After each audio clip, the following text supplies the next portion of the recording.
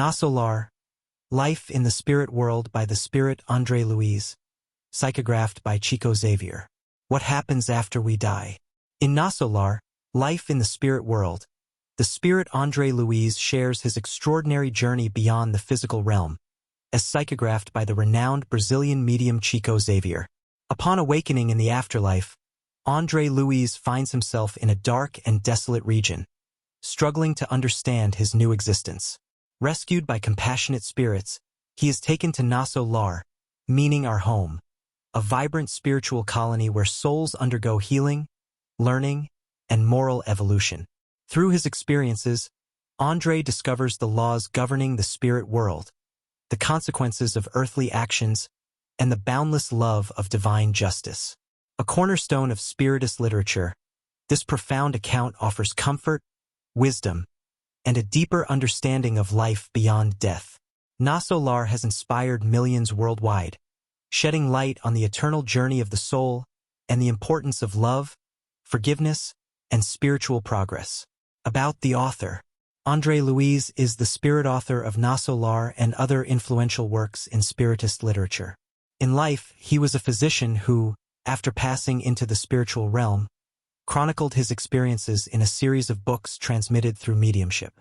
His detailed accounts provide profound insights into the afterlife, moral responsibility, and spiritual evolution. Through his narratives, André Luiz offers a transformative vision of life beyond death, emphasizing the importance of love, service, and self-improvement. About the medium. Francisco Candido Xavier, 1910 to 2002, was one of Brazil's most renowned and beloved mediums, dedicating his life to Spiritism and charitable work. Over the course of his lifetime, he psychographed more than 400 books, never claiming authorship and donating the proceeds to philanthropic causes. His work, recognized worldwide, has provided comfort and spiritual enlightenment to millions. Through his extraordinary gift, Chico Xavier brought forth the teachings of enlightened spirits, including André Luiz, helping to bridge the gap between the physical and spiritual worlds.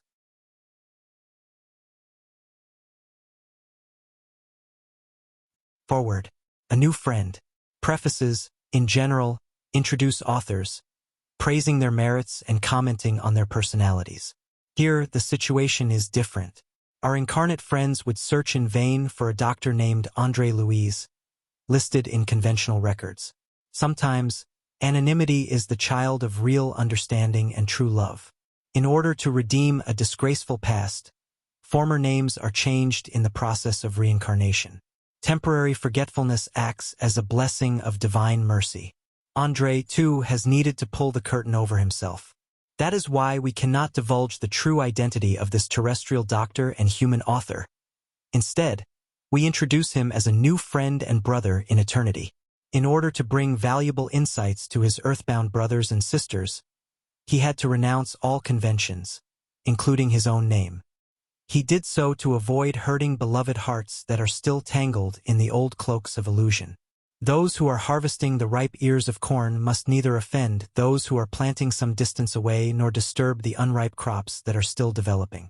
We are aware that this book is not unique, that other entities have already talked about the conditions of life beyond the grave. Nevertheless, we have long hoped to bring into our spiritual circle someone who might transmit to other persons the value of his own experience, with all the possible details for rightly understanding the laws that preside over the efforts of diligent and well-meaning discarnate individuals in spheres invisible to the human eye, although intimately connected to the planet nonetheless. Of course, many friends will smile when they read certain passages of the narrative. However, the unusual has always caused surprise in all eras. For instance, who didn't smile some time back when someone talked about aviation, electricity, and radiophony? Surprise? Perplexity and doubt are normal for students who have not yet completed all their lessons. Such is more than natural. It is really only fair.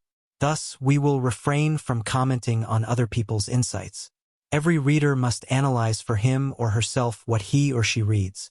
Therefore, let us talk only about the essential aim of this work.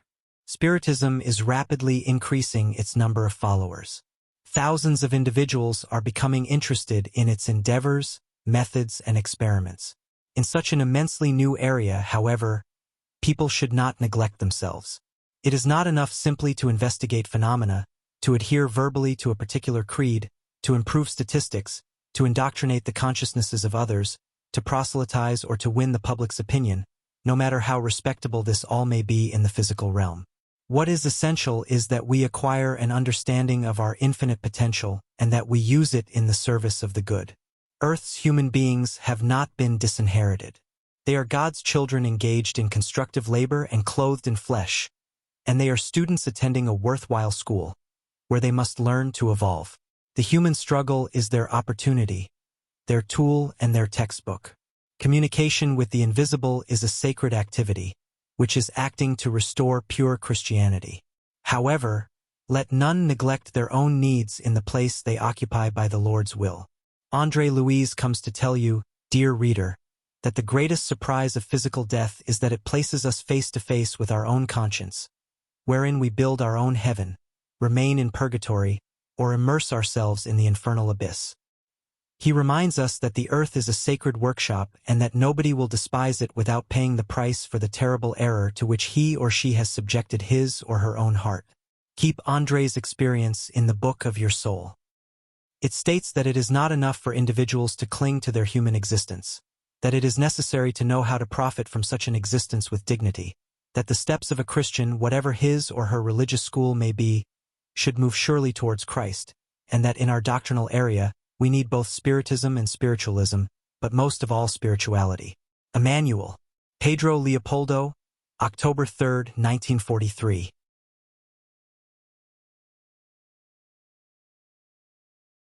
A message from André Luiz. Life never ceases. Life is an eternal fount and death is only an obscure game of illusion. A great river follows its course before joining the immense sea. Likewise, the soul also follows its course of various roads and goes through different stages. It too receives streams of knowledge here and there, augmenting the way it expresses itself and purifying its character before reaching the eternal ocean of wisdom. The closing of our corporeal eyes is a very simple process. Changing out of the physical cloak does not solve the fundamental problem of enlightenment, however, because changing out of one's cloak has nothing to do with the profound solutions to the problems of destiny and being. Paths of souls. Mysterious ways of the heart. It is necessary to travel them before attempting the supreme equation of eternal life. It is crucial that you live out their drama, that you know them detail by detail during the long process of spiritual perfection. It would be extremely childish to believe that the mere lowering of the curtain could settle the transcendental questions concerning the infinite. One life, one act. One body, one garment. One century, one day. One task, one experience. One triumph, one acquisition. One death, one breath of renewal. How many lives, how many bodies, how many centuries, how many tasks, how many triumphs, and how many deaths do we still need? And the scholar of religious philosophy speaks of final decisions and definitive positions. Alas, everywhere, there are those who are learned in doctrine but illiterate in spirit. It takes a great effort for human beings to enroll in the school of the gospel of Christ, an admission process that nearly always happens in a strange way. They find themselves alone in the company of the Master, struggling with a difficult course, learning lessons without visible professors, and listening to long lectures without spoken words. Very long, therefore, is our laborious journey. Our poor efforts aim only to give us an idea of that fundamental truth. Thus, I am thankful, my friends. I appear to you all in the anonymity that obeys fraternal charity. Human existence presents a great number of fragile vessels that cannot yet contain the whole truth. Moreover, at this time we are only interested in the profound experience itself, along with its collective values. We won't torment anyone with the idea of eternity. First and foremost, the vessels must become stronger. We will only provide some light news to the eager spirit of our brothers and sisters on the path of spiritual realization, those who understand, as we do, that the Spirit blows wherever it pleases. And now, my friends, may my thanks fall silently upon this paper, retreating into the great silence of sympathy and gratitude. Attraction and acknowledgement, love and joy live in the soul. You can be sure that I hold similar values for you within the sanctuary of my heart. May the Lord bless us. André Luiz.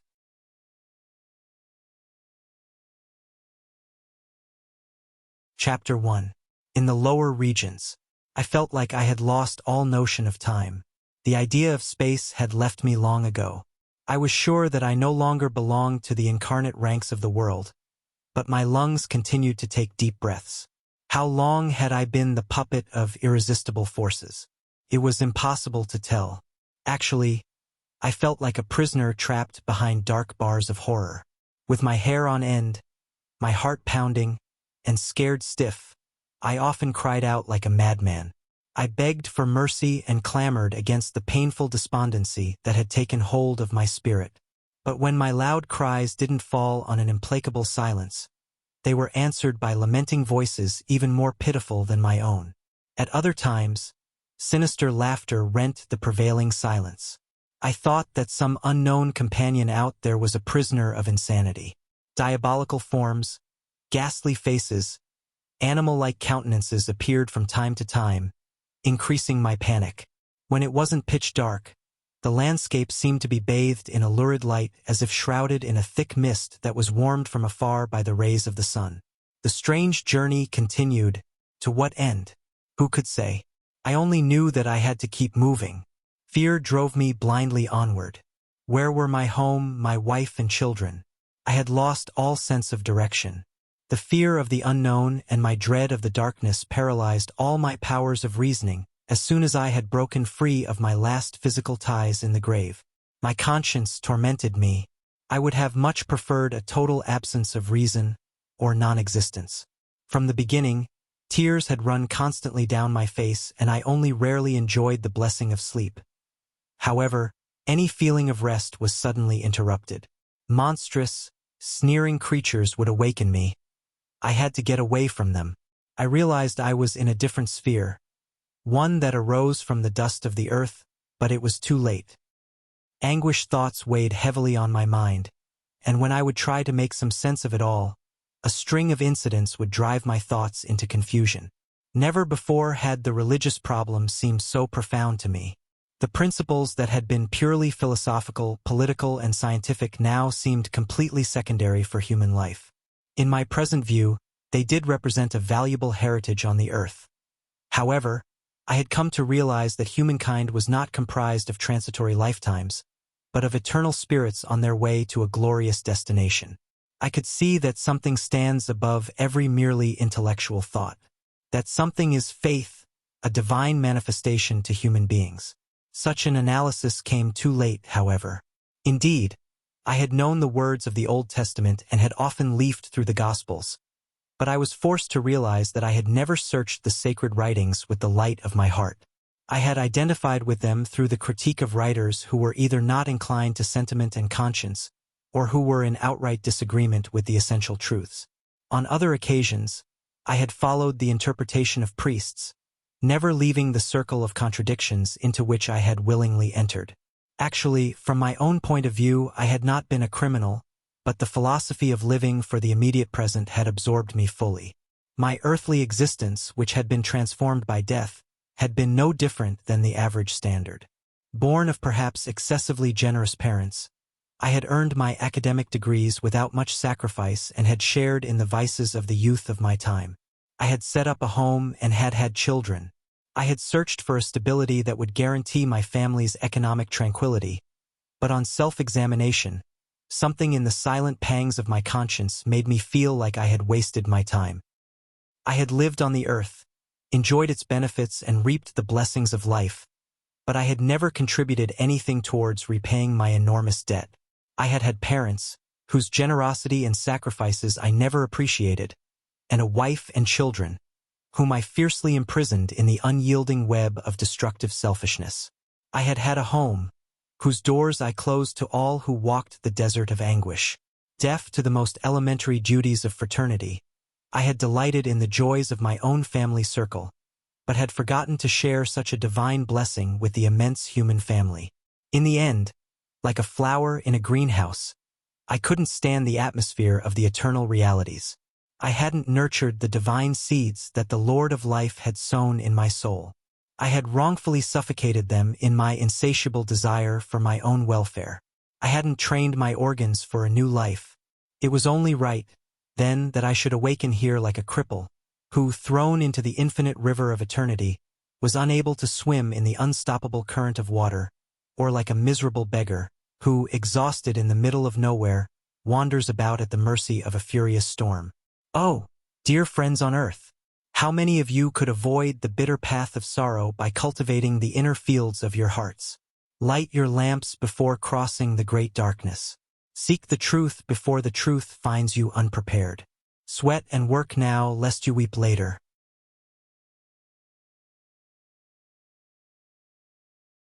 Chapter 2. Clarencio. Suicide. Suicide. Criminal. Wretch.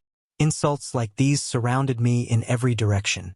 But where were those cruel-hearted malefactors?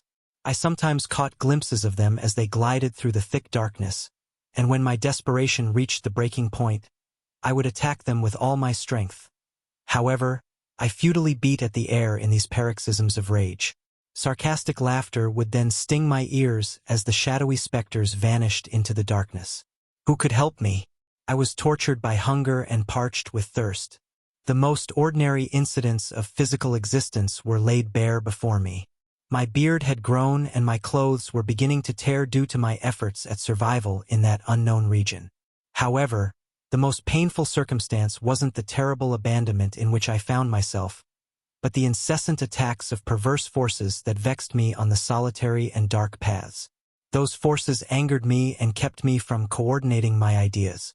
I desired to reflect maturely on the situation, to frame its causes and establish new trains of thought, but those voices, those laments mixed with such blatant accusations, bewildered me irremediably. What are you looking for, you wretch? Where do you think you're going, you suicide? Such ceaselessly repeated accusations rent my soul. I was a wretch, but a suicide? Never. Such a charge wasn't logical, I thought. I had left my body against my will. I remembered my desperate duel with death. I could still hear the last medical diagnoses announced at the hospital. I remembered the efficient assistance and the painful dressings during those long days that followed my grave intestinal operation. During such reminiscing, I could actually feel the thermometer, the unpleasant prick of the needle, and finally, the last scene that preceded the big sleep. My still young wife and my 3 children staring at me in dread at the prospect of eternal separation. Afterwards, my awakening in this dark and dank landscape, and the great trek that seemed endless. Why was I being accused of suicide when I had been coerced into giving up my home, my family, and my loved ones' sweet company? The strongest man will come to the end of his emotional endurance. Though I had tried to be firm and resolute at the beginning, I began to sink into long periods of despondency, and instead of building up my morale, I felt like my suffering would never end, and long-repressed tears visited me more frequently, pouring out of my heart. To whom could I run? No matter how great the intellectual education I had brought from the world, it could do nothing now to alter the reality of my life. Before the infinite, my knowledge was like tiny soap bubbles blown about by the impetuous winds that transform landscapes. I was something carried by the typhoon of truth to faraway places. However, the situation hadn't changed another reality of my essential being. Asking myself if I hadn't gone crazy, I found that my awareness was highly alert, and that fact made it clear to me that I was still myself, that I still possessed the sentiment and learning acquired during my material experience. My physiological needs remained unchanged. Hunger preyed on my every fiber, but my ever-increasing weakness never made me feel utterly exhausted. From time to time, I came across some seemingly wild vegetables growing along humble trickles of water, into which I thirstily threw myself. I devoured the unknown leaves and glued my lips to the dark spring as long as the irresistible forces would allow before driving me on. I often tasted the mud on the road, tearfully recalling the daily bread of before. I frequently had to hide from enormous herds of animalesque beings that trampled past me like bands of insatiable beasts. Those were blood-curdling sights, which only increased my despair. It finally dawned on me that there must be an author of life, wherever he might be. This idea comforted me. I had detested all the religions of the world, but was now feeling the need for mystic comfort. A doctor extremely caught up in the nihilism of my generation, I was in need of a renewed attitude. It was vital that I confess the failure of my self-centeredness, to which I had proudly devoted myself. Finally, I was totally out of energy and I felt myself completely prostrate in the mire of the earth without enough strength to get up. It was during that bitter crisis that I implored the supreme author of nature to reach out to me with his paternal hands. How long did my plea last? How many hours did I spend praying with hands folded like an afflicted child? I only knew that a rain of tears washed down my face and that all my feelings focused on a pain-wrought prayer. Had I been totally forgotten? Wasn't I, too, a child of God? Even though I had never thought of knowing his sublime activities while engulfed in the vanities of the human experience? Why wouldn't the Eternal Father forgive me, when he provided nests to helpless birds and lovingly watched over the delicate flower in the wild field? One must have suffered a great deal in order to understand all the mysterious beauties of prayer. It is necessary to have known remorse, humiliation, and extreme misfortune to effectively drink the sublime elixir of hope. It was at that moment that the dense mist cleared away, and someone came forward, an envoy from heaven. A kindly old man smiled paternally at me. Then, he bent down and gazed intently into my face with his big lucid eyes and said, "Courage, my son! The Lord has not forsaken you." Bitter tears seemed to bathe my entire soul. I was deeply moved and tried to express my joy and to remark about the consolation he had brought me.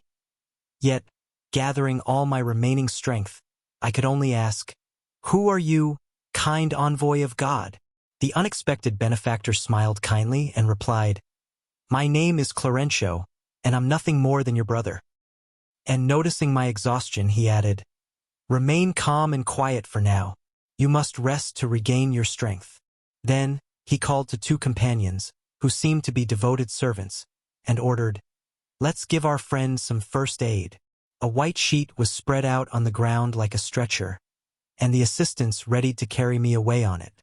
As they carefully lifted me, Clarencio thought for a moment, and then explained like someone who has just recalled a pressing obligation. "Let's go. I need to get back to Nosso Lar as soon as possible."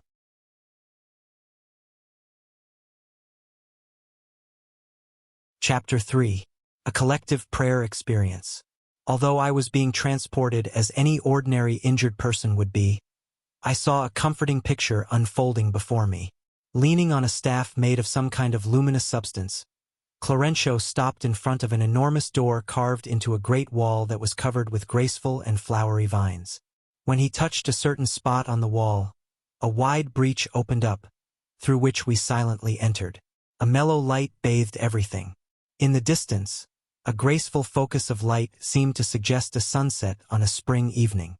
As we proceeded, I could make out charming buildings arrayed along extensive gardens. At a nod from Clarencio, my bearers slowly laid down my improvised stretcher. Next, I saw the welcoming door of a white building that looked like a large hospital. At my benefactor's call, two young men dressed in snow-white linen tunics ran eagerly to my stretcher, and as they laid me on an emergency gurney in order to carefully carry me inside, I heard the kind old man recommend, "Put our ward in the pavilion on the right.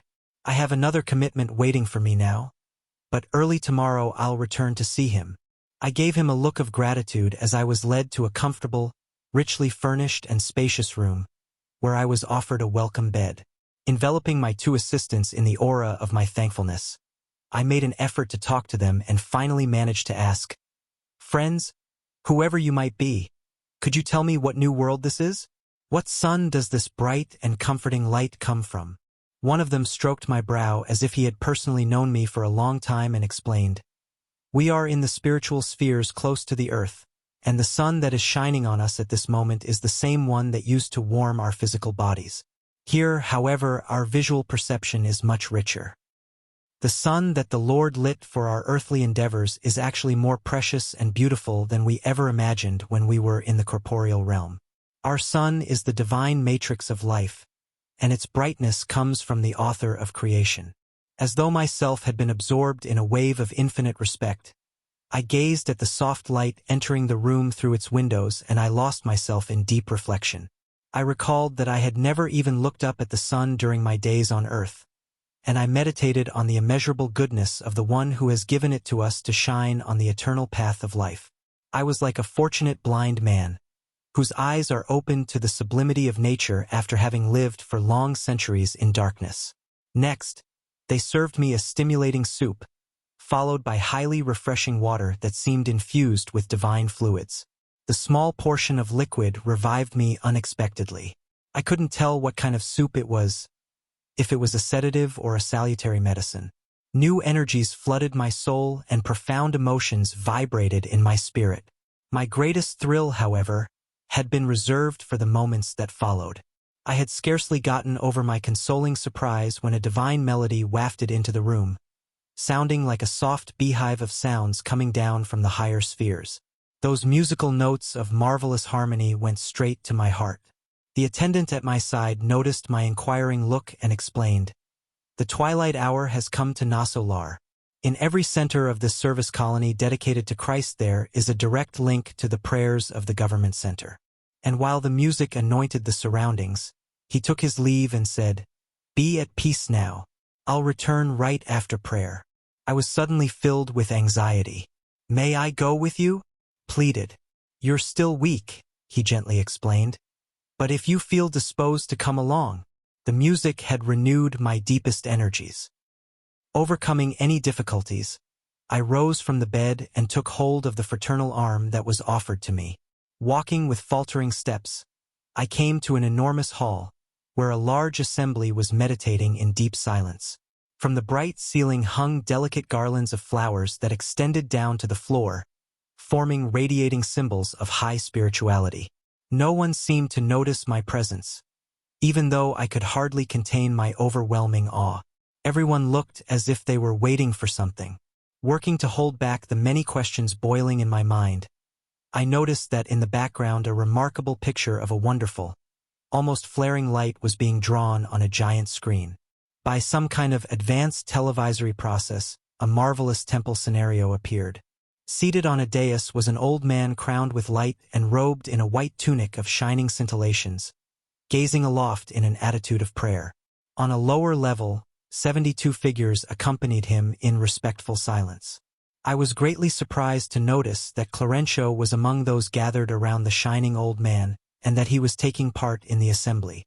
I pulled at my attendant friend's arm, and knowing that my questions couldn't wait until later, he explained in a low voice that sounded more like a light breeze, "Be still. All the inhabitants and institutions of Nosso Lar are praying with the governor via the long-distance projection of sight and sound. Let us praise the invisible heart of heaven." He had scarcely finished his explanation when the 72 figures began singing a harmonious, indescribably beautiful hymn. While Clarencio was within the circle of the venerable companions, his countenance seemed to shine with an intense light. The celestial canticle was composed of angelic notes of sublime gratitude. Mysterious vibrations of peace and joy floated all around, and as the silvery notes sounded a delightful staccato, a wonderful blue heart with golden rays became visible above us in the distance on a higher level. The prayers were then answered by caressing music, coming perhaps from distant spheres. Then, a heavy rain of blue flowers began falling on us. Although we could see those tiny celestial flowers, we couldn't grasp them with our hands, and when they touched our heads, they just melted away.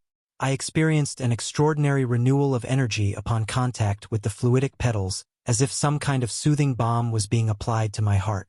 As soon as the sublime prayer service was over, I was helped back to my quarters by my friend, who had been standing close by. However, I was no longer the seriously ill patient of a few hours before. My first collective prayer experience in Nosso Lar had worked a complete transformation. An unexpected comfort filled my soul. For the first time after so many years of suffering, my poor, longing and tormented heart, like a chalice that had remained empty for so long, was once again filled with the generous drops of the liqueur of hope.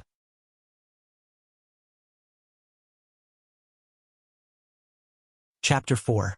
The Spirit Doctor. The next day, after a deep and restorative sleep, I felt the radiating blessing of the friendly sun. It was a pleasing message for my heart. It poured in through the wide window, bathing the room with caressing, comforting light.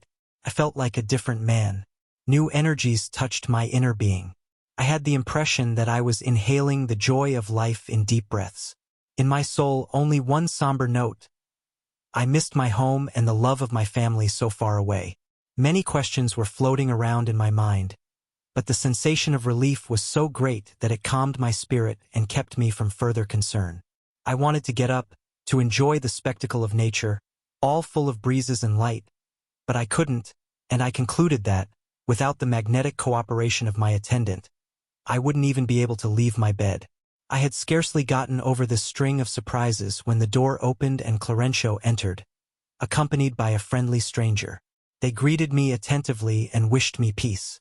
My benefactor of the previous day asked about my general health, while my attendant assisted by providing information.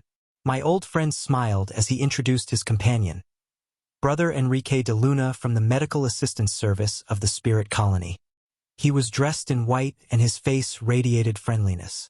Enrique examined me at length, smiled and spoke. "It's a pity that you've come here by way of suicide."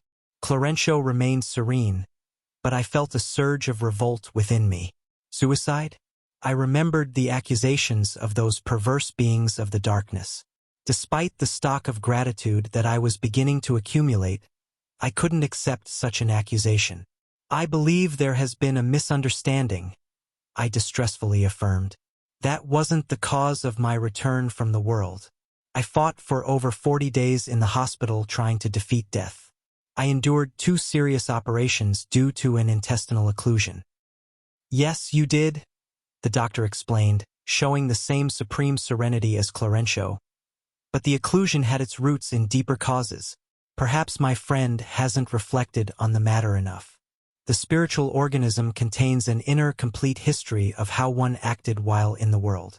Leaning attentively over me, he began to point out certain parts of my body. "Let's look at the intestinal area itself," he exclaimed. "The occlusion was due to cancerous elements, which in turn arose as a result of some of my brother's indiscretions, contracting syphilis, for instance. The disease might not have assumed such grave proportions if your mental attitudes had been based on the principles of moderation and fraternity. However, your often exasperating and particularly dark lifestyle attracted destructive vibrations from those who came in contact with you. You have never imagined that anger is a river of negative forces. Have you? Your lack of self-control and consideration in dealing with others, whom you unthinkingly offended many times, frequently led you within the sphere of sick and inferior beings. Such circumstances greatly aggravated your physical state." After a long pause, in which he carefully examined me, he continued, "My friend, have you noticed that your liver and kidneys were damaged by how you lived? A terrible disregard for those sacred gifts?" Pointed despondency invaded my heart. The doctor seemed unaware of the anguish that was oppressing me and continued his explanation. "The organs of the somatic body possess incalculable reserves in accordance with the designs of the Lord. My friend, however, evaded many excellent opportunities and wasted the precious treasures of the physical experience. The long task that had been entrusted to you by the great ones of higher spirituality was reduced to mere attempts at work that you never completed. Your entire gastric system was destroyed as a direct result of your excesses in food and alcoholic beverages, which you thought to be completely harmless. Your essential energies were devoured by syphilis. As you can see, the diagnosis of suicide is incontestable. I thought about the problems of the human way of life and reflected on the wasted opportunities characterizing it. During my own life, I had managed to wear many masks, tailoring them to the situation at hand. Moreover, I had never imagined that at some other time I would be asked to account for those seemingly ordinary episodes, which I usually considered as unimportant incidents. Until now, I had always conceived of human wrongs according to the precepts of criminology, and every incident outside the criminal code was related to natural phenomena. Now, however, I was facing another system of judging such wrongs. I did not have to face courts of torture, nor did infernal abysses await me. Instead, smiling benefactors were commenting on my weaknesses as if they were dealing with a wayward child without his parents knowing about it. That spontaneous interest, however, wounded my manly pride. Perhaps, If I had been visited by diabolic beings who tortured me with trident in hand, my failure would have been less bitter to bear. But Clarenceau's exuberant goodness, the doctor's unbending tenderness, and the attendant's fraternal patience all penetrated deeply into my spirit. I was not torn by the desire to react. I was struck with shame. I wept. I covered my face with my hands like a repentant and unhappy boy, and I began to sob with what seemed like irremediable grief. I couldn't disagree with Enrique de Luna. He had spoken an enormous truth. Finally, suppressing the impulses of my pride, I realized the full extent of my frivolities of another time. The false notion of personal dignity gave way to justice. Before my spiritual sight, only one torturing reality now remained. I really was a suicide. I had wasted the precious opportunity of the human experience and was nothing more than a castaway rescued by charity. The kind Clarenceau paternally stroked my hair while sitting by my bed and said, "Stop lamenting so, my son. I went looking for you in answer to the intercessions of those who love you on the higher planes. Your tears grieve their hearts. Wouldn't you rather show your gratitude by remaining calm during the examination of your wrongs? Indeed, your situation is that of a suicide who didn't realize what he was doing. But there are hundreds of other souls who leave the earth daily in exactly the same condition. So settle down. Enjoy the treasures of repentance. Remorse is a blessing no matter how late it arrives. And don't forget that affliction doesn't solve anything. Trust in the Lord and in our fraternal devotion. Rest your troubled soul, for many of us have already walked the same path as you." Touched by the generosity conveyed by those words, I rested my head on his fatherly shoulder and wept for a long time.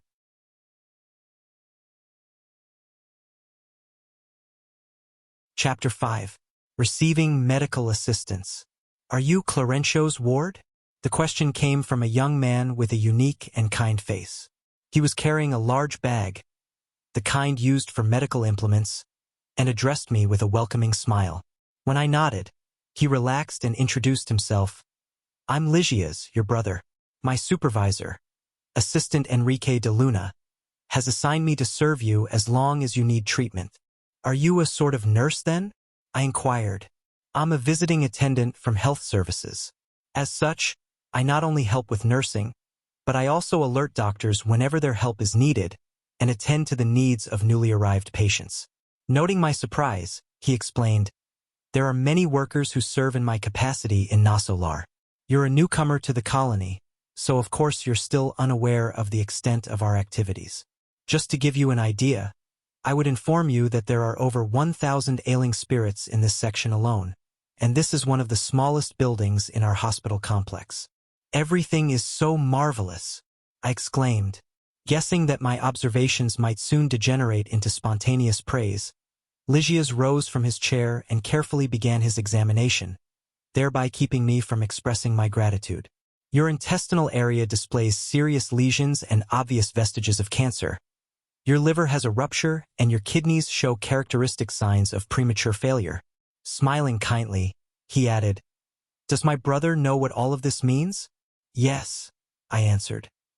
"The doctor explained it yesterday and made it clear that these disturbances are all of my own doing."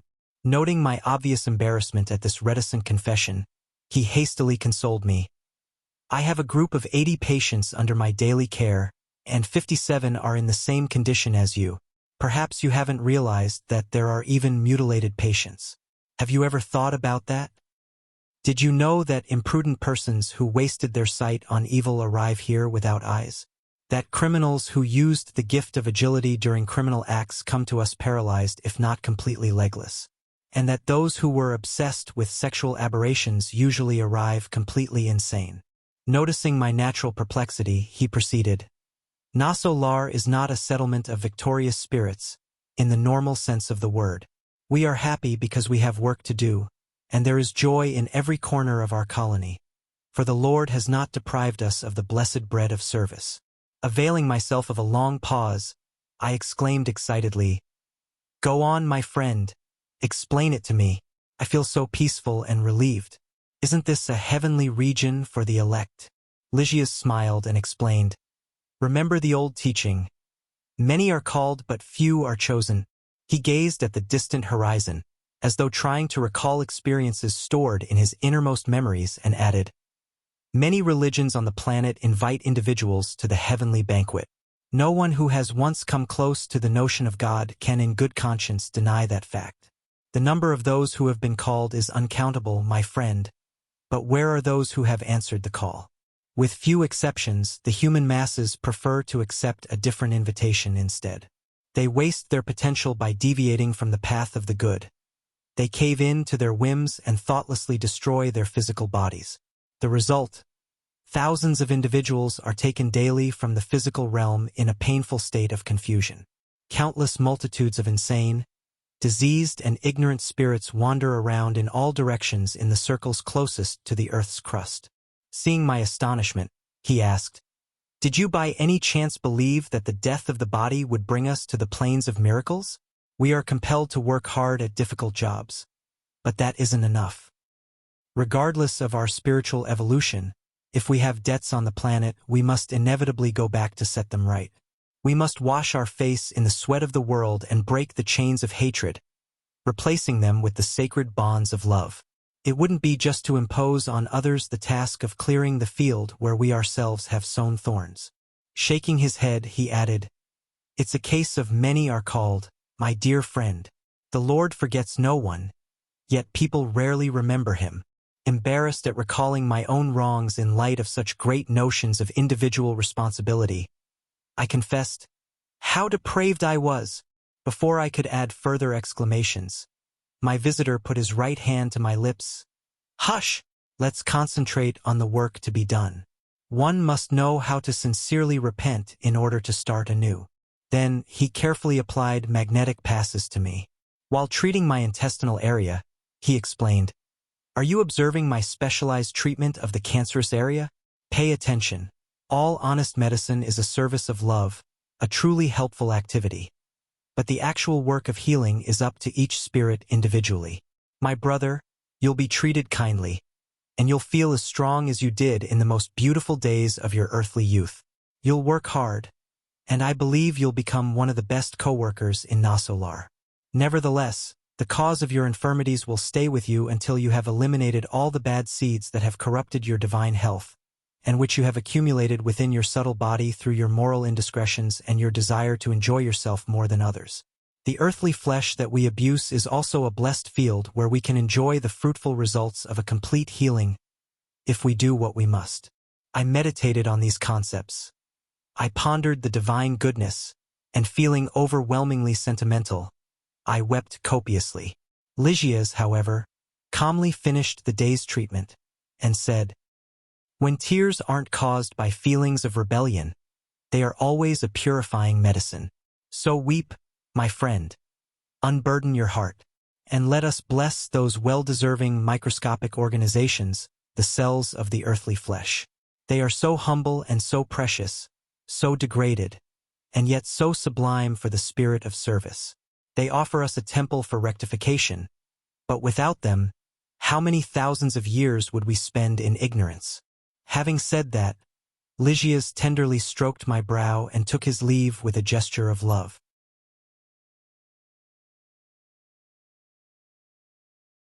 Chapter 6. An Invaluable Warning.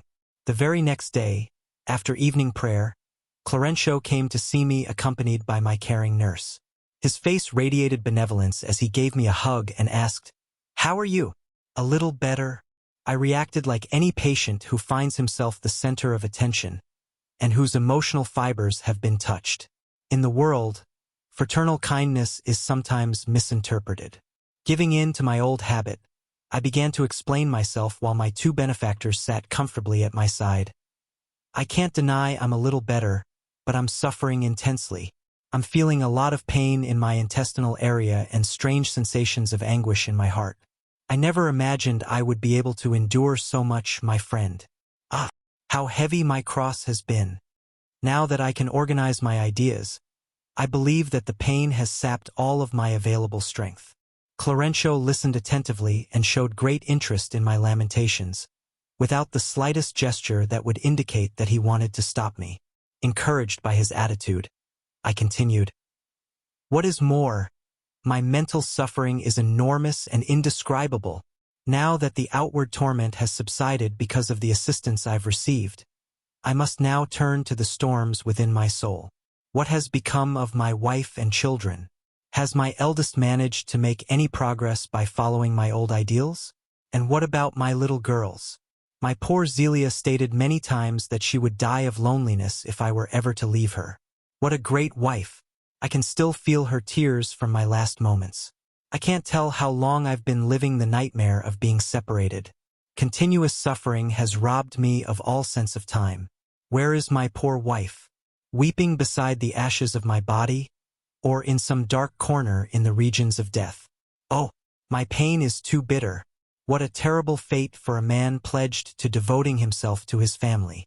I believe that very few creatures have suffered as much as I have. On earth, vicissitudes, disillusionment, maladies, misunderstandings and bitterness suffocating the rare moments of joy. After that, the sufferings caused by the death of my physical body. Then, the tortures beyond the grave. What is life after all? A never-ending succession of misery and tears. Is there no recourse to sow peace? As much as I'd like to adopt an optimistic attitude, I feel that the notion of unhappiness is obstructing my spirit like a terrible block within my heart. What a sorry fate, my generous benefactor! By now, the storm of my complaint had led my mental boat to the wide ocean of tears. Clarencio, however, rose serenely and spoke unaffectedly. My dear friend, do you really want spiritual healing? I nodded and he continued. Then learn not to talk about yourself so much or to comment on your own pain. Lamentation is the symptom of a mental illness that is time-consuming and difficult to treat. You absolutely must create new trains of thought and control your tongue. We will only become balanced if we open our heart to the Son of the Deity. If you regard the effort required as a crushing imposition and see suffering where there is actually an edifying struggle, you are showing the undesirable signs of spiritual blindness. The more you use words to exaggerate your painful thoughts regarding your personal experience, the more you bind yourself to insignificant memories. The same Father who watches over you and offers this generous roof over your head will also care for your family back on earth. We should certainly regard our family group as a sacred institution, but we shouldn't forget that our families are branches of the universal family under divine guidance. We are at your side to help you resolve your present difficulties and to make plans for the future, but we have no time to return to the barren regions of lamentation. Besides, in this colony we must accept the hardest work as a blessing of achievement, bearing in mind that Providence pours out its overflowing love upon us, while we live burdened with debt. If you wish to remain in this hospital, you must learn to think rightly. By now, my tears had dried and I had been brought back to my senses by my benevolent instructor. I began to adopt a different attitude, even though I was ashamed of my weakness.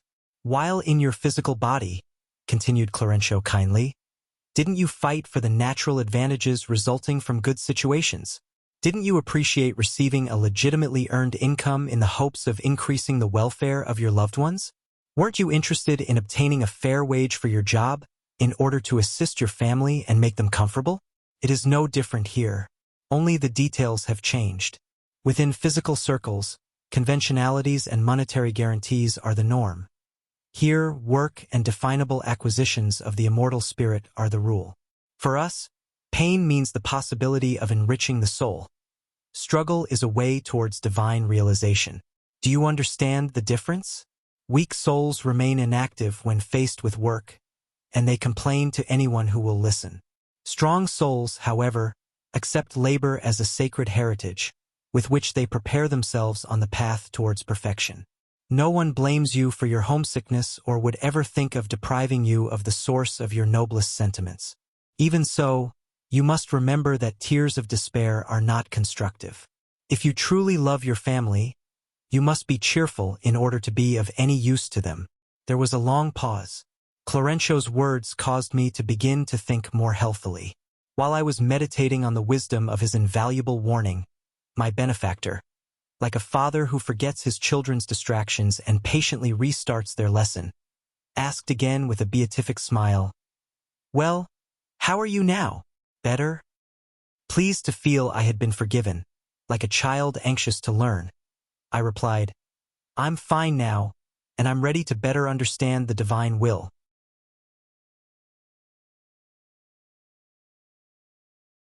Chapter 7. Lygia's explanations. Clarenceau's periodic visits and Lygia's daily attention continued. As I tried to get used to my new duties, sensations of ease relieved my heart. The pain and the impediments to my getting around steadily decreased. I noticed, however, that whenever I thought about my physical problems, then the anguish, the fear of the unknown, and the discomfort of maladjustment all returned.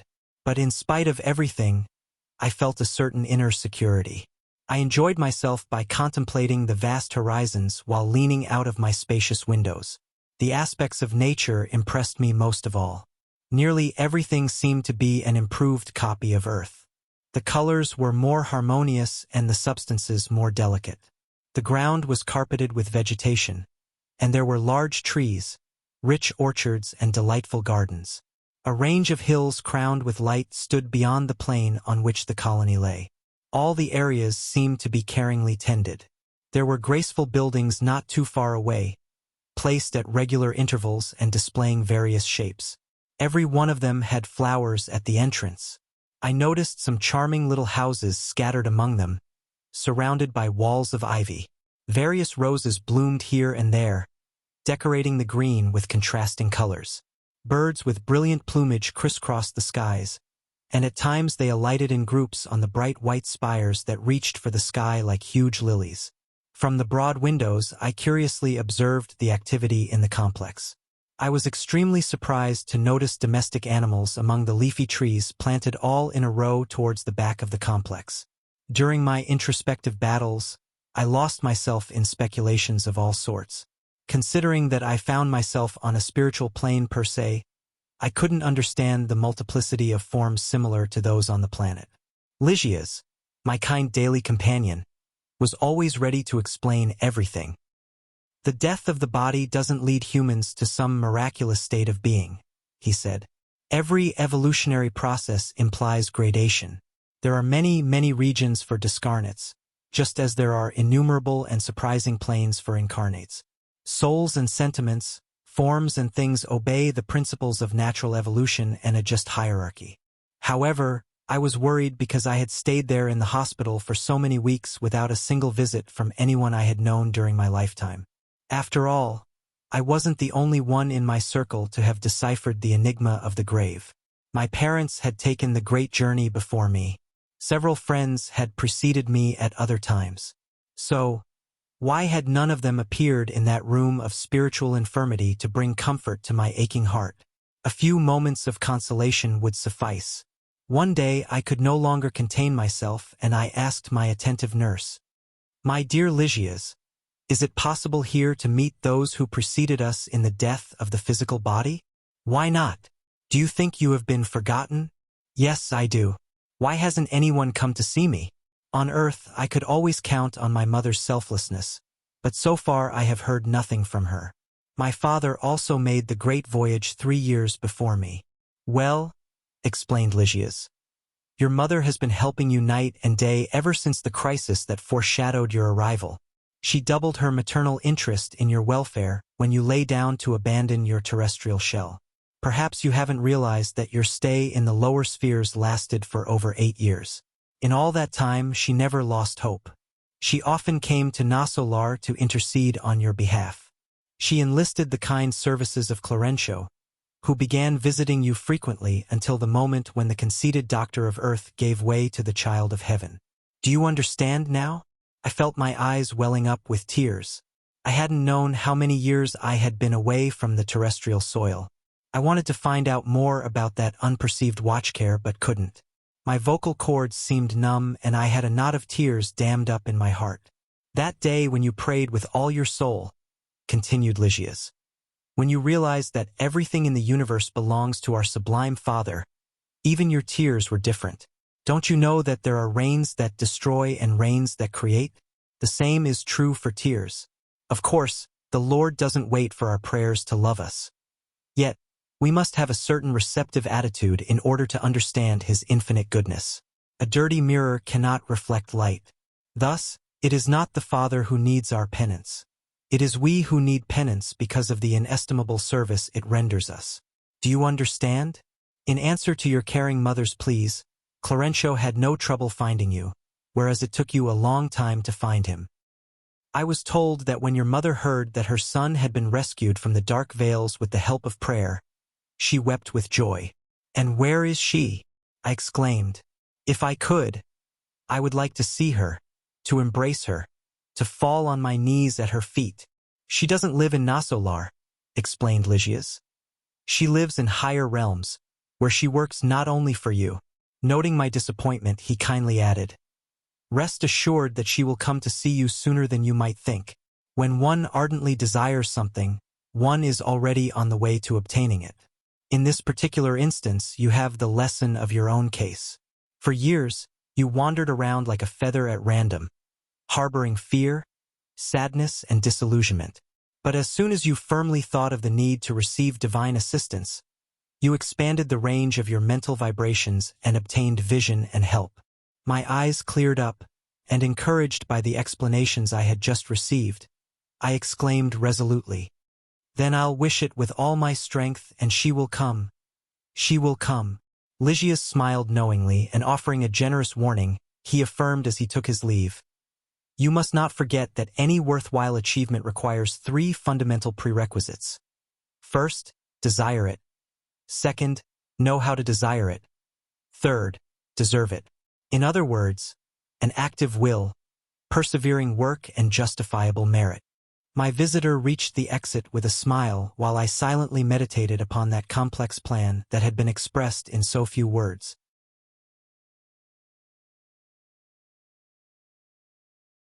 Chapter 8. The Organization of Services. After some weeks under intensive care, I went out for the first time accompanied by Lygias. The spectacle of the streets impressed me. Wide avenues bordered with trees. Pure air, an atmosphere of profound spiritual tranquility. However, there was no sign of inactivity or idleness, for the city streets were crowded. Countless individuals were coming and going. Some seemed to be thinking of far-off places, but others looked at me warmly. It was my companion's job to guide me as endless surprises came our way. Realizing that I had many questions, he kindly explained, we are now in the area of the Ministry of Assistance. Everything we see here, all of the buildings and houses are institutions and shelters that are suited for the activities under our jurisdiction. Instructors, workers, and other staff for our mission live here. This is the area where patients are assisted, prayers are heard and sorted, earthly reincarnations are prepared for, and rescue groups are organized on behalf of those who are weeping on the earth or who inhabit the umbral. Here, solutions are sought for all matters concerning human suffering. So there is a Ministry of Assistance in Nosso Lar? I asked. And why not? Our services are distributed in an organization that is improving daily under the guidance of those watching over our destinies. He gazed at me with his lucid eyes and continued, during our collective prayers, haven't you seen our spirit governor, surrounded by his 72 assistants? Well, they are the ministers of Nosso Lar. The colony's purpose is essentially labor and production, and is divided into 6 ministries, each under the direction of 12 ministers. There are the ministries of regeneration, assistance, communication, elucidation, elevation, and divine union. The first 4 connect us with the terrestrial spheres. The remaining 2 link us to the higher planes. Thus, our spirit city is a transition zone. The Ministry of Regeneration carries out the most ordinary services, whereas the most sublime ones belong to the Ministry of Divine Union. Our boss, Clarencio, is one of the ministers of assistance. Availing myself of a natural pause, I exclaimed, well, I never imagined the possibility of there being such a complete organization after death. Yes, Lygias explained, the veil of illusion is very dense on the physical plane. Ordinary people are unaware that all manifestations of order in the world come from the higher planes. Just as wild nature may become a garden under the direction of the human mind, so may human thought, wild and primitive individuals, likewise be transformed into a powerful creative force when inspired by minds at work in the higher realms. No useful organization ever materializes on the earth unless its first rays have come down from the higher spheres. Does Nosso Lar have a history like the great planetary cities? Of course. The planes near the Earth sphere possess their own specific nature. Nosso Lar is an old settlement that was founded by a group of distinguished Portuguese who discarnated in Brazil during the 16th century. According to our annals in the Ministry of Elucidation, these settlers at first encountered tremendous and exhausting struggles. After all, there are unpleasant substances in the zones invisible to the Earth, just as there are in the regions characterized by dense matter. There are enormous areas of undeveloped potential here. Just as on the planet there are great tracts of wild and uncivilized nature. The initial endeavors were discouraging, even for the stronger spirits. Where we now sense delicate vibrations and see groups of majestic buildings, there used to be a mixture of primitive vibrations from the native inhabitants of Brazil and the childlike buildings designed by their rudimentary minds. The founders didn't lose heart, however. They proceeded in their endeavors, copying the efforts of the Europeans who were arriving on the physical plane. The only difference was that our founders substituted persevering service, fraternal solidarity and spiritual love for that plane's violence, war, and slavery. By this time, we had reached a marvelously contoured square filled with large gardens. In the center of the square stood a magnificently beautiful palace crowned with majestic spires that seemed lost to the sky. The colony's founders began their efforts right here, where the government center now stands, Lygius said. Pointing to the palace, he continued, "This square is the converging point of the 6 ministries I told you about. They all start at the government center and stretch out in a triangular shape." He explained respectfully, "Our devoted governor lives there, and a staff of 3,000 employees assist him in his administrative duties. However, he is the most faithful and untiring worker of all. The ministers ordinarily travel to other spheres in order to renew their energies and acquire new knowledge, and we too have our habitual sideline activities, but the governor has no leisure time on his hands. While he insists that we must rest, that we must take periodic vacations, he himself almost never rests, sacrificing even his sleeping hours. It seems like it's his glory to render round-the-clock service. I've been here for 40 years, and except for the collective prayer services, I have rarely seen him at any public function. His thought, however, reaches every circle of service, and his kind assistance involves everybody and everything." After a long pause, Lygius added, "Only a short time ago, we celebrated the 114th anniversary of his magnanimous administration." Lygius fell silent in a token of reverence while I stood by his side, respectfully and raptly contemplating the marvelous spires, which seemed to pierce the skies.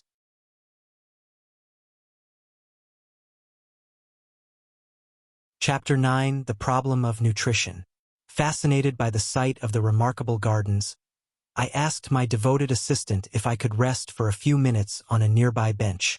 Lygius willingly agreed. A pleasant sensation of peace greeted my spirit. Playful sprays of colored water zigzagged in the air to form enchanting figures. Anyone observing this immense beehive of service, I remarked, might be led to inquire about several problems. What about provisions? I haven't noticed a ministry of economy. In the old days, explained my patient friend, services of that nature were much more important than now. However, our current governor decided to reduce all the life practices that might remind us of purely physical phenomena.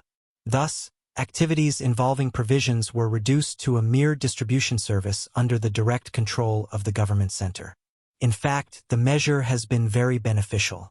The annals show that a century ago the colony struggled greatly trying to adapt its inhabitants to the laws of simplicity. Many newcomers to Nosso Lar doubled their demands. They wanted sumptuous food and fine drinks, for they were still influenced by old earthly vices. Only the Ministry of Divine Union remained immune to such abuses due to its inherent characteristics. The other ministries, however, spent all their time overburdened with problems of the sort. Our current governor spared no efforts to solve the problem. As soon as he assumed his administrative duties, he adopted correctional measures. The older missionaries have told me about a string of curious incidents that occurred at that time. They said that, at the governor's request, 200 instructors came down from a very high sphere in order to provide new instruction concerning the science of breathing and absorbing vital elements directly from the atmosphere. Numerous assemblies were held. Some of the technical collaborators of Nosso Lar were against these innovations, arguing that, since this was a transition colony, it would be both unjust and impossible to immediately submit discarnate spirits to such drastic measures without gravely endangering their spiritual makeup. But the governor didn't give in. The gatherings, the measures, and the activities continued for 30 years straight. Some eminent individuals went so far as to form public protests in order to complain. The old governor never acted alone, however. He enlisted the assistance of noble mentors who guide us via the ministry of divine union, and never dismissed even the smallest report without having examined it in detail. While the scientists were making their arguments and the government was stalling for time, dangerous disturbances were beginning to occur in the former Department of Regeneration, which has since then become a ministry. Encouraged by the rebelliousness of the collaborators in the Ministry of Elucidation, some of the less evolved spirits who were undergoing treatment there started acting contemptibly. These sorts of problems caused enormous schisms within the collective agencies of Nosso Lar, which in turn encouraged a frightening attack by dark multitudes from the umbral. They tried to invade the city by taking advantage of breaches in the Department of Regeneration, where a large number of collaborators had set up a sort of black market to provide for their nutrition-related vices. The alarm sounded, but the governor stayed calm. Terrible threats hovered over everyone. Nonetheless, he asked the Ministry of Divine Union for a meeting, and after conferring with our highest council, he had the Ministry of Communication temporarily closed. He ordered the detention cells at the Department of Regeneration to be prepared for isolating the more recalcitrant spirits. He admonished the Ministry of Elucidation, whose impertinences he had constantly endured for over 30 years, and temporarily prohibited any assistance to the lower regions. For the first time in his administration, he had the electric batteries in the city walls turned on in order to emit magnetic darts to serve as a common defense. There was neither actual battle nor attack within the colony, but only resolute resistance.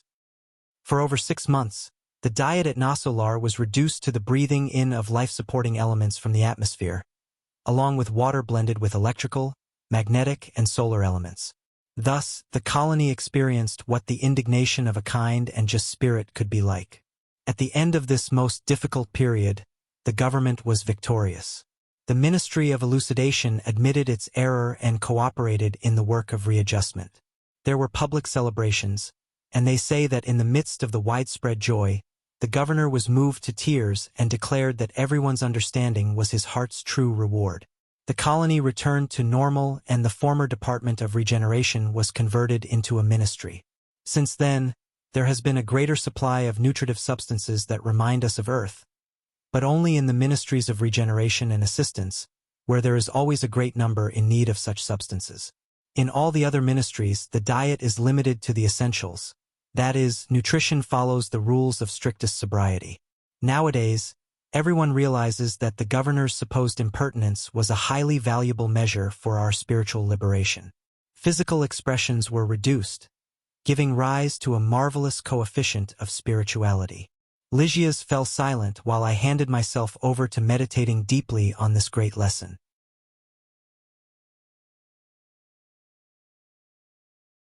Chapter 10.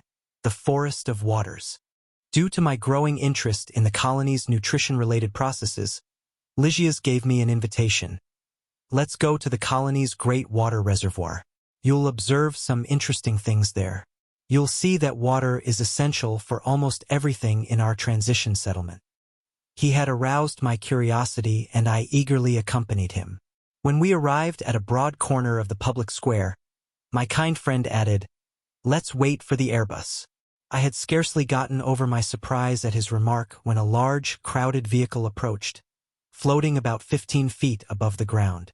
I examined it closely as it descended to us like an elevator. It was unlike any vehicle I had ever seen before.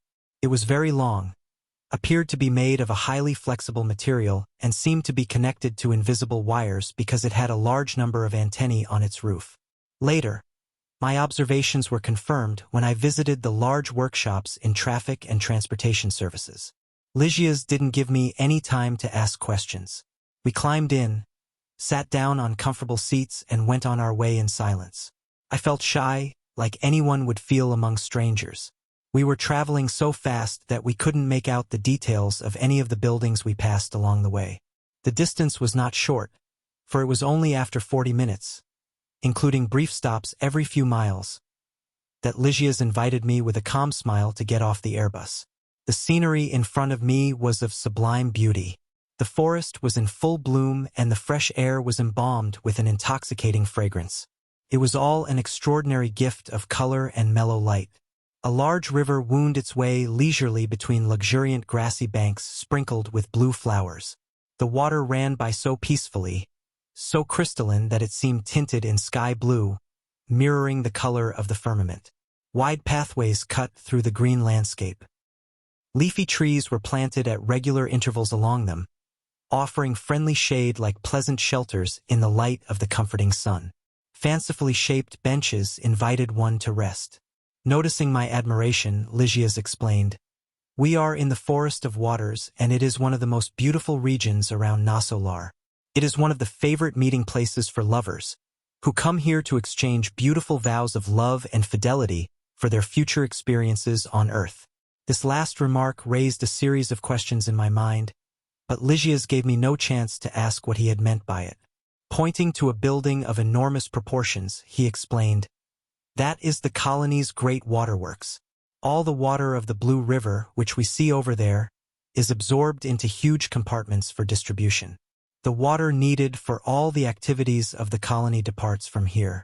Then, it converges below the Ministry of Regeneration as a river once again and flows along its ordinary course towards the great ocean of substances invisible to the earth." Noticing that I was truly surprised, he added, "Water here has a different density. It is much lighter and purer, almost fluidic." Gazing at the magnificent buildings in front of me, I asked, "Which ministry controls the distribution?" Our better understanding of water enables us to know that it is one of the most powerful vehicles for fluids of any nature. Here, it is used especially as medicine or as food. In the Ministry of Assistance, there are departments entirely devoted to mixing pure water with certain elements derived from sunlight and from spiritual magnetism. In most of the areas of our extensive colony, our diet is based on such a system. But since only the ministers of divine union hold the highest standard of spiritualization among us, they have been allotted the task of magnetizing the waters of the Blue River for use by all the inhabitants of Nosso Lar. After they perform this initial purification process, various departments carry out the specialized work of endowing the water with nutritive and healing substances. When the waters join together again far on the other side of this forest, the river flows away from our region, bearing our spiritual qualities in its depths. I was completely astonished. "On the planet," I remarked, "I never heard of such a thing. Human beings have been inattentive for many centuries," Lygia's continued. "The oceans have kept their planetary home in balance. Potable water has nourished their physical bodies. The rain has supplied them with bread, and rivers are lifelines for their cities. Water's presence offers them the blessing of home and work. However, they continue to think of themselves as the absolute masters of their world, and they forget that before anything else they are children of the Most High. The time will come, though, when they will follow our example and give water its due importance as a gift from the Lord. They will understand that water is a creative fluid that absorbs the mental characteristics of each home's inhabitants. Water, my friend, not only carries the residues of the body, but the impressions of our mental life as well. It is harmful in wicked hands, useful in generous ones, and when in motion, its current not only spreads the blessings of life, but also acts as a vehicle of divine providence, absorbing people's bitterness, hatred, and anxieties, cleansing their physical home and purifying their inner atmosphere. My partner fell silent in reverence while my eyes gazed at the peaceful current of water that aroused sublime thoughts within my mind.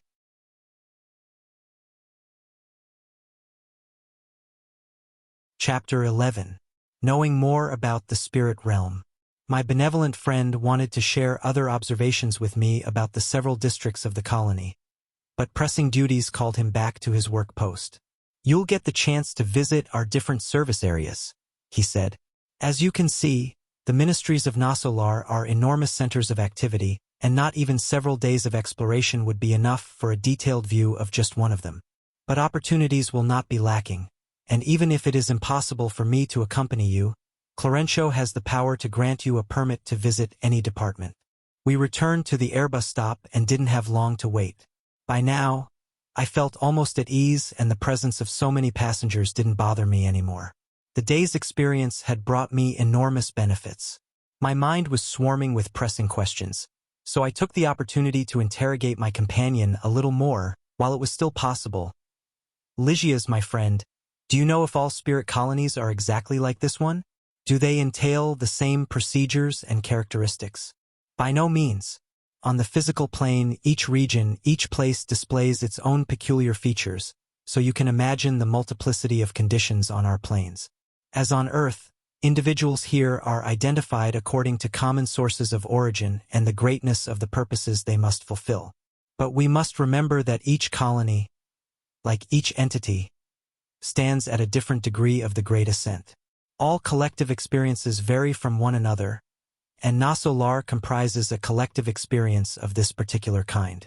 According to our archives, those who preceded us often sought inspiration in the endeavors of devoted workers of other spheres, and in compensation, other groups now seek our help in forming their own settlements.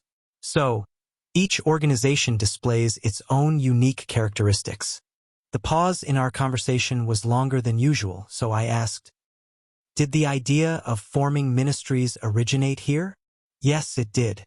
The pioneers of Nosso Lar visited the service centers of Alvorada Nova, one of the most important spirit colonies that surround us, and there they found division by department. Our founders adopted the same process, but replaced the word department with ministry, except in the case of regenerative services, which only obtained its promotion under our current governor. It seemed to the founders that organization into ministries would be more meaningful as an expression of spirituality. "How interesting!" I exclaimed. "But that's not all," Lygias continued. "The organization is eminently strict concerning order and hierarchy. No prominent position is granted based on favoritism. In the last 10 years, only 4 spirits have been granted defined responsibilities in the Ministry of Divine Union. After a long period of learning and service, most of us reincarnate again to carry on our work towards perfection." While I was curiously listening to his explanations, Lygias continued, "When newcomers from the lower regions of the umbral show that they are ready and willing to cooperate, they are housed at the Ministry of Assistance. But if they are rebellious, they are taken to the Ministry of Regeneration. When they show improvement over a period of time, they are admitted as workers in the services of assistance, communication, and elucidation in order to adequately prepare themselves for their future planetary tasks. Only a few spirits are allowed the privilege of a long stay in the Ministry of Elevation, and it is very rare indeed, every 10 years, for any to reach the level of working in the Ministry of Divine Union. And don't think that our jobs are vague expressions of some kind of idealistic activity. We are no longer on the sphere of the globe, where discarnate spirits are compulsorily promoted to ghost status. No, we live in an environment of hard work. The jobs in the Ministry of Assistance are laborious and complex. The duties in the Ministry of Regeneration require strenuous effort. Those in communication demand a high standard of individual responsibility. In elucidation, they require a great capacity for work and profound intellectual values. Those in the Ministry of Elevation require self-denial and spiritual enlightenment. Lastly, the activities in the Ministry of Divine Union require right wisdom and the application of sincere, universal love. The Government Center, in its turn, is the busy seat of all the administrative activities, and numerous services are under its direct control, such as nutrition, electric energy, traffic and transportation, among others. Actually, the law of rest is strictly observed here, so that certain workers do not become more overburdened than others. But the law of labor is also strictly adhered to. As for rest and relaxation, the only exception is the governor himself, who never uses what he is entitled to in this respect. "Doesn't he ever leave the palace?" I inquired. "Only on occasions when the public welfare demands it. The one exception is his weekly visit to the Ministry of Regeneration, the area of Nosso Lar with the largest number of disturbances due to the attunement of many of its inhabitants to their counterparts in the umbral. Multitudes of wayward spirits are housed there. On Sunday afternoons, after prayer with the colony in the great temple of the government center, he spends his time working with the ministers of regeneration, assisting them in handling the most difficult problems. In such efforts, he is depriving himself of sacred joys in order to assist bewildered and suffering spirits. The Airbus dropped us off in the neighborhood of the hospital, where my comfortable room would be waiting for me. On the public street, I once again heard beautiful melodies floating through the air. Noticing my inquiring look, Lygia's kindly explained, "That music is coming from Nosso Lar's workshops." After a series of observations, the government discovered that music stimulates the efficiency of labor in all areas of constructive effort. Consequently, no one works in Nosso Lar without that joyful incentive. Meanwhile, we had reached the hospital entrance. A nurse eagerly met us and said, "Brother Lygias, you are being called to the ward on the right for urgent service." My companion left displaying his usual calmness while I retired to my room. As usual, I had many questions on my mind.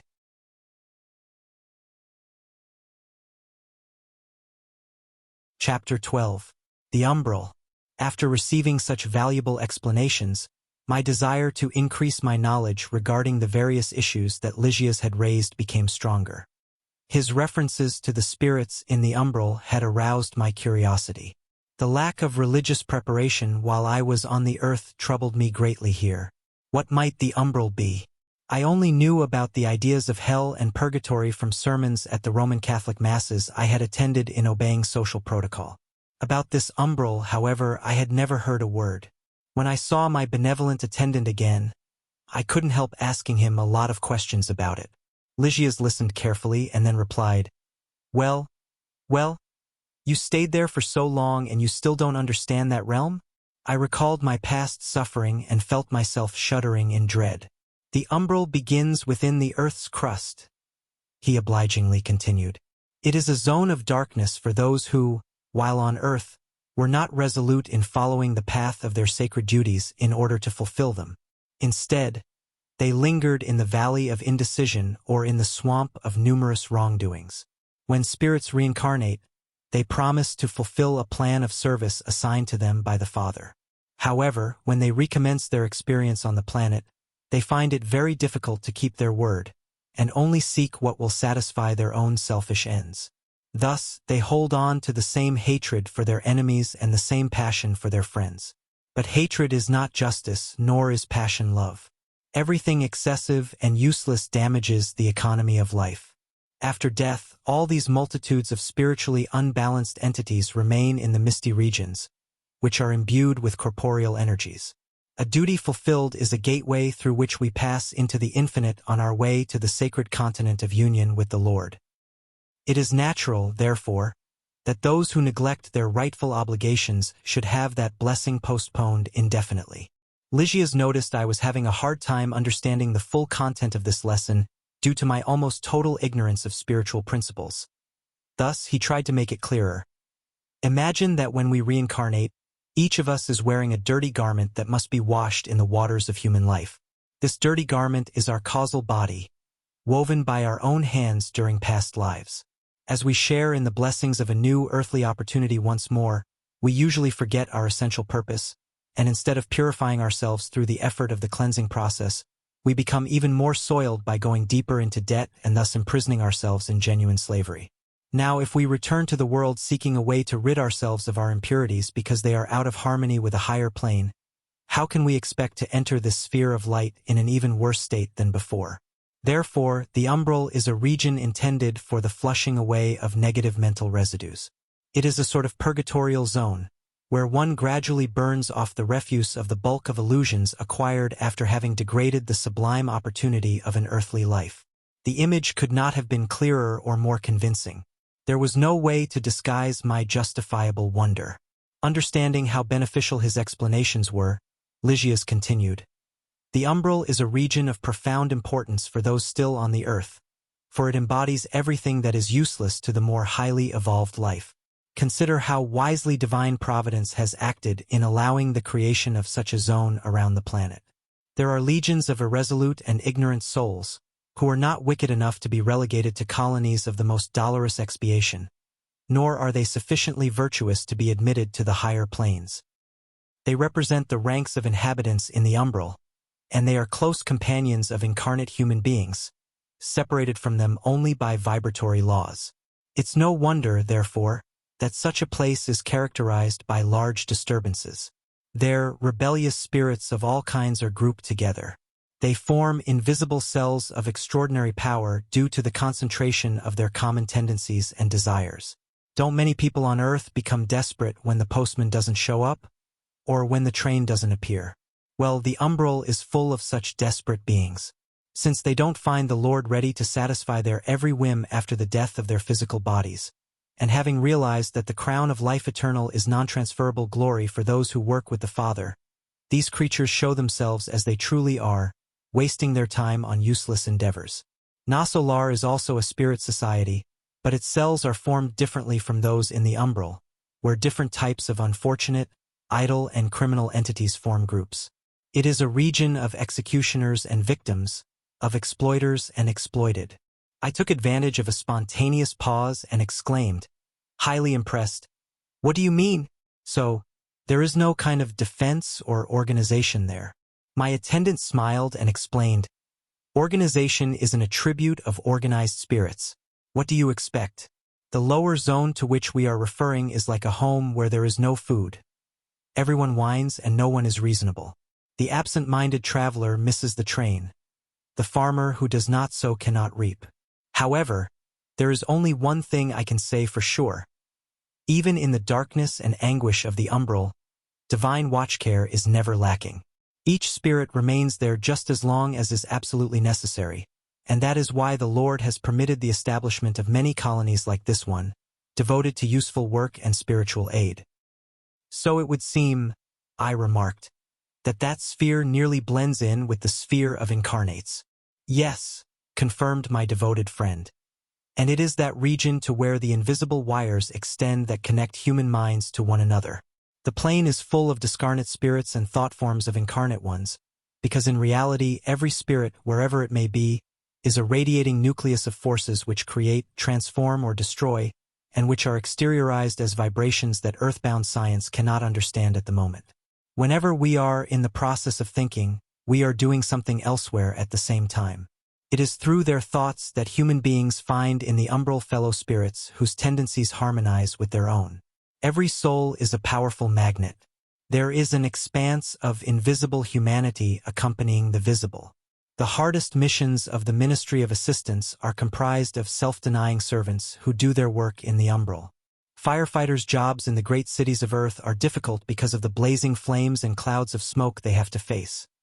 Likewise, missionaries to the umbral face heavy fluids constantly emitted by thousands of minds that are unbalanced in the practice of evil or terribly chastised by rectifying sufferings. Much courage and self-denial are required to assist those who don't understand anything about the help being offered to them." Lygia's paused once more. I was even more impressed and remarked, "How I would love to work with those legions of wretched spirits and take the spiritual bread of enlightenment to them." My friendly nurse gazed at me intently, and after meditating in silence for a few moments, took his leave remarking, "Are you really up to such a task?"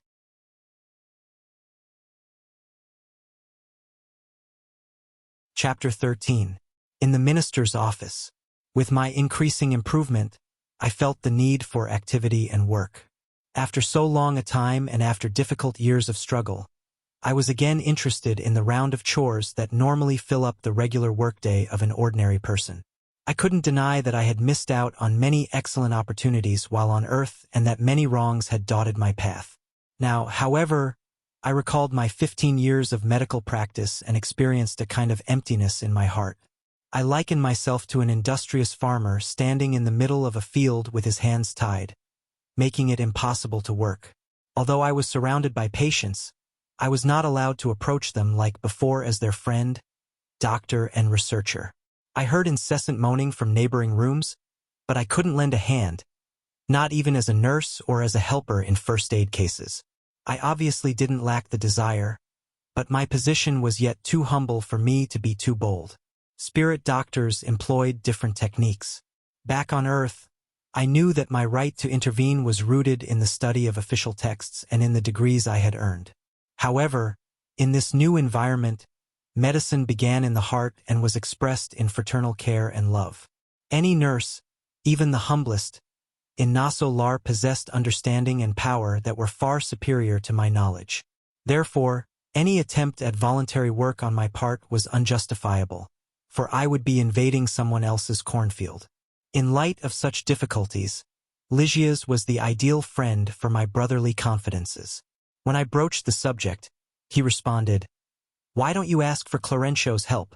He will surely give it. Ask him for advice.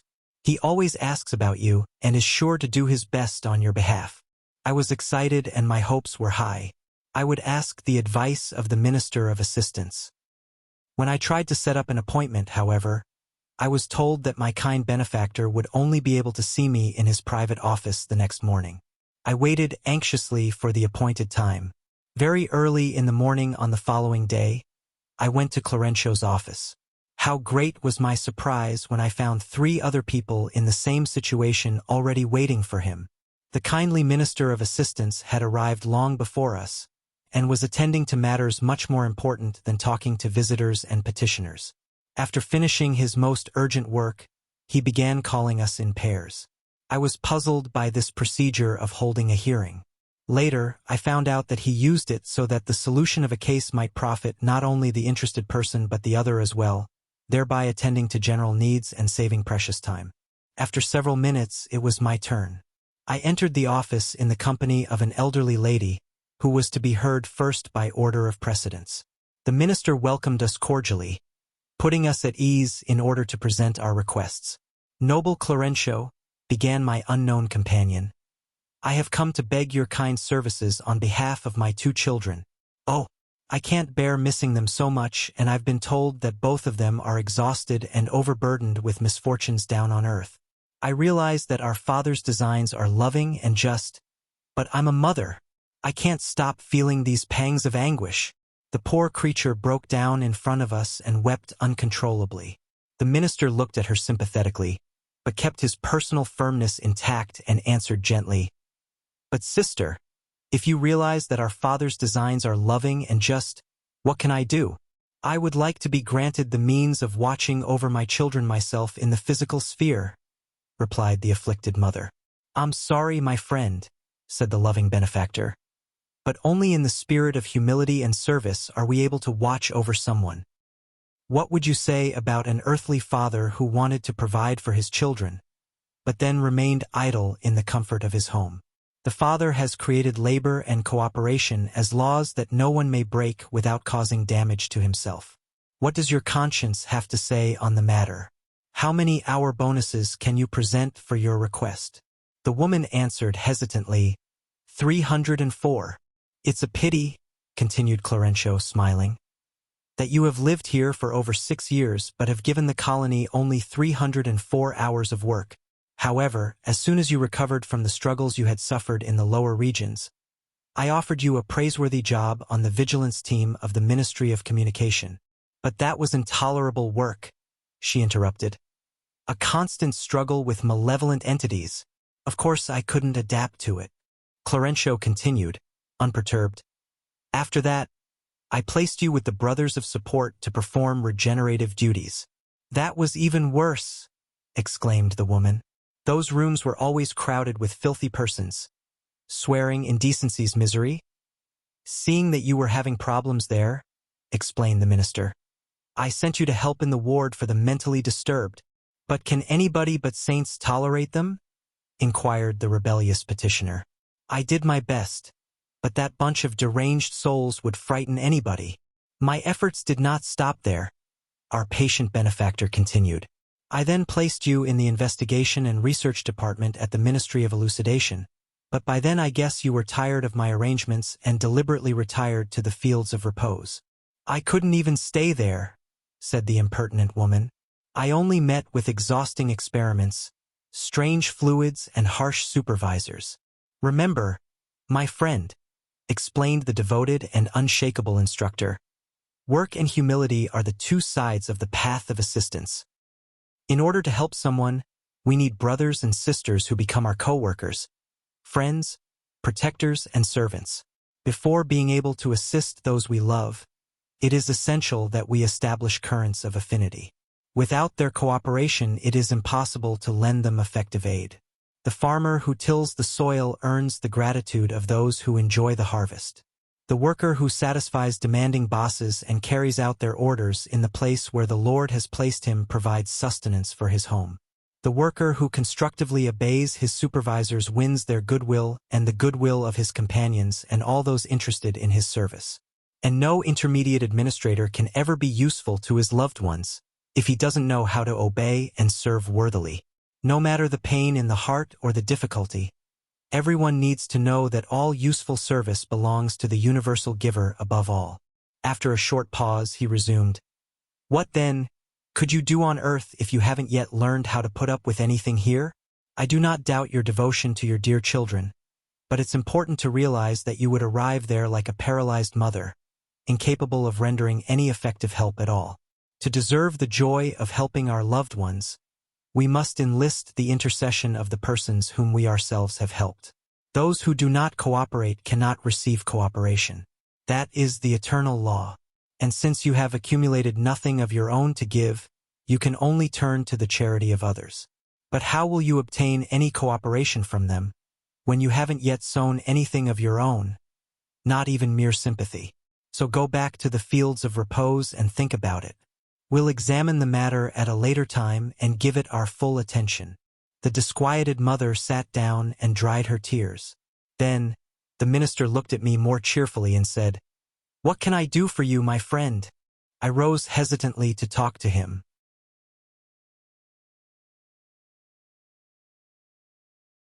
Chapter 14. Clarencio's Elucidations. My heart was pounding and I felt like a shy student about to face a strict examining board. Seeing that woman in tears and pondering the minister's serene strength, I felt an inner trembling and regretted having requested the hearing. Wouldn't it have been better to have kept quiet, to have simply waited for decisions to be made from higher up? Mightn't it be too presumptuous to apply for medical duty in a hospital where I myself was still a patient? Clarencio's frankness with the sister who preceded me awakened new thoughts in my mind. I wanted to give up, to renounce my aspirations of the previous day and to run for my room. But that was impossible. As though he had guessed my innermost intentions, the minister of assistance spoke to me in a firm tone of voice. "And what can I do for you?" In spite of the indecision gripping me, I was instinctively going to request any medical job that might be available in Nosso Lar. But my conscience warned me, why request one type of work in particular? Wouldn't that be displaying the human error of vanity, which wouldn't even consider a job that wasn't related to one's titles and academic degrees? These questions brought me to my senses just in time. Rather confused, I spoke. "I took the liberty of coming here today to ask you to help me reintegrate into the work scene. Now that the generosity of Nosso Lar has returned me to the blessing of organic harmony, I miss my old obligations. I'm interested in any useful work whatsoever as long as it keeps me from being idle." Clarencio looked at me at length as if guessing my hidden agenda. "I see. You're telling me that any kind of job whatsoever will do. But deep down you miss your clients, your office and the whole atmosphere of service with which the Lord blessed you while on earth." Up to this point, his words were rays of comfort and hope, which I received in my heart with a confirming nod. After a longer pause, however, the minister proceeded, "Nevertheless, you must realize that sometimes our Father honors us with his trust, but then we alter the real purpose of the service he has entrusted to us. You were a medical student, surrounded by every resource available for your studies. You never knew the price of a single book, for your generous parents paid all of your expenses.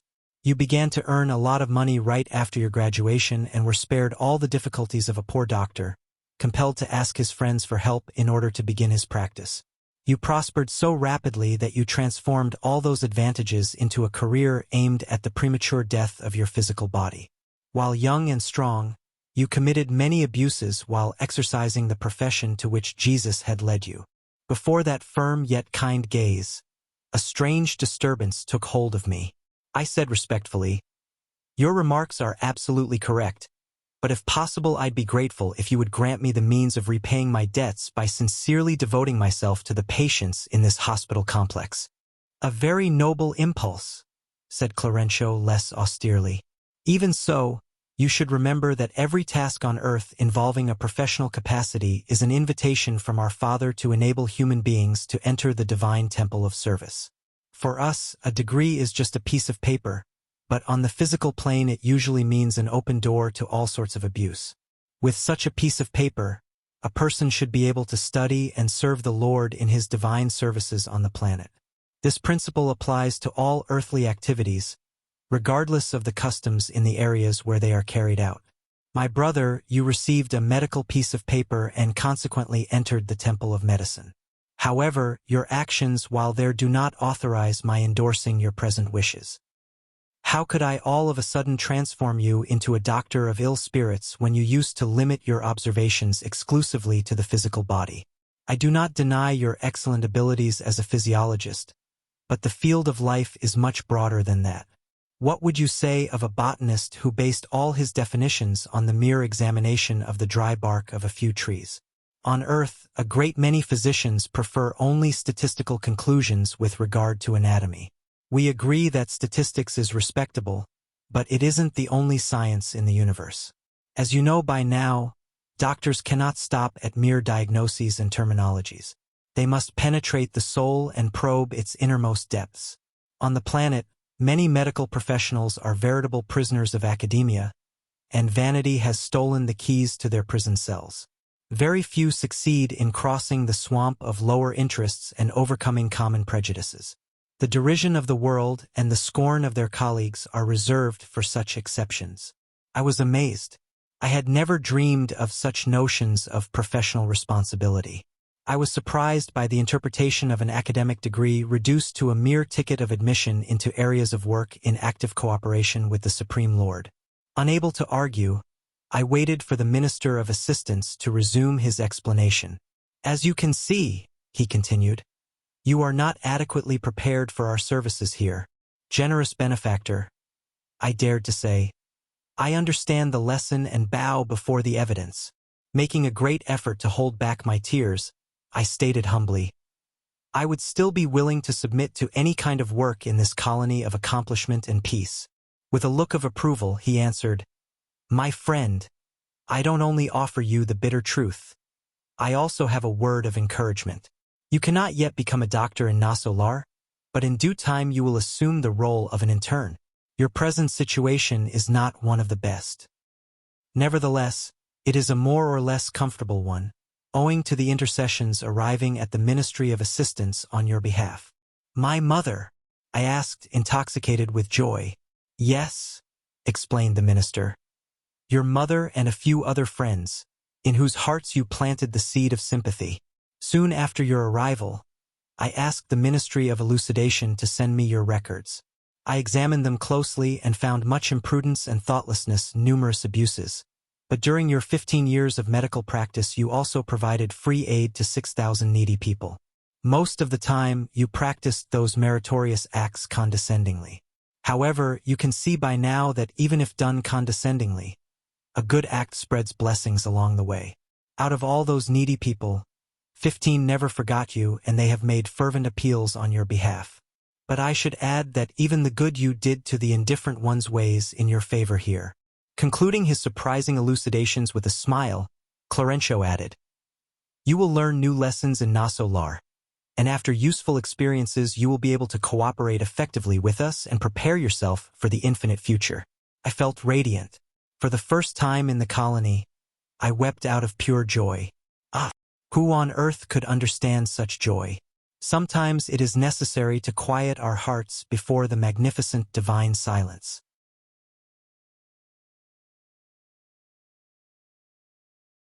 Chapter 15. A Visit from Mother. Following Clarencio's recommendations, I tried to rebuild my strength in order to recommence my learning process. In the past, I might have felt offended at such seemingly harsh remarks, but under the circumstances I remembered my past errors and felt comforted. The body's fluids drive the soul into deep slumber. Actually, only now did I realize that the human experience can in no way be considered just a game. The importance of incarnation loomed clearly before me, displaying splendors unknown to me thus far. Bearing in mind all the opportunities one had wasted, I realized that I didn't deserve the hospitality of Nosso Lar. Clarencio had plenty of reasons to have spoken to me so frankly. I spent the days immersed in profound reflection on life. Deep down, of course, I was very anxious to see my terrestrial home again. However, I refrained from asking for any more favors. The benefactors from the Ministry of Assistance were excessively generous to me. They guessed my thoughts. If they hadn't afforded me the immediate satisfaction of my desire, it must have been because the time wasn't yet right. Thus I kept silent, resigned, though I was somewhat sad.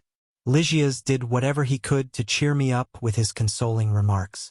However, I was going through that phase of inexpressible retreat, when individuals are called by their innermost conscience to go within. But one day, my kind attendant radiantly came into my room, exclaiming, "Guess who has arrived looking for you?" His joyful face and shining eyes gave him away. "My mother," I answered confidently. My eyes shone with joy as I saw my mother enter with outstretched arms. My son, come to me, my dear one." I cannot say what happened next. I felt like the little boy who used to play barefoot in the sand of our garden while it rained. I held her tenderly and wept with joy, experiencing the most sacred rapture of spiritual bliss. I kissed her over and over.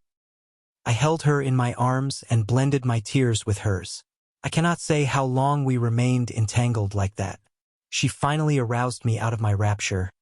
Come, my son. Don't be so emotional. Excessive joy can harm the heart." But instead of carrying my dear old mother in my arms, as I had done during the last weeks of her journey on earth, it was she who dried my flood of tears and led me to the divan. "You're still weak, my little son. Don't waste your energy." I sat down beside her, and she tenderly laid my tired face on her knees, stroking my hair gently and comforting me in the light of sacred memories. I felt at that moment that I was the most fortunate man of all. I had the impression that my ship of hope had anchored in the safest of harbors. My mother's presence brought infinite comfort to my heart. Those minutes gave me the idea of a dream woven with a fabric of inexpressible bliss. Like a boy looking for details, I noticed that her clothes were a perfect copy of an outfit she used to wear at home. I recognized the dark dress, the woolen stockings, and the blue shawl. I gazed at her small head crowned with snow-white hair, at the wrinkles on her face, at her invariably sweet and calm eyes. With my own hands trembling with contentment, I stroked her dear hands and couldn't say even a single word. My mother, however, was stronger than I and spoke serenely. "We'll never be able to thank God enough for such a great gift. The Father has never forgotten us, my child. How long we have been apart. But don't think that I had forgotten you. Providence at times separates hearts temporarily, so they may learn divine love." On noticing that her tenderness was the same as ever, I felt the pain of my earthly wounds once again. Oh, how difficult it is to rid ourselves of residue brought from earth. How heavy is the imperfection accumulated over the centuries. So many times I had listened to Clarencio's healthy advice and Lygias's brotherly suggestions to refrain from feeling sorry for myself. Yet now, feeling the maternal tenderness, all my old wounds seemed to reopen. From weeping out of happiness, I passed to tears of anguish, bitterly recalling my earthly suffering. I didn't grasp the fact that her visit was not meant to gratify my whims, but was intended as a precious blessing of divine mercy. I relapsed into old habits and wrongly concluded that my mother ought to continue as the repository for all my complaints and endless grievances. On earth, mothers are almost always mere slaves from their children's point of view. Rare are the children who recognize their mother's devotion before losing her. Holding on to the same old wrong idea from the past, I lost myself in the land of painful confessions. My mother listened to me in silence with an expression of indescribable melancholy on her face. With moist eyes, from time to time she held me tightly to her heart. Then, she spoke caringly. "Oh, my son, I'm fully aware of the instructions ministered to you by our benevolent Clarencio. Don't complain. Let us thank our Father for blessing us with this meeting. We are now in a different school, where we are learning to be children of the Lord. When I was your mother on earth, I didn't always provide you with the best guidance. I too am working to readjust my heart, but your tears are dragging me back to the landscape of human emotions. Something is trying to cause my soul to backslide. I would like to agree with your complaints, to build you a throne as if you were the best creature in the universe, but such an attitude would be out of accordance with the new life lessons we are now learning. Such gestures are forgivable on the physical plane, but here, my son, we must attend to the Lord before anything else. You aren't the only discarnate man righting his wrongs, nor am I the only mother that feels far from her loved ones. So, our suffering doesn't improve us because of the tears we shed or because of the hurts that bleed, but because of the gateway of light it offers to our spirit in order to make us more humane and wise.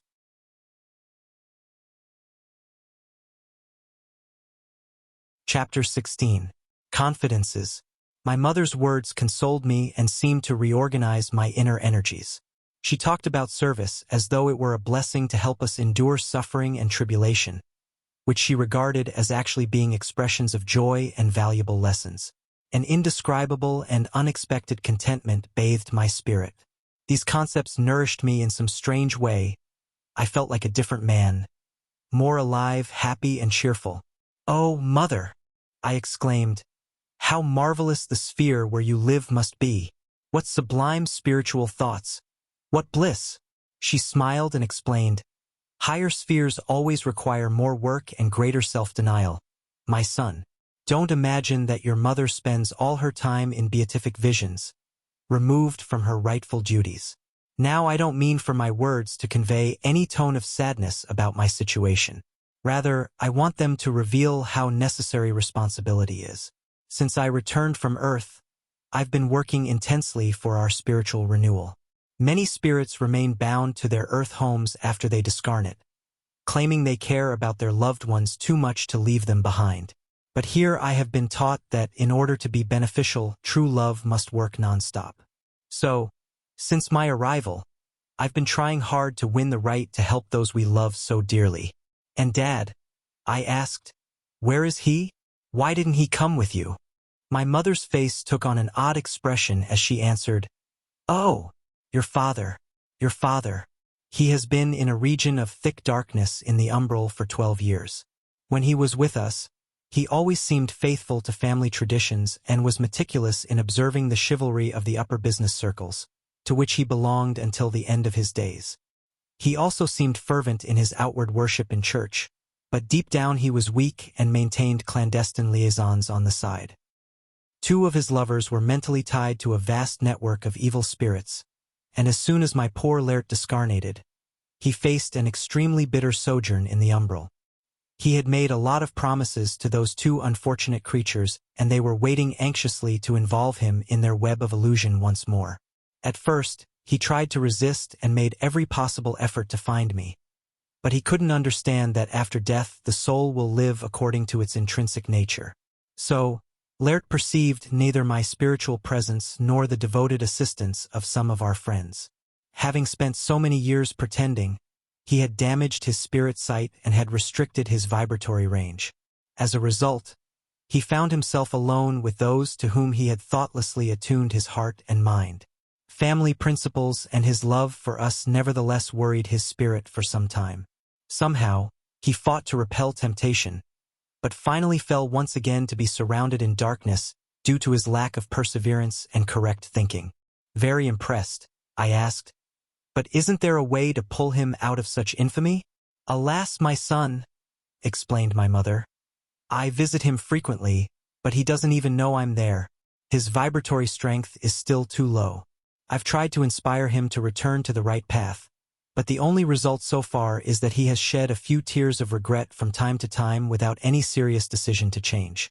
Those poor women keep him prisoner and intercept all my suggestions. I've been working intensely for years on end and have enlisted the assistance of friends in 5 different centers of higher spiritual activity, including Nosso Lar. Once, Clarencio almost succeeded in attracting him to the Ministry of Regeneration but failed. One cannot light a lamp that has neither wick nor oil. We need Lert's mental cooperation in order to lift him up and open his spirit sight. However, the poor man remains internally inactive, wavering between indifference and rebellion.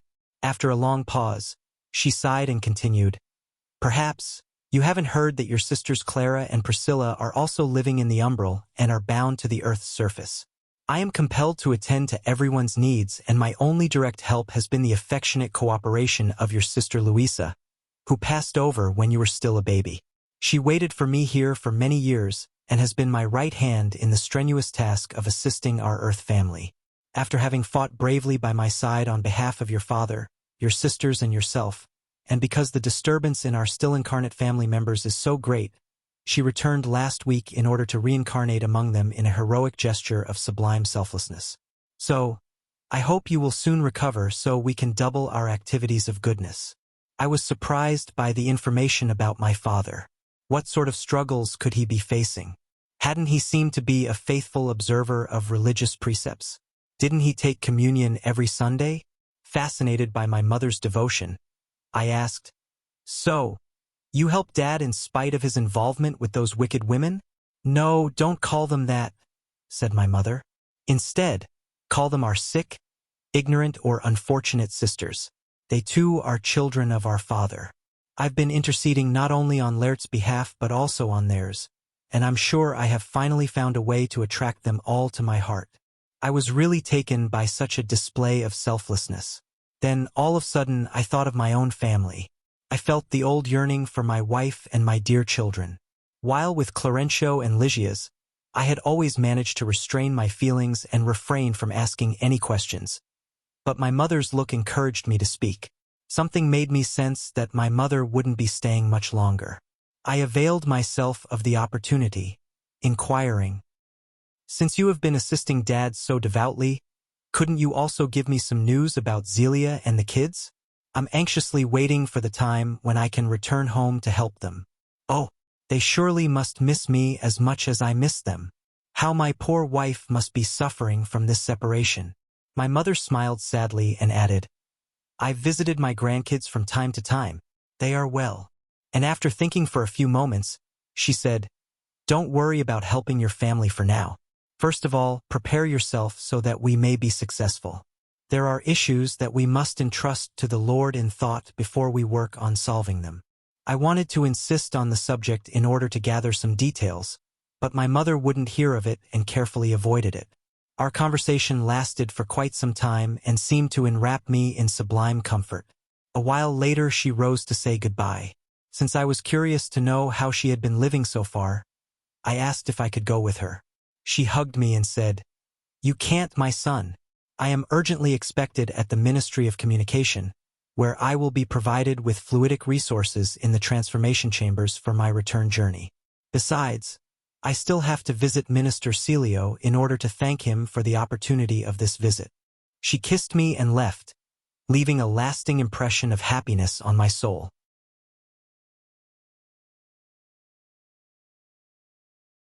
Chapter 17.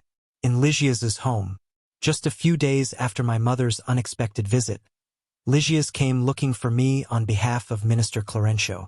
I eagerly went with him. The magnanimous benefactor welcomed me, and I awaited his orders with enormous pleasure. "My friend," he said amiably, "you will now be allowed to make observation visits to all of our work sectors except for the more elevated ministries. Enrique de Luna has informed me that your treatment was completed last week, so it is only proper that you now employ your time observing and learning." I turned to Lygia's as if he were a brother who ought to share my inexpressible happiness of the moment. My attendant answered me with a look of intense joy. I was simply ecstatic, for it was the beginning of a new life. Somehow I would be able to work by joining different schools. Clarencio noticed my indescribable joy and remarked, "Since you will no longer have to stay in the hospital complex, I will carefully examine the possibility of your rooming somewhere else. I will consult a few of our institutions." Lygia's interrupted him. "If possible, I would be honored to welcome him into our home throughout his course of observation." My mother would treat him like a son. I stared him in a rapture of happiness. Clarencio also gave him an approving look, saying, "Very well, Lygias. Jesus rejoices with us whenever we receive a new friend into our hearts."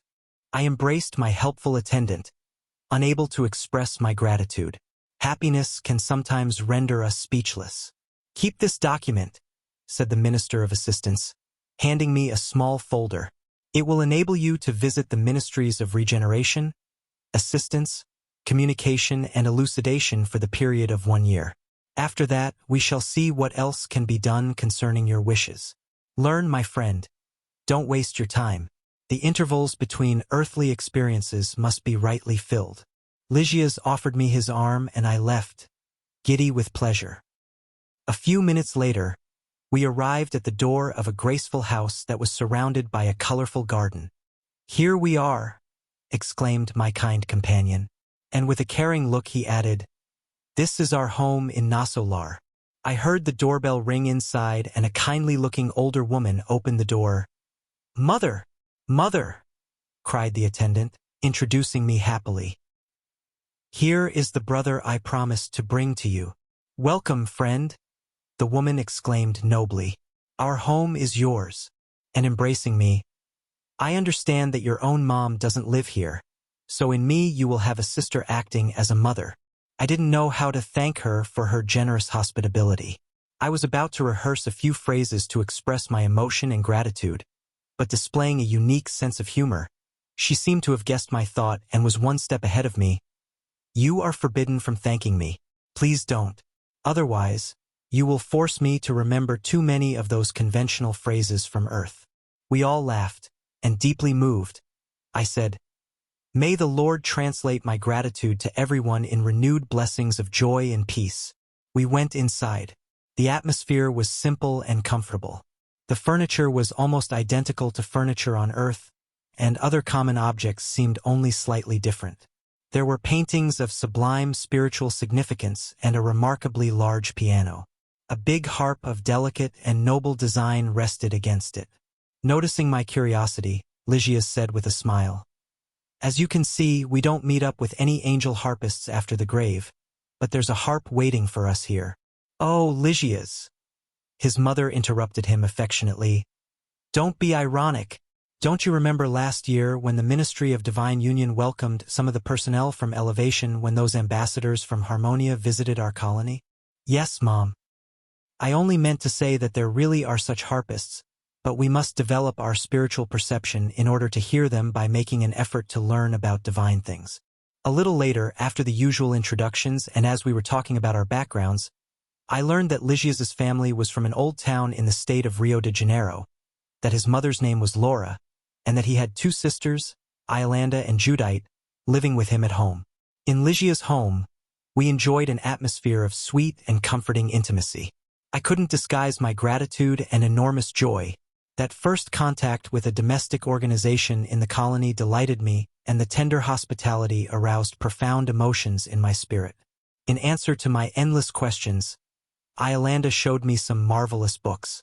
Laura noticed how interested I was in them and informed me, "As for literature in Nosso Lar, we have an enormous advantage, which is that all of Earth's insidious authors, those who write psychological poison, immediately end up in the dark zones of the umbral. As long as they persist in such an attitude, they are unable to recoup their spiritual balance, not even in the ministry of regeneration." I couldn't help smiling as I continued looking at the beautiful photographic art on nearly every page.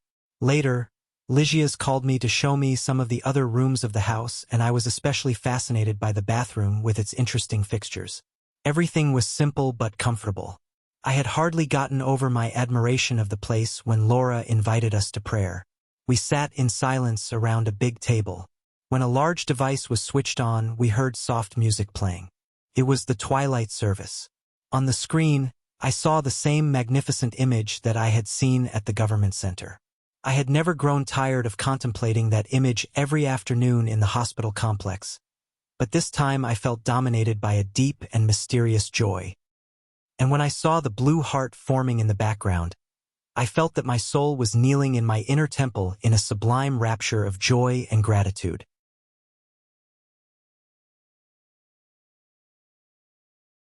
Chapter 18. Love, Food for the Soul. After the prayer, Laura offered us an invigorating broth and fragrant fruits. The latter seemed concentrated with delicious fluids.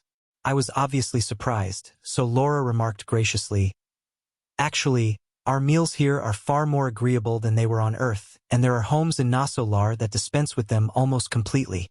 But in the areas of the Ministry of Assistance, we cannot go without concentrated fluids due to the heavy tasks that the circumstances demand. We consume a great deal of energy, and we have to renew our sources of strength."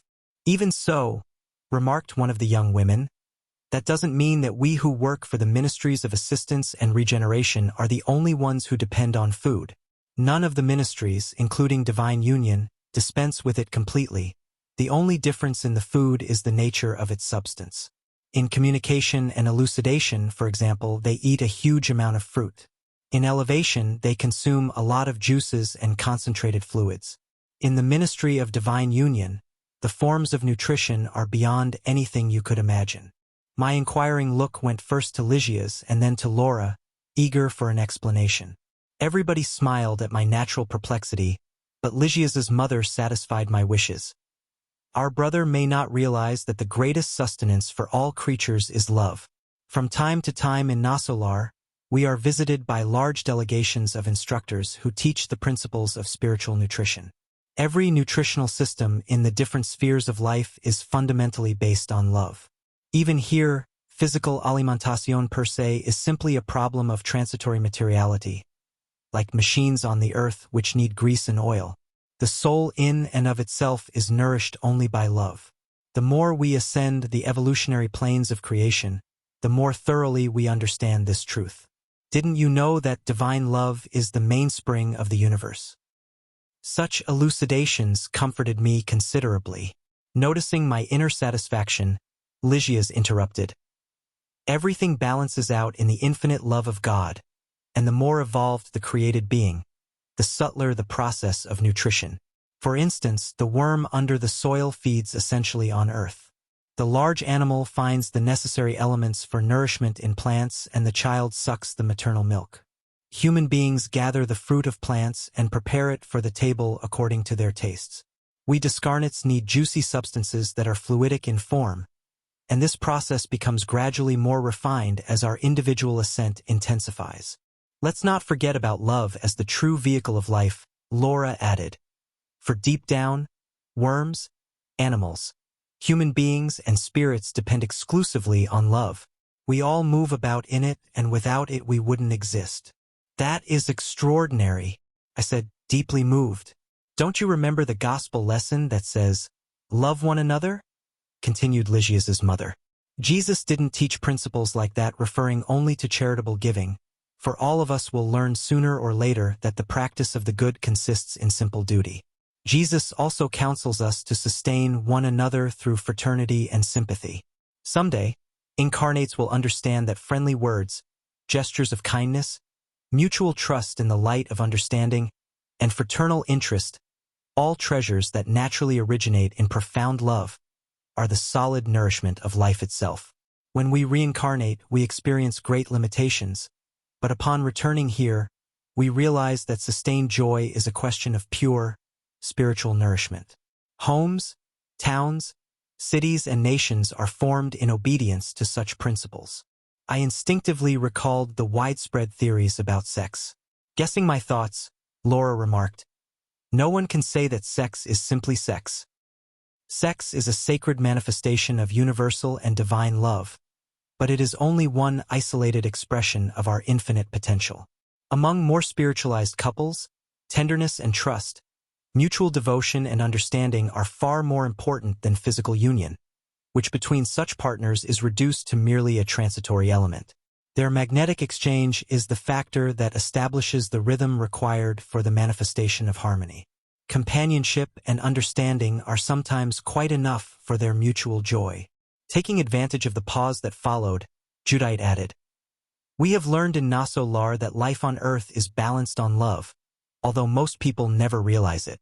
Twin souls, kindred souls, and harmonious souls form pairs and large groups. By gathering together and mutually assisting one another, They balance one another in the plan of redemption. When weaker individuals lack such companions, however, they usually fail in the middle of the journey. As you can see, my friend, Lysias remarked happily, even here we remember the gospel of Christ. Man shall not live on bread alone. But before Lysias could say any more, the bell rang loudly. He got up to answer the door. Two polite young men came into the room. Lysias addressed me courteously. These are our brothers Polidoro and Estachio, fellow workers from the Ministry of Elucidation. Everyone happily greeted and embraced them. After a few moments, Laura said with a smile, "You have all worked hard and have spent the day worthily. Don't spoil your plans on our account by canceling your trip to the field of music." Noticing Lysias's concern, his mother told him, "Run along, my son. Don't keep Licinia waiting. Our brother will stay with me until he can accompany you on such entertaining excursions." "Don't worry about me," I said instinctively. Laura smiled and answered, "I won't be able to share the joys of the field of music today. My convalescing granddaughter is here after having returned from Earth a few days ago." They all left in the midst of overall joy. Laura closed the door and turned to me to explain with a smile, "They are going in search of the food we've been talking about. The ties of affection are stronger and more beautiful here. Love, my friend, is the divine bread of souls, the sublime sustenance of hearts."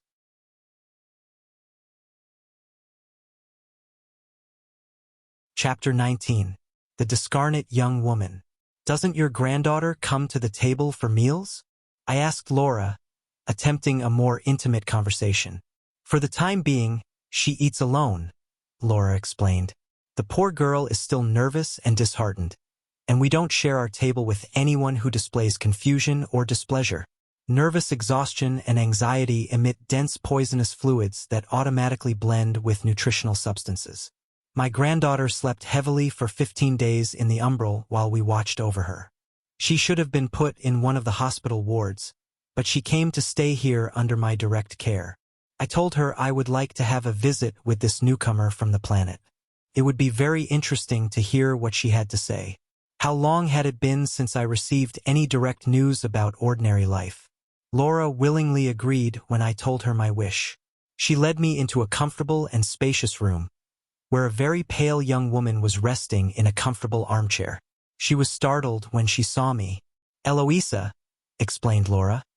"This friend is a brother who returned from the physical realm not too long ago."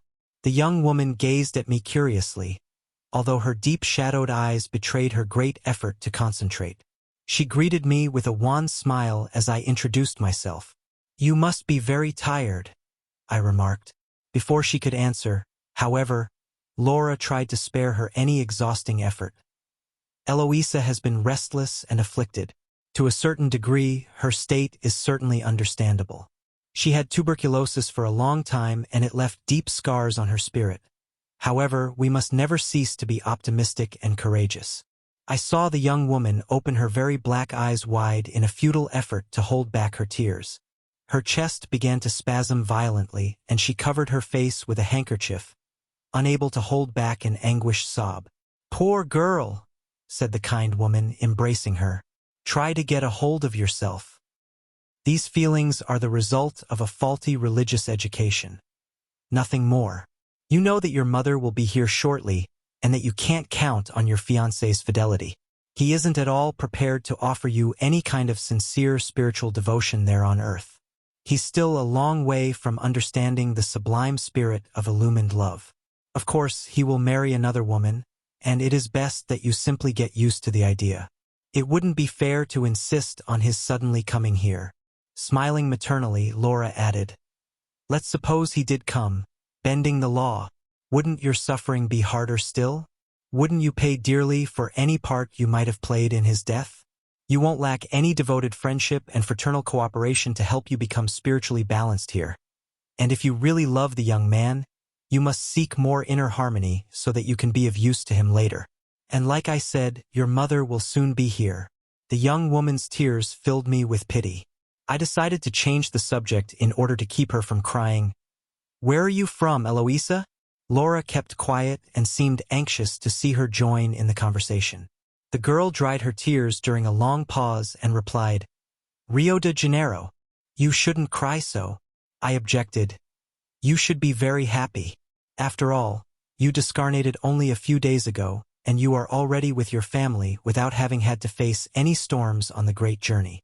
Eloisa seemed to cheer up a bit and spoke more calmly. Well, you can't imagine how much I've been suffering. 8 months of fighting tuberculosis in spite of all the treatments, the sorrow of having infected my loving mother. Besides, I can't describe all that my poor fiancé had to suffer on my account. Now, don't say that, remarked Laura with a smile. On earth, we are always under the illusion that no pain is greater than our own. That's pure blindness. There are millions of people facing situations truly cruel when compared to ours. But Grandma, Arnaldo was so disconsolate and desperate, she answered. All this makes me wonder. Do you really believe what you think you saw?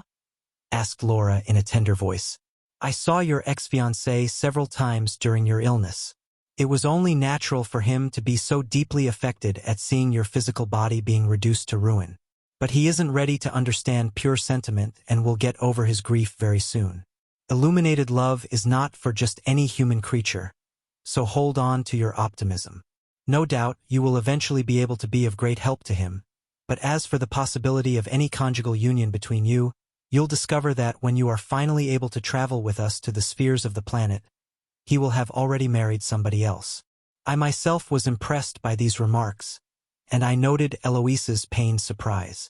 The convalescing girl didn't know how to react, faced with her grandmother's serenity and common sense. Could that be possible?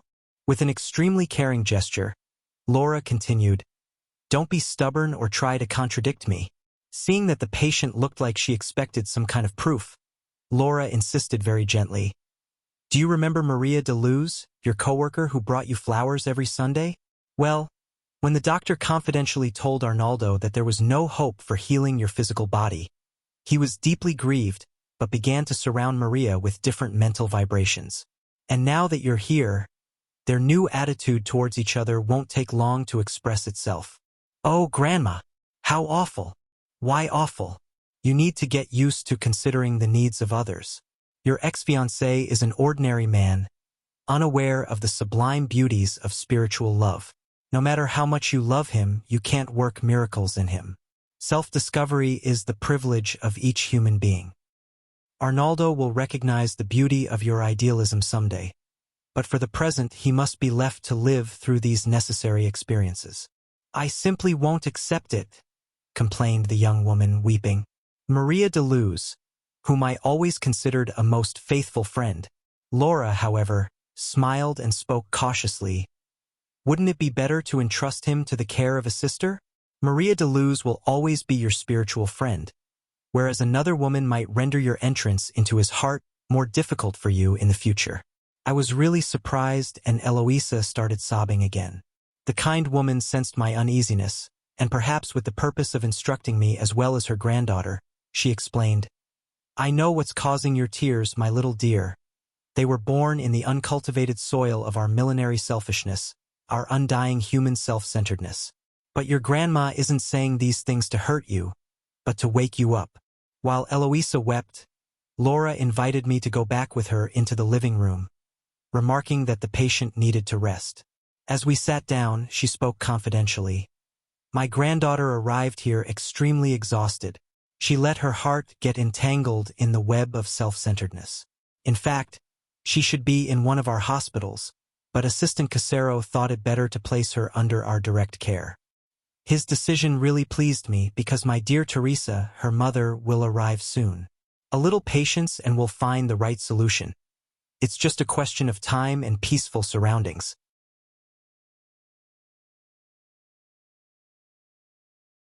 Chapter 20. Notions about the home.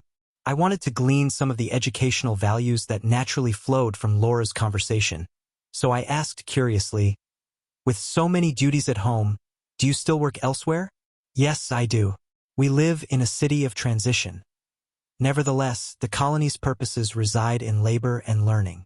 Female souls in Nosso Lar assume numerous obligations that prepare them for either their return to the planet or their ascent to higher spheres. But is domestic organization in Nosso Lar just like it is on Earth? She gave me a meaningful look and explained, actually, it is the home on Earth that has for so long tried to imitate our domestic institution. With rare exceptions, married couples there are still weeding the soil of their sentiments that have been overrun with the bitter weeds of personal vanity and inhabited by the monsters of jealousy and selfishness. The last time I returned from the planet, I arrived here naturally harboring deep illusions. But it just so happened that during one of my crises involving wounded pride, I was taken to hear a great instructor in the Ministry of Elucidation. On that day, a new train of thought entered my mind. Would you mind telling me something of what you learned? The lecturer was highly versed in mathematics, she proceeded. He helped us realize that the home may be compared to the lines of a right angle on the plane of divine evolution. The vertical line is the female sentiment and has to do with the creative inspirations of life. The horizontal line is the male sentiment, concerned with achievements in the field of common progress. The home is the sacred converging point where man and woman meet in order to understand each other correctly. It is the temple where individuals should join spiritually rather than just physically.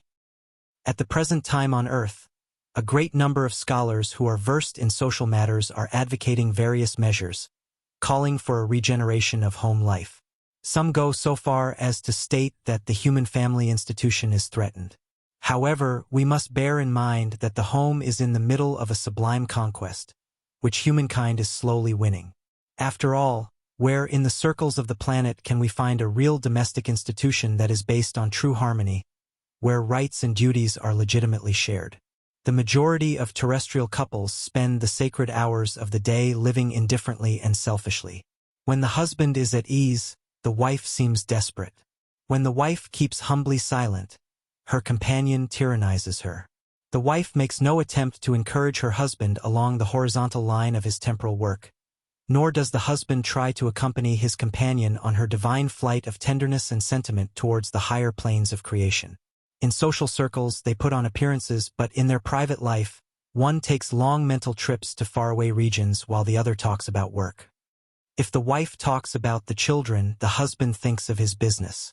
When the husband tries to study some difficulty at work, the wife's thoughts drift to the fashion designer's office.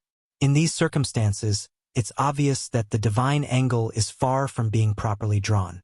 The two diverging lines are endeavoring in vain to form the sublime vertex in order to build a new step on the great stairway of eternal life. I felt these concepts deep down. Highly impressed, I remarked, Laura, these concepts open up a whole world of new thought. If we only knew all this down on Earth. A matter of experience, my friend, she replied. Men and women will learn these lessons through suffering and struggle. For the moment, few realize that the home is an essentially divine institution, and within its doors we must live with all our heart and soul. When ordinary people are crossing through the flowery regions of betrothal, they regard each other while displaying their soul's best resources. That's why it is said that all beings are beautiful when truly in love. The most trivial subject has a peculiar charm even in the most frivolous conversation.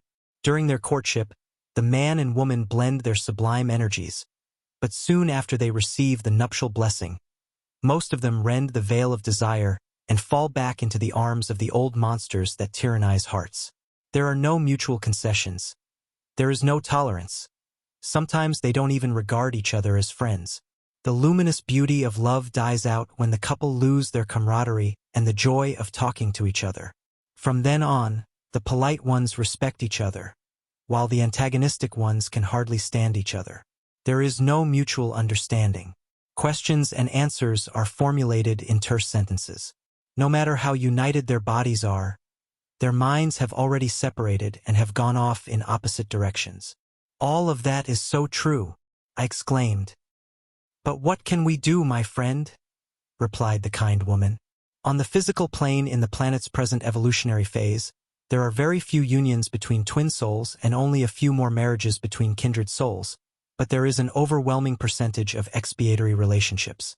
Most human couples are made up of prisoners in shackles.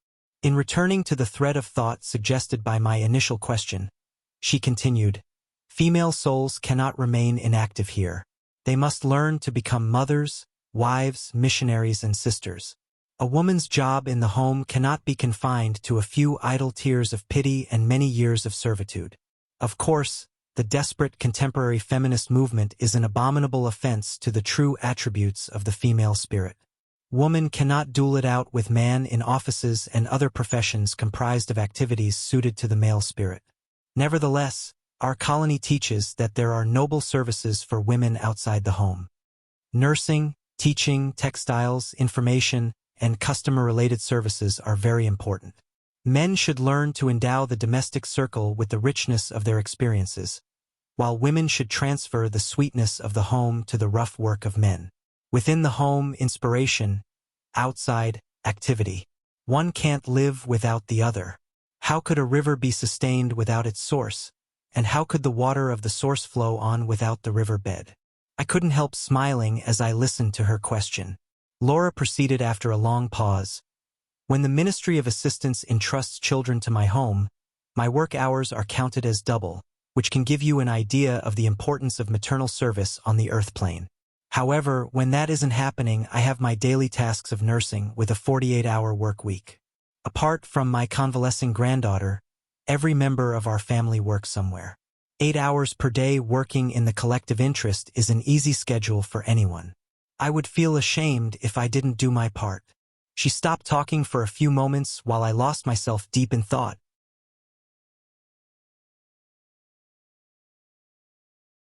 Chapter 21.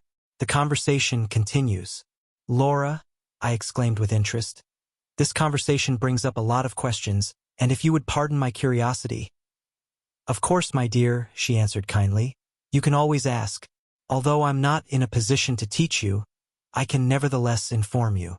We both laughed at her remark, and then I asked, what about the issue of private property in the colony? For instance, does this house belong to you? She smiled and explained, as is the case on Earth, private property is relative here. Our acquisitions are based on our work hours. Actually, the hour bonus is our money. We can acquire any commodity with these bonuses, which are earned by our own effort and devotion.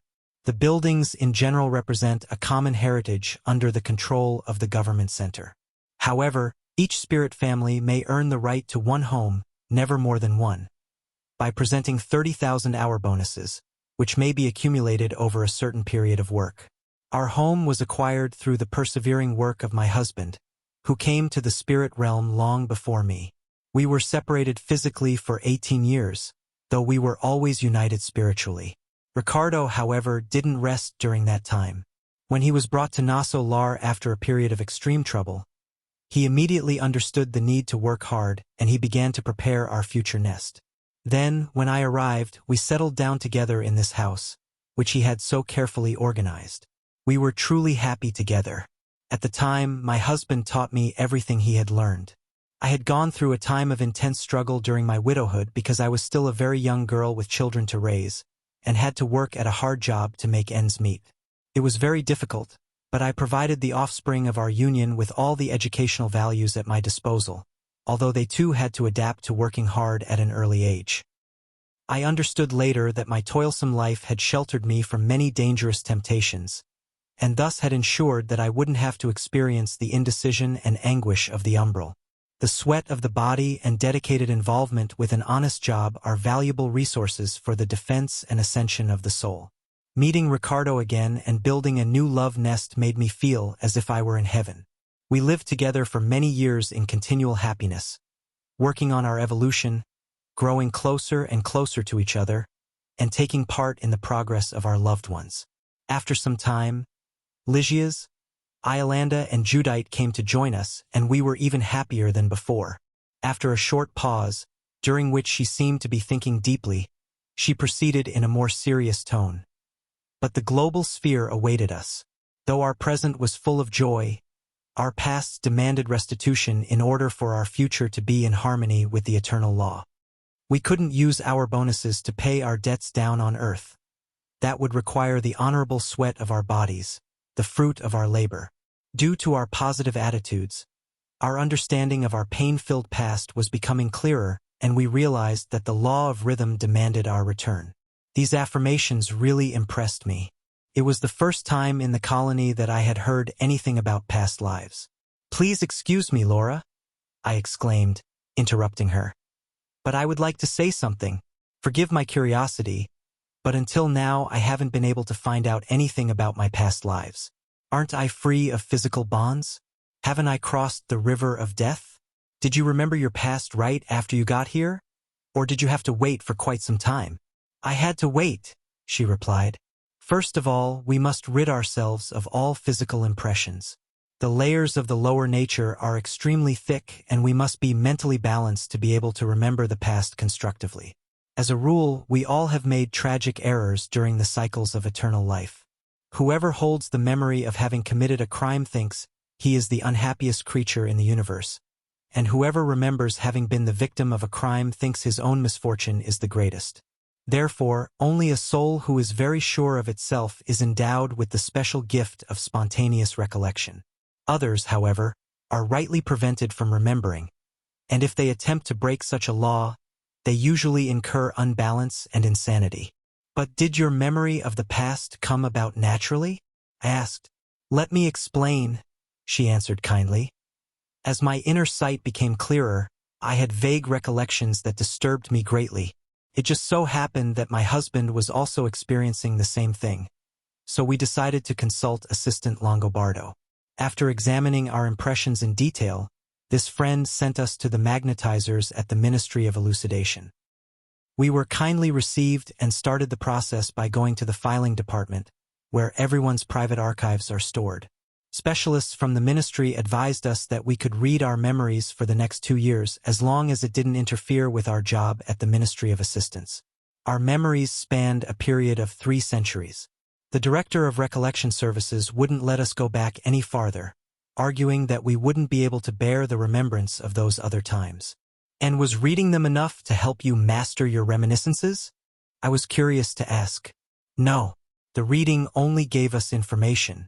To our great surprise, after a long period of meditation in search of self-enlightenment, we underwent a series of psychic treatments aimed at penetrating the emotional realm of our memories. The spirits who were specialists in the subject applied magnetic passes to our minds, arousing certain latent energies. Only then were Ricardo and I able to master over 300 years of integral memories. Thus, we learned how heavy our debts down on earth still were. And where is our brother Ricardo now? It would be a pleasure to get to know him," I affirmed, deeply impressed. Laura shook her head. "In light of our observations concerning our past, we agreed to meet each other anew in the spheres of the planet. Indeed, we both had a lot of work to do. Thus, Ricardo departed 3 years ago. As for me, I will follow him in just a few days. I'm only waiting for Teresa's arrival in order to leave our family with her." And looking into the distance, as though her thoughts were far away at the side of her daughter still on earth, Laura added, "Eloise's mother will be here shortly. Her passage through the umbral will only take a few hours due to the great sacrifices she has made since childhood. She has already suffered enough, so she won't need the treatments at regeneration. Thus, I will be able to teach her my obligations at the Ministry of Assistance and take my leave in peace. The Lord will not forget us."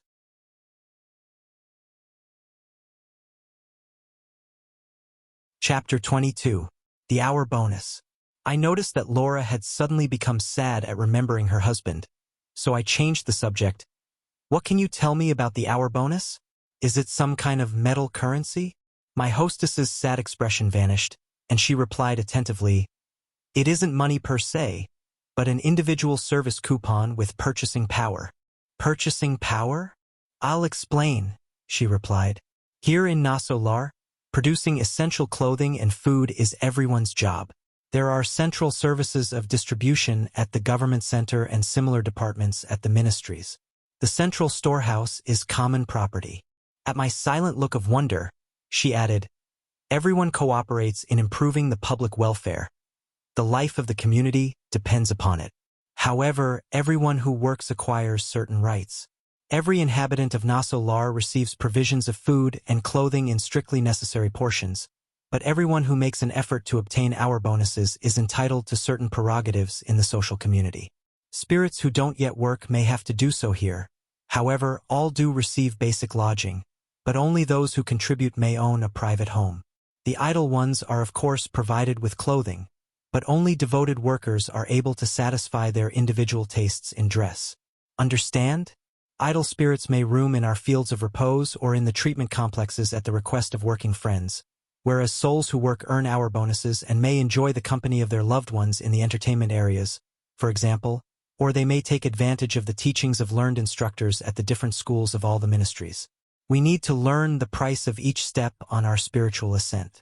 Each one of us who works must contribute at least 8 hours of useful service per 24-hour day. Since there are so many work programs, the government center allows those who are really willing to cooperate for the common good to put in 4 extra hours per day. Thus, many earn as much as 72-hour bonuses per week, not counting those earned in sacrificial service, for which the bonuses are doubled and sometimes tripled. Then is the hour bonus the only standard of payment? Yes, it is the standard payment for all our colony's workers, not only administrators but subordinates as well. I was surprised and recalled the way things were organized on Earth. But how can you reconcile the payment with the nature of the job? For example, if an administrator receives 8-hour bonuses in an ordinary day, will a driver receive the same? Isn't the former's work worth more than the latter's? Laura smiled at my question and explained, everything is relative. In positions of responsibility as well as in subordinate ones, if the work requires personal sacrifice, the corresponding remuneration is multiplied to compensate. To analyze your particular question more thoroughly, however, we first of all need to forget certain earthly preconceptions. The nature of service is an issue of utmost importance everywhere, but on Earth the matter presents a more difficult problem. The majority of incarnates are simply preparing for the spirit of service by learning to work in the different sectors of human life. That is why it's essential that earthly pay scales be set with scrupulous care.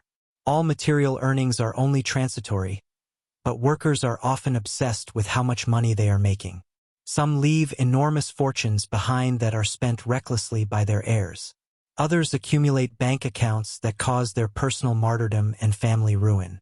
On the other hand, it is fundamental to realize that 70% of Earth's administrators have no regard for the moral duties inherent to their positions, and the same may be said of an approximately equal percentage of those in subordinate positions. Almost all of them complain about a lack of professional incentive in spite of receiving salaries in keeping with the positions they hold. Governments and companies pay doctors who neglect their duties and turn to other interests, and they pay ordinary workers who merely kill time. Where is the spirit of service? There are specialists in the finance industry who have never fully realized the responsibility of their obligations. They take advantage of favorable laws, and like poisonous flies on sacred bread, demand facilities, huge bonuses, and pensions. You must realize, however, that all of them will pay dearly for their negligence.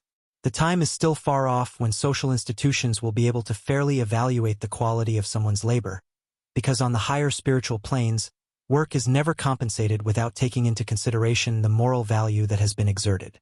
These words awaken me to new concepts. Noticing my thirst for learning, my friend continued, an individual's real earnings are of a spiritual nature, and in our organization the hour bonus varies considerably according to the nature of the job. In the Ministry of Regeneration, for example, we have the Regeneration Hour Bonus. In the Ministry of Elucidation we have the Elucidation Hour Bonus, and so on. Hence, when we examine the issue of someone's spiritual merit, we have to check the individual's work record to determine what kind of service has been rendered. The real earnings consist in experience, education, enrichment through divine blessings, and increased potential. Accordingly, diligence and dedication mean almost everything. Since this is a transitional city, most of us are preparing ourselves with an eye on having to return to physical circles. Following such a principle, it's only natural that a person who has put in 5,000 hours at a job in regenerative work will have earned a greater measure of sublime effort on his own behalf. One who has worked 6,000 hours in the Ministry of Elucidation will have become wiser. We may spend our hour bonuses.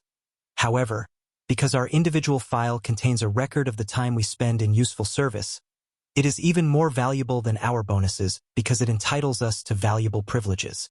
Her explanations interested me deeply. Can we spend our hour bonuses on behalf of friends? I asked. Certainly, she answered. We can share the blessings of our effort with whomever we please. It's a faithful worker's inalienable right. Thousands and thousands of individuals here in Nosso Lar have benefited from friendship and fraternal devotion. She smiled and continued, the more work time we contribute, the greater the number of intercessions we are allowed. Here, we all understand that nothing is without its price, and that in order to receive we must give something in return. So, asking for something is a highly significant event for each one of us because only those who have earned the right are in any position to ask favors and provide help. Understand. What about inheritance? I inquired. That complication isn't of any concern here, Laura replied, smiling. For example, let's examine my own case. The time is drawing near for me to return to the physical realm. I have 3,000 assistance hour bonuses in my personal service account. I cannot leave them to my daughter who is about to arrive. Instead, their value will be placed in the common treasury and my family will only be entitled to inherit my home. However, my service record has entitled me to intercede on her behalf and to procure work and assistance for her. It will also assure me of invaluable assistance from organizations of our spirit colony during my stay in incarnate circles. In this regard, I am not just referring to the marvelous profit I've acquired in terms of experience during my years of working in the Ministry of Assistance. More than that, I'll be endowed with higher values when I return to Earth, displaying nobler qualities of preparation in order to be successful in my mission. I was about to express my admiration for how simple this process of earning, profiting, cooperating and serving was as compared with the prevailing principles on the planet, when I heard a low murmur of voices approaching the house. Before I could say anything, however, Laura said happily, "Our dear ones have returned," and she got up to welcome them.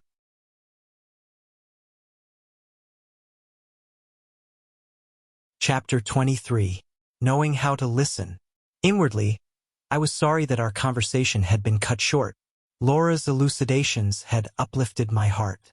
Lygia's entered the house visibly happy. "Hi, haven't you gone to bed yet?" he asked with a smile. And as the young men took their leave, he invited me cordially. "Come out to the garden. You haven't seen the moonlight yet." Laura started talking to her daughters while I accompanied Lygia's to the garden, which was in full bloom. What a superb spectacle! I was accustomed to the hospital's reclusion among large trees, and had not yet glimpsed the marvelous picture of the moonlit night on display in the vast quarters of the Ministry of Assistance. Exquisitely colored gloxinias decorated the landscape. Snow-white lilies, slightly tinged with blue at the base of their cups, looked like goblets of fragrant perfume. I breathed deeply, feeling waves of new energy fill my whole being. In the distance, the spires of the government center displayed beautiful light effects. I was astonished and couldn't voice my feelings. I made an effort to express the admiration that had invaded my soul. "I have never witnessed such peace. What a night!" My companion smiled and explained, "All of the well-balanced inhabitants of the colony have made a pledge to avoid emitting evil thoughts. Thus, the mental efforts of the majority have become an almost continual prayer, and the result is the vibrations of peace we are sensing." After I had fully delighted myself by contemplating that remarkable picture, as if I had been drinking in the light and peace of the night, we went back inside. Lygia's approached a small apparatus that had been placed in the living room in a manner similar to radios on Earth. My curiosity was aroused. What were we going to listen to? Messages from Earth?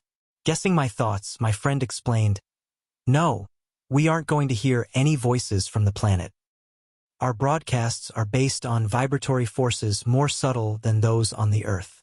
"But isn't there any way to pick up broadcasts from Earth?" I asked aloud. "Of course, we have the means of doing so in all the ministries, but in the home environment, our present condition is what really matters.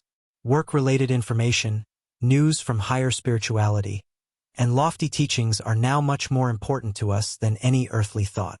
His remark rang true, but still bound by domestic ties. I asked, "Do you really think so? What about the relatives we left behind? Our parents, our children?" "I thought you would ask that," he replied. "In terrestrial circles, we are often led to misinterpret situations. The hypertrophy of the sentiments is a malady for almost all of us, and we are old prisoners of exclusivist attitudes. We often regard our family as solely related to blood ties and forget our broader obligations. We live without taking the true principles of fraternity into account. We preach them to everyone, but when the time comes to practice what we preach, we usually help only our own loved ones. But here, my friend, the coin of life displays its other side. Here, we must heal our old infirmities and rectify our wrongs. We've been told that in the early days of the colony, every dwelling was connected to the centers of terrestrial evolution. That is, no one could bear not hearing news about their families. From the Ministry of Regeneration to the Ministry of Elevation, Nosso Lar's inhabitants lived in a constant war of nerves. A disturbing bit of news would often interfere with activities in general. But exactly 2 centuries ago, one of the generous ministers from Divine Union urged the government center to do something about the situation. The former governor had perhaps been too lax. After all, indiscriminate kindness encourages indiscipline and failure, and from time to time, news about their families down on Earth would throw families here into a state of utter chaos. Whenever there were collective catastrophes on the planet, it somehow affected a number of spirits in Nosso Lar, since they became true public calamities here too. According to our records, the city was more like an area of the umbral than a region of proper rest and instruction. Supported by Divine Union, the governor forbade this widespread interchange and a real struggle ensued. But the benevolent minister who had introduced the measure put Jesus' teaching into practice. Let the dead bury their dead. The innovation was soon victorious. I objected. But it would be interesting to get news about our dear ones in transition down on Earth. Wouldn't it give us more peace of mind? Lygias had been standing by the receiver without turning it on. Seemingly interested in giving me a more detailed explanation, he added, "Analyze yourself and see if that would really be the case. For instance, would you be able to maintain your peace of mind, to wait in faith and act in accordance with the divine precepts, while knowing that your dear child was either hurting another or being hurt himself? If someone told you that one of your brothers was now imprisoned as a criminal, would you be strong enough to keep calm about it?" I smiled somewhat despondently. "We shouldn't seek news from the lower planes," he continued obligingly, "except when we can actually offer effective assistance. And we must bear in mind that no one can help effectively while emotionally or mentally imbalanced. That's why suitable preparation is indispensable before we can contact our families again. If they offered an adequate arena for spiritual love, such an exchange would be worthwhile, but the overwhelming majority of incarnates have not yet attained any amount of self-control whatsoever. Most of them live foolishly, swept in and out by the high and low tides of the material order. In spite of our feelings of concern, we must avoid falling into a lower vibratory orbit." However, displaying my petulant stubbornness, I asked, "But Lygias, you have an incarnate relative. I mean your father. Wouldn't you like to communicate with him?" "Of course I would," he answered kindly. "Whenever we deserve the joy of doing so, we are able to visit him in his new physical body. Likewise, he can contact us. However, we mustn't forget that we are fallible creatures. Thus, we need to bring our request before the right agencies and let them decide on the appropriateness or the merits of the case. The Ministry of Communication is in charge of such visits. It is important to keep in mind that it is easier to descend from a higher to a lower sphere. However, there are certain rules saying that we must properly understand the situation of someone who is in a lower zone. It is just as important to know how to listen as to know how to speak. Nosso Lar went through a time of trouble because its inhabitants didn't know how to listen, and were thus unable to help effectively. Consequently, our colony was more often like a field of confusion. I grew quiet, defeated by this powerful argument. I curiously watched as the friendly nurse turned on the receiver.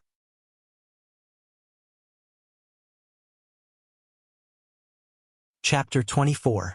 An Urgent Appeal. When Lygias turned on the receiver, a soft melody wafted into the room, soothing us with its harmonious sonority. On the screen, we could see the announcer in his work chamber. In a few moments, he began to speak. "This is Station 2 from Moridia. We continue to broadcast our colony's appeal on behalf of peace on the Earth. We urge all our goodwill co-workers to pool their efforts in the service of preserving the moral balance of the globe. Please help us, all of you who can spare a few hours to cooperate with us in the work areas that connect the dark forces of the umbral to the human mind. After having spread the fiery torches of war in Asia, dark phalanxes of ignorant spirits are now laying siege to the nations of Europe, urging them into the crime of war once again. Our colony and all other colonies dedicated to working for the spiritual cleanliness of the circles nearest the planet denounce the actions of these concentrated powers of evil, and we request all the fraternal cooperation and assistance you can possibly give us. Remember that peace needs workers for its defense. Cooperate with us to the best of your abilities. There is work for everyone, from Earth's fields to our very gates. May the Lord bless us. The voice stopped and we heard the divine music again. The urgent tone of that strange call stirred my innermost fibers. Seeing that I needed help, Lygias explained, "We are listening to Moridia, an old service colony closely connected with the lower regions. As you know, it is August 1939. All your personal suffering of late has left you little time to be aware of the grave situation in the world. Let me tell you that the nations of the planet are on the verge of a dreadful war." "What do you mean?" I was awe-stricken. "Wasn't there enough bloodshed in the last great war?" Lygias smiled, looking at me in silence with his deep, shining eyes as if lamenting the gravity of the hour humanity was now facing.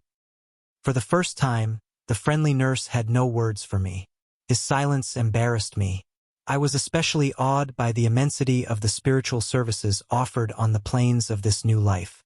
So, were there other colonies of benevolent spirits who were pleading for assistance and cooperation?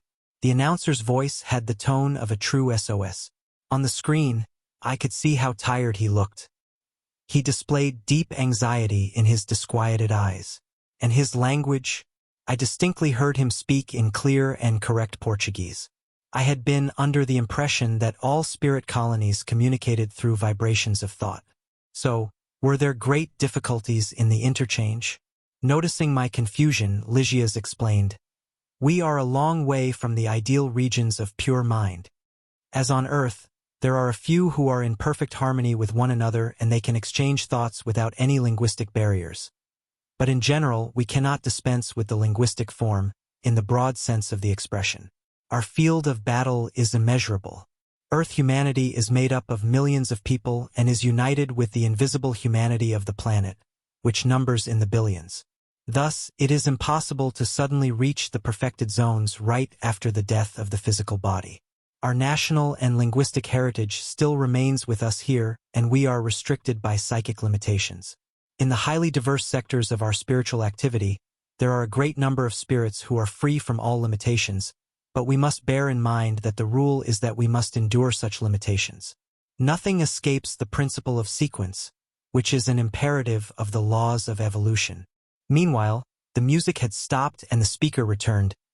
"This is Station 2 from Moridia. We continue to broadcast the appeal of our colony on behalf of peace on the earth. A heavy fog is gathering over the skies of Europe. Forces of darkness from the umbral are spreading in all directions, answering the call of the base tendencies of humankind. There are many in political office who are devoted benefactors, and who are struggling and making great sacrifices on behalf of international harmony. Some governments, however, are excessively centralized, offering little potential for spiritual collaboration. These countries lack governmental bodies that would offer intelligent and dispassionate counsel, and are thus moving towards a war of great proportions. Oh, beloved brothers and sisters of the higher colonies, let us help preserve human peace.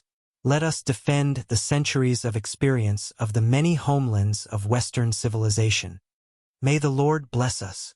The announcer went silent again and the soft melodies returned. Lygias remained silent and I didn't dare interrupt. After about 5 minutes of relaxing harmony, the same voice was heard once again.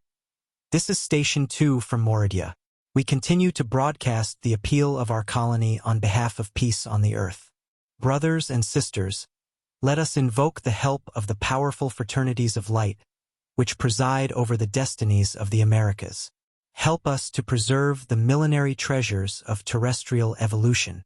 Let us march forth to aid defenseless groups, Let us sustain the maternal hearts suffocating in anguish. All our forces are concentrating on the tremendous duel against the legions of ignorance. Help us in any way you can. We are the invisible part of earthly humanity, and many of us will soon return to the fluids of the flesh to expiate past errors. Incarnate humanity is also our family. Let us all unite in one single vibration. Let us turn the light against the attack of darkness. Let us use the resistance of the good in the war with evil. Rivers of blood and tears are threatening the fields of the European communities. Let us proclaim the need for constructive labor and expand our faith. May the Lord bless us.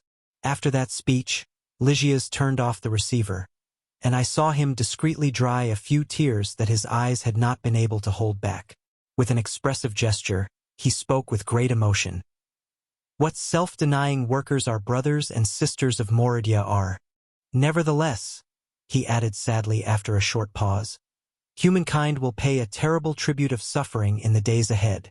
But is there no possibility of preventing this tremendous catastrophe? I asked, also moved. Unfortunately, replied Lysias in a grave and pained tone of voice, the general state of affairs is exceedingly critical. In answer to the appeals of Moridia and other centers working in the neighborhood of the Umbral, we have held numerous assemblies here. But the Ministry of Divine Union has already explained that incarnate humankind as a collective whole is like an insatiable person who has overeaten at a public banquet. The organic crisis that follows is inevitable. Many nations have nourished themselves on criminal pride and vanity. They have been fiercely self-centered. Now they are experiencing the urgent need to expel these lethal poisons. Showing that he intended not to pursue the bitter subject any further, Lysias invited me to retire.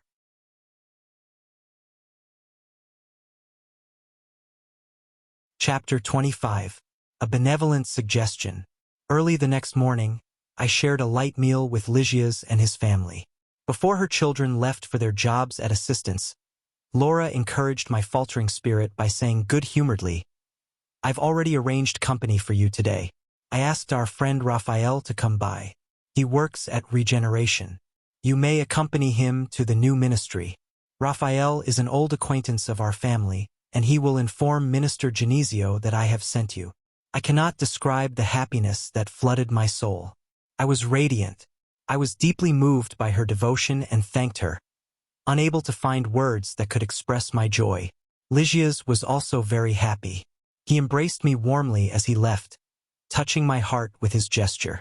As she kissed her son goodbye, Laura recommended, "Lysias, inform Minister Clarencio that I will be on my way to work as soon as I hand our friend into Raphael's care." When we were alone, my friend's devoted mother spoke kindly. "My brother, allow me to give you some recommendations for this new path you're on. I believe that a mother's support is always worthwhile, and since your own mom doesn't live in Nosso Lar, I would like to provide you with a bit of guidance at this time." "I'm most grateful," I exclaimed emotionally. "I'll never be able to tell you how much I appreciate your help." The kind lady smiled, adding, "I've been informed that you asked for work a while back." Yes, I agreed, remembering my meeting with Clarencio. "I also know that you didn't obtain it right then, but that you later received his authorization to visit the ministries that connect us most closely with the earth." With a meaningful look, she continued, "I speak by right of my greater experience and would like to offer you a few humble suggestions regarding the matter. Now that you have his authorization, you should avoid all impulses of mere curiosity as much as possible. Don't be like a moth, fluttering about from light to light. I know that you have a strong bent for intellectual investigation. As a studious doctor who is always in search of new discoveries and enigmas, it would be very easy for you to get sidetracked in your new position. Don't forget that there are many lessons to be learned that are more precious and worthwhile than merely analyzing things. Healthy curiosity can be a very helpful mental attitude, but also a dangerous one sometimes. The domain of curiosity can enable the resolute and loyal of spirit to accomplish great deeds. But those who are indecisive and inexperienced can meet with bitter pain without helping anyone. Clarencio has offered you a permit to visit the ministries, beginning with Regeneration. Well, do more than simply observing. Instead of giving vent to your curiosity, carefully observe the activity at hand and jump in at the first opportunity. If given the chance to take part in the duties at regeneration, don't try to be ambitious by concerning yourself with the work seen at the other ministries. Learn to build your circle of relationships and don't forget that the spirit of investigation should always be second to the spirit of service. Minding the activities of others without having shown a good performance yourself might be considered a criminal impertinence. Many failures in the doings of the world have their origins in a similar anomaly.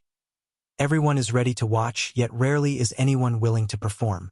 Only worthy labor endows the spirit with the indispensable merit to claim additional rights. Because it is located in the lowest region of our spirit colony, the ministry of regeneration is replete with hard struggle. All the teams that are entrusted with the most arduous missions are recruited from regeneration. Don't consider it beneath you to accept humble tasks.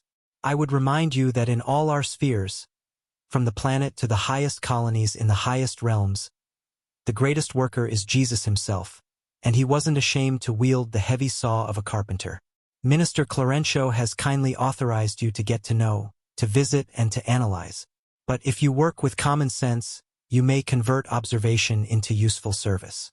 A supervisor may justly refuse your request for some special line of work because it is rightly reserved for workers whose efforts and hardships have duly qualified them for it.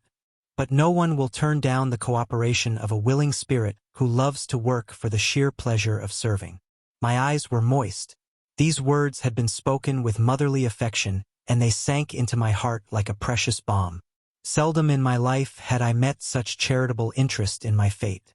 Her advice touched my very soul, and as if desiring to temper the seriousness of her concepts with love, Laura added in a kind tone of voice, "The science of beginning anew is one of the most noble that our spirit can learn.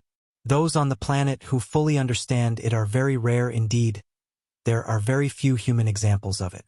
Nonetheless, we ought to recall Paul of Tarsus, a wise scholar of the Sanhedrin and the hope of his people, who because of his learning and youthful age was the target of everyone's attention in Jerusalem. One day, however, he retired into the desert to begin his human experience all over again as a poor tent-maker. I could no longer contain myself. I took both her hands in mine like a grateful son and covered them with the joyful tears that bathed my heart. Lygia's mother now had her eyes fixed on the horizon and spoke softly, "Thank you, my brother. I believe you didn't come to this house by a blind stroke of luck. We are all interlaced in a web of secular friendship. Very soon, I will return to the circle of the flesh. Even so, we shall always be together in heart. I hope to see you hale and hearty before my departure. Make this house your home. Work and be of good cheer, putting your trust in God." I gazed at her gentle face with my tear-filled eyes and experienced the joy that is born of pure affection. I had the impression of having known her as a devoted friend from olden times, although I tried in vain to place her among my most distant memories. I wanted to kiss her over and over with the tenderness of a son, but just then someone knocked at the door. Showing inexpressible maternal tenderness, Laura said, "Raphael has come for you. Go, my friend, thinking of Jesus.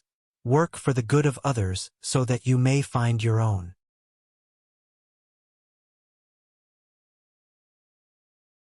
Chapter 26. New Perspectives. I accompanied Raphael while reflecting on Laura's kind and wise suggestions, determined not to make mere observational visits, but rather to start a period of learning and useful service. Amazed, I noticed the magnificent features of this unfamiliar region as we made our way to where Minister Genesio was waiting for me. However, I followed Raphael in silence, refraining from asking any questions. Instead, I was experiencing a new kind of mental activity. I was devoting myself entirely to prayer. I was asking Jesus to assist me on this new path so that I might not lack work and the strength to accomplish it. I used to be adverse to the practice of prayer, but now I turned to it as a valuable, sensible resource for my purposes of service. Even Raphael looked at me curiously from time to time, as if he had not expected such an attitude on my part. The Airbus left us in front of a large building. We got off in silence. Within a few minutes, I was standing in front of the respectable Genesio, a nice elderly man, whose face displayed uncommon energy. Raphael introduced me fraternally. "Oh, yes," said the kind minister. "So you're our brother André?" "At your service," I answered. "I received a note from Laura, saying that you would be coming. Please, feel at ease here." Meanwhile, my companion respectfully said goodbye to the minister, and then embraced me. Raphael was urgently expected at his duties in his own department. Setting his bright eyes on me, Genesio began. "Clarencio has already told me about you, and showed a great deal of interest. We often receive personnel from the Ministry of Assistance on observational visits, which usually become periods of service." I understood his subtle allusion and remarked, "That is my greatest desire. I have even prayed to the divine forces to assist my feeble spirit so that my stay in this ministry might turn into a period of internship." Genesio seemed pleased, and availing myself of inspirations that inclined me to humility, I begged with moist eyes, "Minister, I can see that my coming here via the Ministry of Assistance came about exclusively because of the mercy of the Most High, perhaps in answer to the constant intercession of my devoted and holy mother. I've noticed, however, that I have only been receiving benefits without producing anything useful in return. My place is surely here, taking part in regenerative activities. If possible, please turn my permission to visit into the possibility to serve. I now understand, as never before, the need to modify my own values. I've wasted too much time on useless vanity and have misspent a tremendous amount of energy on foolish self-worship." He appeared satisfied as he saw that I was speaking with living sincerity from the bottom of my heart. When I had asked Minister Clarencio for work, I wasn't really aware of what I was asking at the time. I had certainly wanted to work, but perhaps not to serve. I hadn't yet realized the value of time, or learned to appreciate the sanctified blessings of opportunity. Deep down, I had really wanted to continue being what I had been until then, the proud and respected doctor, blind to the preposterous claims of the self-centeredness in which I was living and imprisoned within my own preconceptions. Now, however, in light of all I had seen and heard, and understanding the responsibility of each child of God in the infinite work of creation, I was speaking from what was best in me. At last, I was being sincere. I wasn't worried about the kind of job. I was seeking the sublime contentment of the spirit of service. Genesio seemed surprised as he looked at me and asked, "Were you really a doctor?" "Yes," I answered timidly. He was silent for a few moments as if searching for a solution to my case. Then he said, "Your aims are praiseworthy, and I ask the Lord to preserve you in such an honorable attitude." And as if concerned about cheering me up and lifting my spirits with new hope, he added, "When the disciple is ready, the Father sends the Master. The same applies regarding labor. When the worker is ready, work will appear. My friend, you have received enormous resources from divine providence. You are willing to cooperate. You understand your responsibility and you have accepted your duty. Such an attitude is undoubtedly favorable for you to accomplish your desires. In physical circles, we used to congratulate the person who attained financial prosperity or an outstanding position. Here, however, the situation is different. We value understanding, self-effort, and sincere humility." Noticing my anxiety, he concluded, "It's possible for you to find a good occupation here, but for the time being it is better for you to visit, to observe, and to study." Then, he contacted the office next door, saying firmly, "I would like to see Tobias before he goes to the chambers of rectification." A few minutes later, a gentleman with a pleasant demeanor came into the room. "Tobias," explained Genesio, "here is a friend who has come from the Ministry of Assistance in order to observe. I believe a visit to the chambers of rectification would be greatly beneficial." I shook his hand and my new friend answered kindly, "At your service." "Show him the way," continued the minister with great kindness. "André must become thoroughly acquainted with our duties here. Please see to it that he is given every opportunity available." Tobias very willingly agreed. "I'm on my way," he added good-naturedly. "If you would come with me." "Certainly," I answered, satisfied. Minister Genesio was deeply moved and embraced me, saying words of encouragement. Then I resolutely followed Tobias. We crossed great city blocks, where the numerous buildings seemed like beehives of intense activity. Perceiving my silent questions, my new friend explained, "These are the great factories of Nosso Lar. The preparation of juices, the manufacture of woven goods, and all kinds of commodities employ over 100,000 individuals, who enlighten and regenerate themselves while working." A few moments later, we entered a magnificent building. Many workers were hurrying to and fro. After going down long hallways, we came to a gigantic stairway that led to the lower floors. "Let's go on down," said Tobias gravely. And noting my surprise, he explained solicitously, "The chambers of rectification are located in the neighborhood of the umbral. The unfortunate spirits being kept there can bear neither the light nor the atmosphere of the upper levels during their first days in Nosso Lar."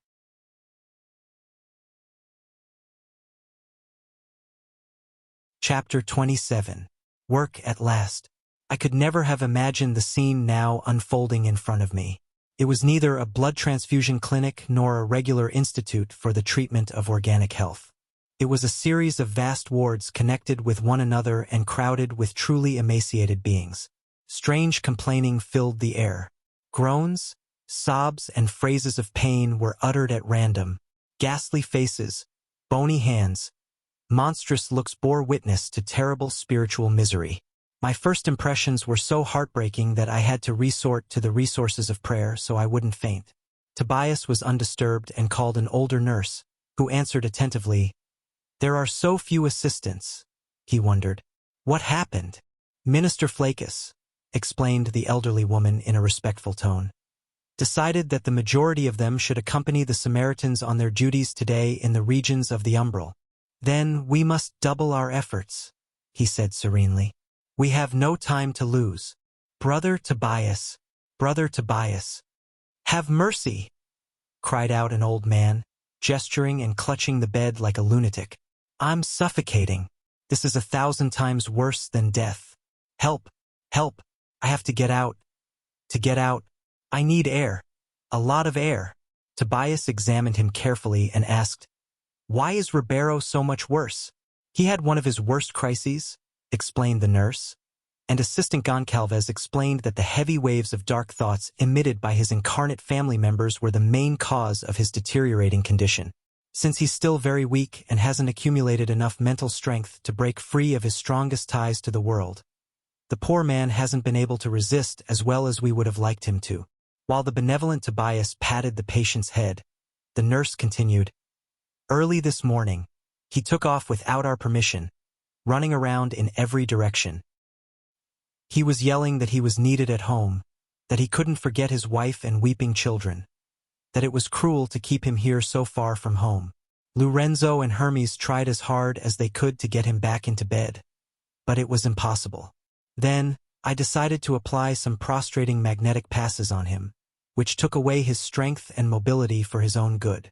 "You did the right thing," Tobias said thoughtfully. "I'll see to it that measures are taken to counteract his family's attitude. They need to receive a bigger bag of worries so that they'll leave Ribeiro alone." I looked at the patient, trying to determine his emotional state, and I identified the expression of a truly mentally deranged person. He had called to Tobias like a child who knows his benefactor, but he seemed utterly unaware of what was being said about him. Noticing that I was puzzled, my new instructor explained, "The poor man is still in a nightmarish phase, during which the soul sees and hears nothing but its own afflictions. In their real life, here, my friend, people reap exactly what they have sown for themselves. Our Ribeiro allowed himself to fall prey to many illusions.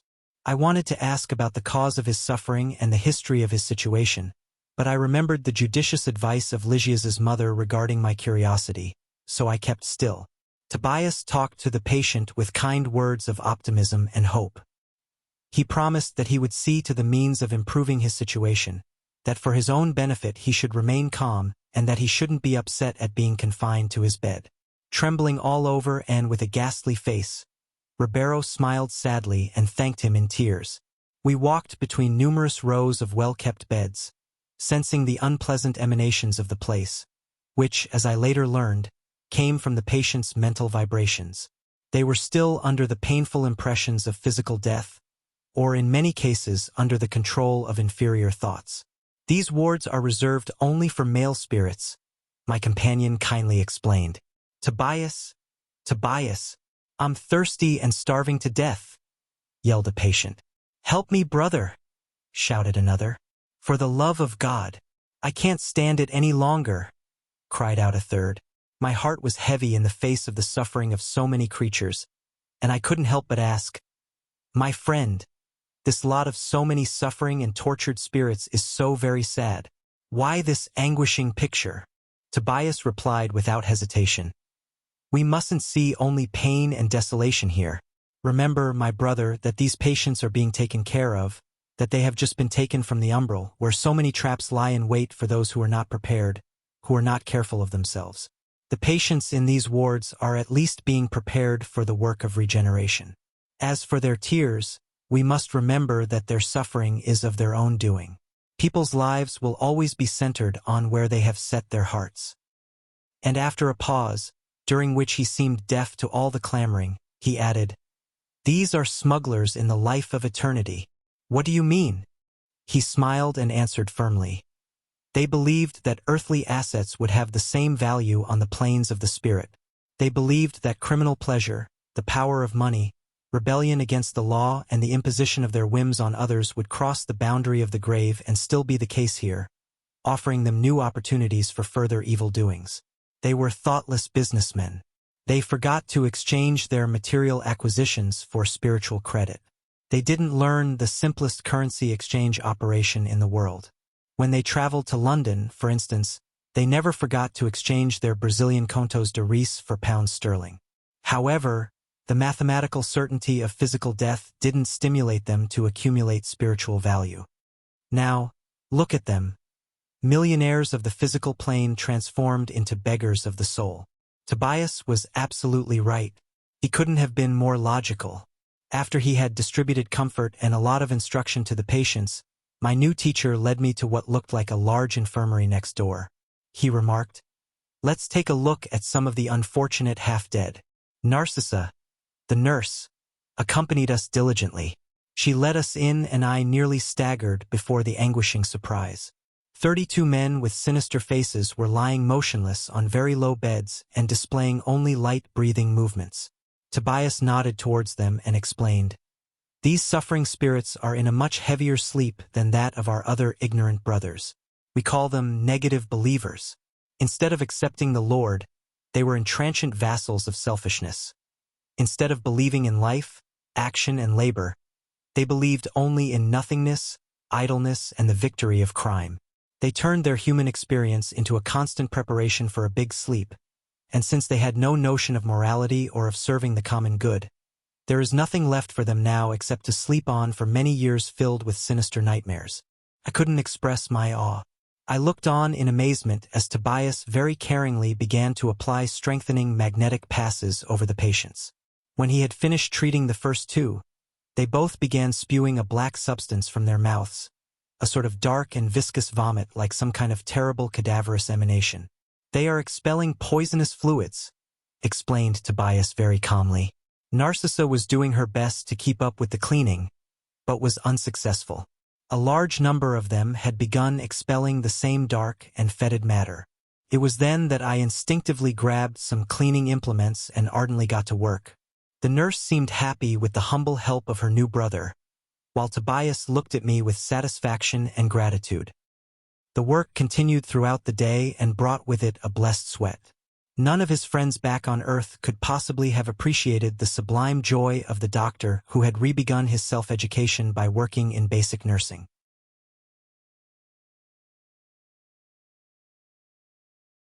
Chapter 28. At work. After collective evening prayer, Tobias turned on a receiver in order to receive word from the Samaritans at work in the umbral. Rightly curious, I was informed that work teams of that sort communicated with their headquarters at set hours. I felt somewhat tired from all my intense effort, but my heart was singing hymns of inner joy. I had experienced the joy of labor at last. The spirit of service supplies us with mysteriously invigorating tonics. After he had turned on the small apparatus, it began transmitting a message after a few minutes. Samaritans to the ministry of regeneration. Samaritans to the ministry of regeneration. There is a lot of work to be done in the abysses of darkness. We have managed to free a large crowd of unfortunate spirits. We have rescued 29 brothers from the spiritual darkness. 22 are mentally deranged and 7 are experiencing complete psychic exhaustion. Our teams are getting the transportation ready. We will arrive a few minutes after midnight. Please, get everything ready. Noticing that Narcissa and Tobias exchanged wondering glances as soon as the strange voice stopped, I couldn't help asking the question on the tip of my tongue. What's going on? Why transportation en masse? Aren't they all spirits? Tobias smiled and explained, Brother, you are forgetting that you yourself arrived at the Ministry of Assistance in no other way. I know about the episode of your coming. We must always bear in mind that nature makes no leaps, and on the earth or in the circles of the umbral we are clothed in very heavy fluids. The ostrich and the swallow are both birds with wings, but the former can't rise into the heights unless carried there, whereas the latter cuts swiftly through the vast regions of the sky. Indicating to me that there wasn't time for questions at the moment, he addressed Narcissa. Tonight's group is going to be very large. We must make immediate preparations. We're going to need a lot of beds, the nurse replied, somewhat worried. Don't worry about that, Tobias answered resolutely. We'll room the disturbed patients in Ward 7 and the exhausted ones in Chamber 33. Then, as though remembering something very serious, he raised his right hand to his forehead and exclaimed, The question of lodging will be easy to solve, but the problem of assistance is a different matter. Our strongest assistants have been called to guarantee communications services involving the earth itself, where dark clouds are now surrounding the world of incarnates. We need personnel for the night shift because the workers helping the Samaritans will return extremely tired.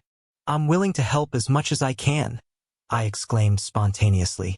Tobias gave me a look of deep sympathy mixed with gratitude, which made me experience a pleasant inner happiness. But do you really want to stay in the chambers all night? He asked, surprised. Aren't others going to do the same? I inquired in turn. I'm feeling strong and fit, and I need to make up for lost time. My friend embraced me, adding, Well then, I confidently accept your cooperation. Narcissa and the other companions will also stay on duty. I'll also send over Venancio and Celestio because I know I can trust them. I myself won't be able to remain here on night watch due to previous commitments. However, if it is necessary, you or any of the assistants may inform me of any serious incident. I'll draw up the work plan to make your jobs as easy as possible. We hurriedly began to make arrangements. While 5 attendants worked with Narcissa to prepare adequate clothing and nursing equipment, Tobias and I moved heavy supplies into Ward 7 and Chamber 33. I couldn't explain what was happening to me. In spite of the fatigue in one of my arms, I felt an inexpressible joy in my heart. In workshops, where most look for work because they understand its sublime value, service comprises the supreme joy. Frankly, I wasn't even thinking about the hour bonuses or any other immediate recompense I might gain for my effort.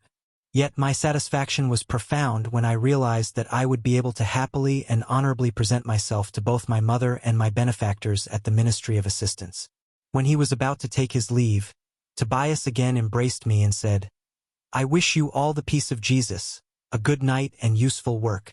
Tomorrow morning at 8 o'clock you can rest. 12 hours of work per day is normally our limit, but we are under special circumstances. I answered that I was sincerely content with his decisions. Alone with a large number of nurses, I began to take a more kindly interest in the patients. Of all the attendants working with me, I was greatly impressed by Narcissa's spontaneous kindness, as she helped everyone like a mother. Attracted by her benevolence, I tried to stay close to her. It was easy to enjoy the pleasure of her simple and kind conversation. The lovable old woman was like a sublime book of goodness and wisdom. Have you been working here long, my sister? I asked at a certain point of our friendly conversation. Yes, I have been on active work duty in the Chambers of Rectification for 6 years and a few months, but I must stay here 3 more years in order to get my wish fulfilled. Before my silent, inquiring look, Narcissa said, I need a very serious endorsement. What do you mean by that? I must meet some beloved spirits on earth because we have some evolutionary work to do together. My past was full of wrongs and I begged for a long time in vain for the opportunity to accomplish my aim. I was anguished and afflicted. Finally, I was advised to talk to Minister Veneranda, and our benefactor from Regeneration promised to endorse my proposal at the Ministry of Assistance. But she required that I first work here for 10 years so that I could correct certain unbalanced sentiments. At first, I wanted to decline the offer. The requirement seemed too hard. But I later realized that she was right. After all, the advice was intended for my benefit, not hers. And I profited a great deal by having accepted her advice. I feel more balanced and humane now, and I believe I shall live my upcoming experience on earth with spiritual dignity. I was about to express my admiration, but one of the patients near us yelled, "Narcissa! Narcissa!" This devoted sister had become the spiritual mother of suffering spirits, and I had no right to detain her any longer out of mere personal curiosity.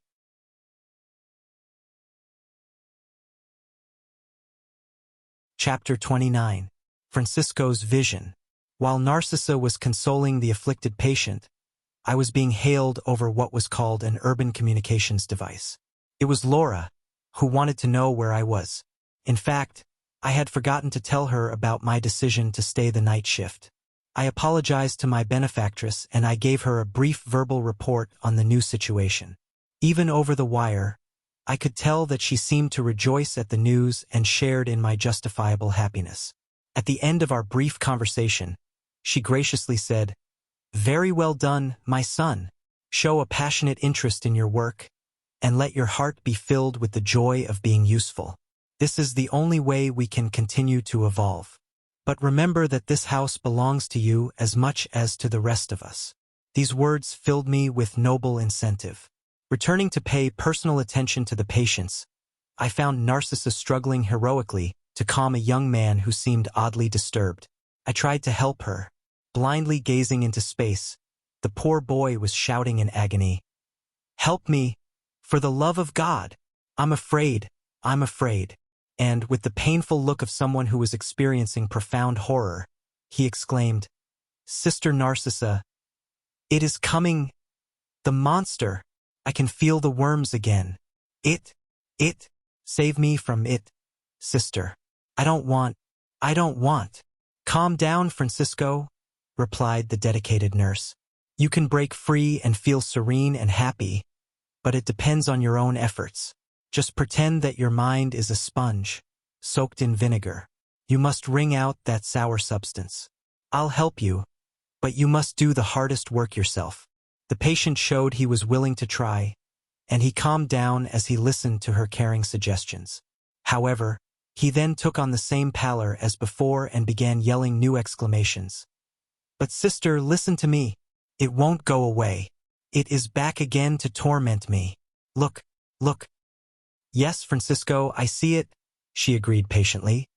"But it is essential for you to help me drive it away. Oh, what a diabolical ghost," he added, weeping like a child and inspiring my compassion.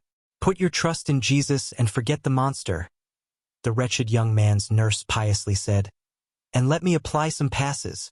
The ghost will flee from us." And she applied healthy and comforting magnetic fluids to him. Francisco thanked her, looking enormously relieved. "Now," he said, after the magnetic operation was over, "I feel calmer." Narcissa arranged his pillow and asked a nurse to bring him a glass of magnetized water. Her example as a nurse was constructive to me. Good, like evil, is everywhere mysteriously contagious. Noticing my earnest desire to learn, Narcissa showed that she was willing to initiate me into the sublime secrets of service. What was the patient referring to? I asked, really impressed. Is he being pursued by some kind of shadow that I can't see? The old worker of the chambers of rectification smiled kindly and said, "No, actually, he is being pursued by his own corpse." "What do you mean?" The poor man was excessively attached to his physical body and came to the spirit world after a disaster caused by his own sheer imprudence. For many days he refused to conform to his new situation and wouldn't leave his interred remains. He was so deeply ensconced in the domain of illusion that he actually tried to resurrect his stiff body, and he spent a long time in that sad effort. He was terrified at the idea of facing the unknown, and was utterly unable to muster even the slightest detachment from physical sensations. Aid from higher spheres was of no avail, for he had closed his mind against every thought related to the eternal life. Finally, he experienced such atrocious suffering from the worms eating his body that the poor creature ran from his grave, aghast with horror. He then began to wander in the lower zones of the umbral. However, his earth parents had considerable spiritual credit here, and they pleaded for him to be treated in the colony. The Samaritans brought him almost by force. His condition is still so grave that he won't be able to leave the chambers of rectification very soon. The friend who had been his physical father is now engaged on a dangerous mission far from Nosso Lar. Does he come to see the patient? I asked. He has already come twice, and both times I was deeply moved by his silent grief. The young man's mental disorder is so great that he didn't even recognize his own generous and devoted father. He shouted in his affliction, showing his painful dementia. His father came to visit him with Minister Padua from the Ministry of Communication. He seemed far above the human condition while in the presence of that noble friend, who had been responsible for hospitalizing his unhappy son. They spent quite a bit of time commenting on the spiritual condition of the newcomers from the physical sphere, but when Minister Padua took his leave, he had urgent duties to perform. The young man's father apologized for his human gesture and knelt by the patient's bed. He anxiously took his son's hands into his own, as if transmitting invigorating vital fluids to him, and then weeping profusely, kissed his forehead. I couldn't hold back my tears, and I left the room so they could be alone. I don't know what happened next between them, but since that day I've noticed that Francisco has improved a great deal. His total dementia has been reduced to occasional crises that are occurring farther and farther apart. I'm moved by all you've just said, I exclaimed, highly impressed. But how can the image of his corpse pursue him? Francisco's vision is the nightmare that many spirits face after physical death. They are excessively attached to their body, seeing and living for nothing else.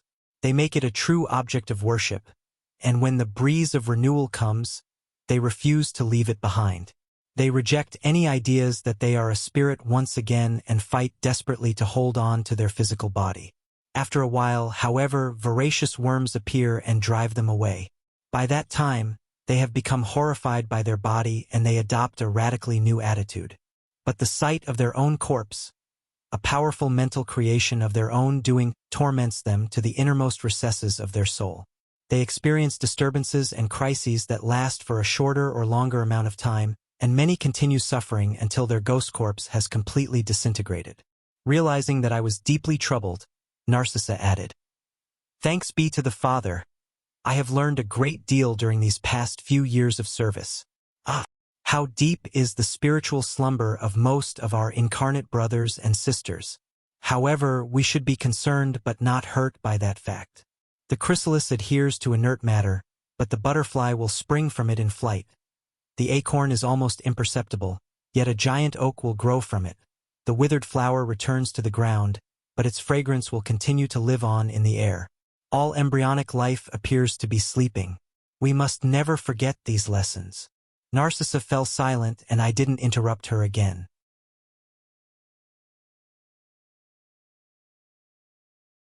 Chapter 30. Inheritance and Euthanasia. I hadn't yet recovered from my deep surprise when Celestio approached us to inform Narcissa. "Our sister Paulina wishes to see her sick father in Ward 5. I thought I'd better consult with you before granting her request, because the patient is still experiencing an acute crisis." Showing her characteristic demeanor of kindness, Narcissa replied, "Send her in here right away. She has the minister's permission since she has been devoting all of her leisure time to the job of reconciling her family members." As the messenger hastily took his leave, the kind nurse said to me, "You'll see what a devoted daughter she is." Less than a minute later, Paulina was before us. She looked slim and pretty in her light tunic woven of luminous silk. Her facial features portrayed angelic beauty, but her eyes displayed extreme concern. Narcissa introduced us politely, and probably feeling that perhaps she could trust me, Paulina asked, somewhat anxiously, "How's Dad, my friend?" "A little better," said the nurse, "but he is still strongly unbalanced." "That's too bad," replied the young woman. "Neither he nor the others will give up their present mental attitudes. Always the same hate, the same disgust." Narcissa invited us to accompany her, and a few minutes later I was looking at an old man with a disagreeable face.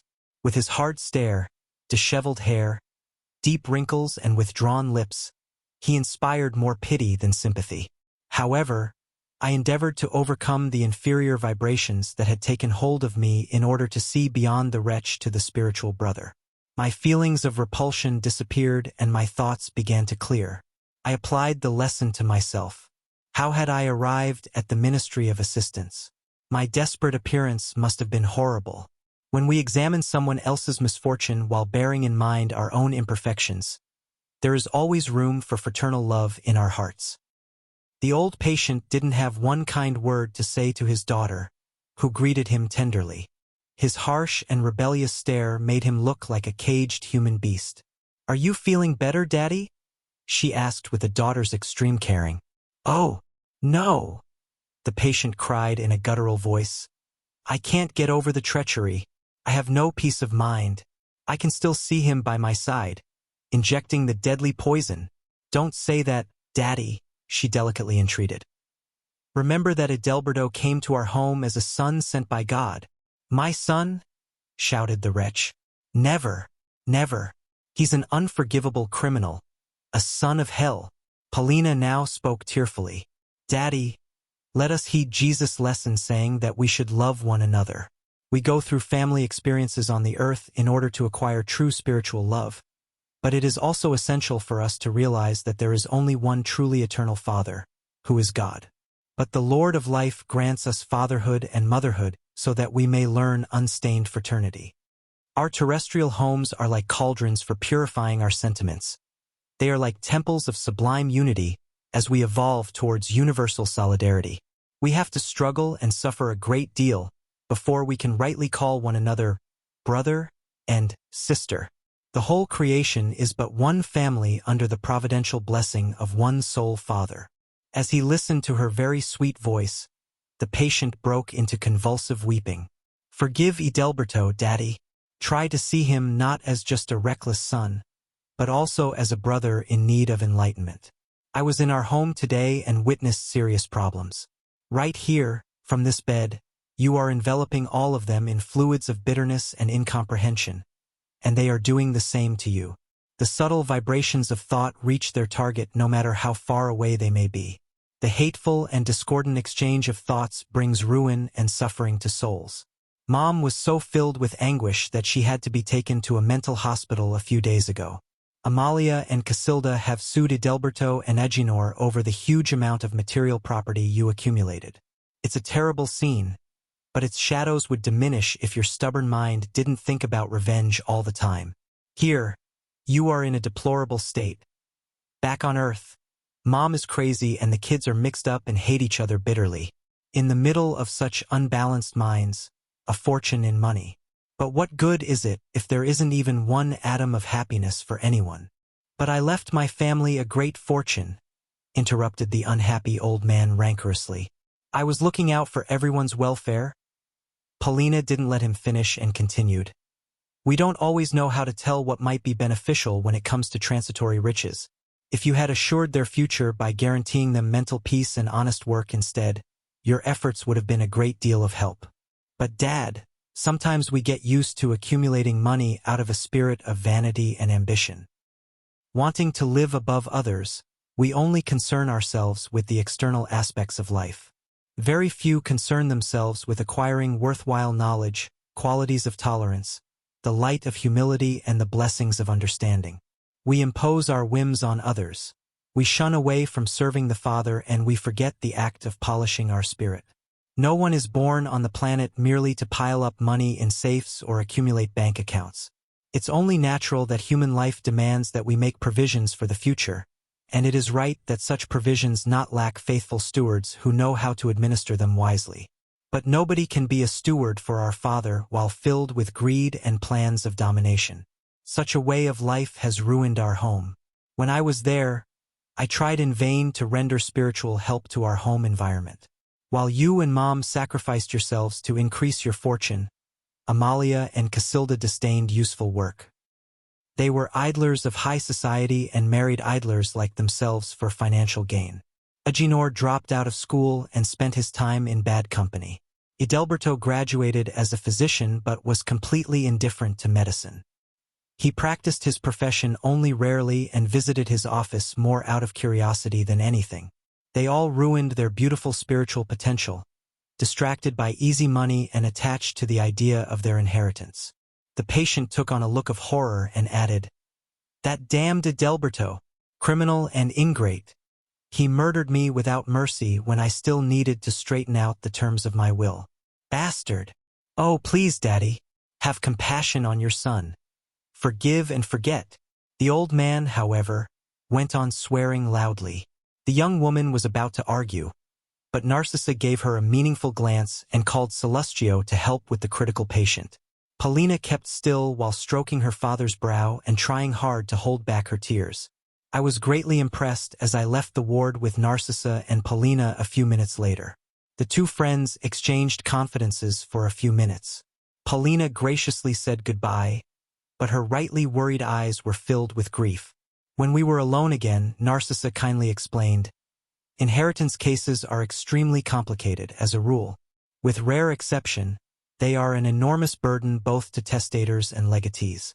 In this case, however, it doesn't only involve the problem of inheritance, but euthanasia as well." The ambition for money created problems and misunderstandings in Paulina's family. Avaricious parents generally have spendthrift children. I went to our friend's home when her brother Idalberto, a distinguished-looking doctor, used the so-called easy death on his nearly dead father. We did our best to prevent it, but to no avail. The poor young man was in financial trouble and was anxious to hurry the death of his father. And now we can see the results of his imprudence, hatred, and infirmity. With an expressive gesture, Narcissa concluded, "God created beings and heaven, but we insist on transforming ourselves into diabolical spirits, creating our own individual hells."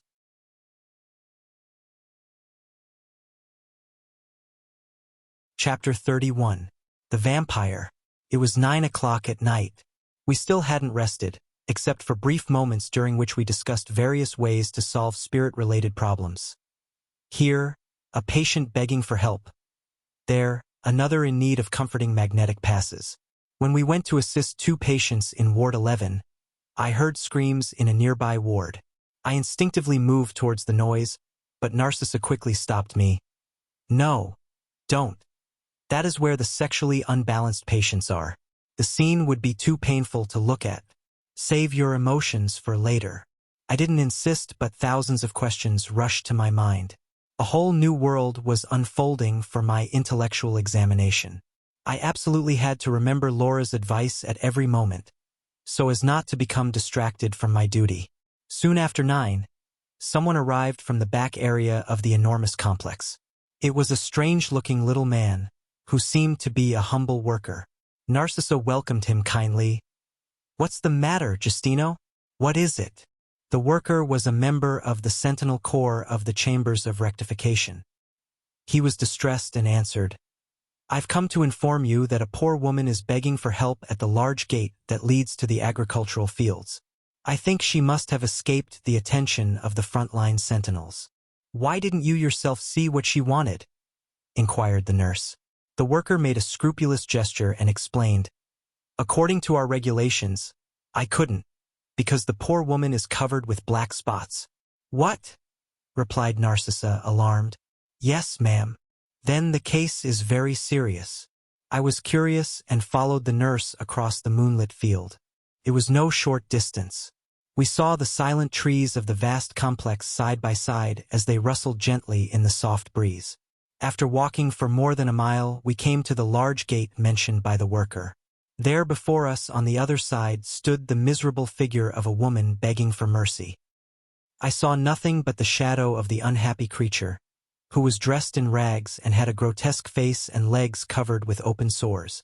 But judging from the alarmed look stamped on her ordinarily calm face, Narcissa seemed to see many more details that I could not perceive. "Children of God," cried the beggar on seeing us, "give shelter to a weary soul. Where is the heaven of the elect so that I may enjoy the peace I have longed for?" That mournful voice moved my heart. Narcissa, in turn, also seemed to be moved, but spoke confidentially. "Can't you see the black spots?" "No," I answered. "Your spirit sight still isn't sufficiently trained." After a short pause, she continued, "If it were in my hands, I would open the door right now, but on dealing with creatures in this condition, I can't make that decision on my own. I have to talk to the chief warden on duty." She approached the unfortunate woman and spoke to her in a caring voice. "Please, just wait a few minutes." We hurried back. For the first time, I met the director of sentinels of the Chambers of Rectification. Narcissa introduced me and then reported what had happened. He mouthed a meaningful gesture and remarked, "You did right in telling me about this. Let's go." We went to the gate. When we arrived, the chief warden, Brother Paolo, carefully examined the newcomer from the umbral and stated, "For the time being, this woman can't receive our help. She is one of the strongest vampires I have ever seen. She must be left to herself." I felt scandalized. Wouldn't we be neglecting our Christian duties if we abandoned this suffering creature to her fate? Narcissa seemed to share my view and was quick to plead, "But Brother Paolo, is there no way that we can shelter this miserable creature in the chambers? If I allowed that," he explained, "I would be betraying my responsibility as a warden." And pointing to the beggar, who was waiting for a decision and shouting impatiently, he exclaimed to the nurse, "Narcissa, have you noticed anything else besides the black spots?" Now, it was my instructor who said no. "Well, I can see something else," answered the chief warden. In a lower voice, he suggested, "Count the spots." Narcissa looked at the unhappy creature and replied after a few moments, 58. With the patience of those who know how to explain things lovingly, Brother Paolo continued, "Those dark spots represent 58 children murdered at birth. On each of the spots, I see the mental image of one of those destroyed little ones. Some were clubbed to death. Others were suffocated. This unfortunate creature was a professional abortionist. She used to exploit the affliction of inexperienced young women and committed these terrible crimes under the pretext of easing their consciences. Suicides and murders may sometimes present mitigating circumstances, but her case is worse by far." I was astonished as I recalled the medical procedures that I often witnessed up close during my earthly days, when in order to save the mother's life it was necessary to sacrifice the unborn child because of the danger. However, Brother Paolo was reading my mind and added, "I'm not referring to legitimate measures that make up part of a trial of expiation, but to the crime of murdering those who are just beginning the journey of their earthly experience, endowed with the sublime right to life." Displaying the sensitivity of a noble soul, Narcissa pleaded, "Brother Paolo, I also made many mistakes in the past. Let's help this unfortunate creature. If you would allow it, I will treat her with special care." The chief warden was impressed by her sincerity but answered, "My friend, I realize that all of us are indebted spirits. However, we have in our favor the acknowledgement of our weaknesses and the willingness to expiate our debts. But for now, this creature wants only to disturb those who are trying to work. Spirits who bring sentiments hardened by hypocrisy emit destructive energies, which is why we have a guard service in our colony." And smiling expressively, he continued, "I'll prove it to you." The chief warden approached the beggar and asked her, "Sister, what do you wish of our fraternal cooperation?" "Help, help, help," she replied tearfully. "But my friend," he said assertively, "we must learn to accept expiatory suffering. Why did you so often cut short the lives of fragile little infants, who, with God's permission, were about to begin their earthly struggles?" Upon hearing this, she threw a terrible fit of hatred and shouted, "Who's accusing me of such infamy? I have a clear conscience, you wretch. I spent my existence on earth helping motherhood. I was charitable and pious, good and pure. According to the living picture of your thoughts and actions, that isn't so. I believe, sister, that you haven't yet experienced the benefit of remorse. When you open your soul to the blessings of God and acknowledge your needs, then you may come back here. Angrily, the woman answered, Devil, sorcerer, servant of Satan, I shall never come back. I'm looking for the heaven they promised me, and I plan on finding it. Assuming a firmer attitude, the chief warden spoke with authority. Please go your own way. The heaven you are longing for isn't to be found here. We live in a house of work, where patients are aware of their evil and want to be healed with the help of workers of goodwill. The beggar objected insolently. I haven't asked for any remedy or assistance. I'm seeking the heaven I deserve after having done so many good deeds. And shooting us a dreadful look of extreme wrath, she discarded the appearance of a wandering, infirm person and walked firmly away as though completely in charge of herself. Brother Paolo gazed after her for several moments, then turned to us and added, Did you see what that vampire was doing? Her criminal condition was obvious, and yet she was pleading innocence. She is profoundly wicked, and yet declares herself good and pure. She suffers desperately and feigns tranquility. She has created a hell for herself, yet pretends to be looking for heaven. As we continued to listen to his lesson in silence, the chief warden concluded, It is fundamental to be cautious with either good or evil appearances. Of course, that poor creature will be aided elsewhere by divine providence. However, for the sake of true charity and the position I hold here, I couldn't open our doors to her.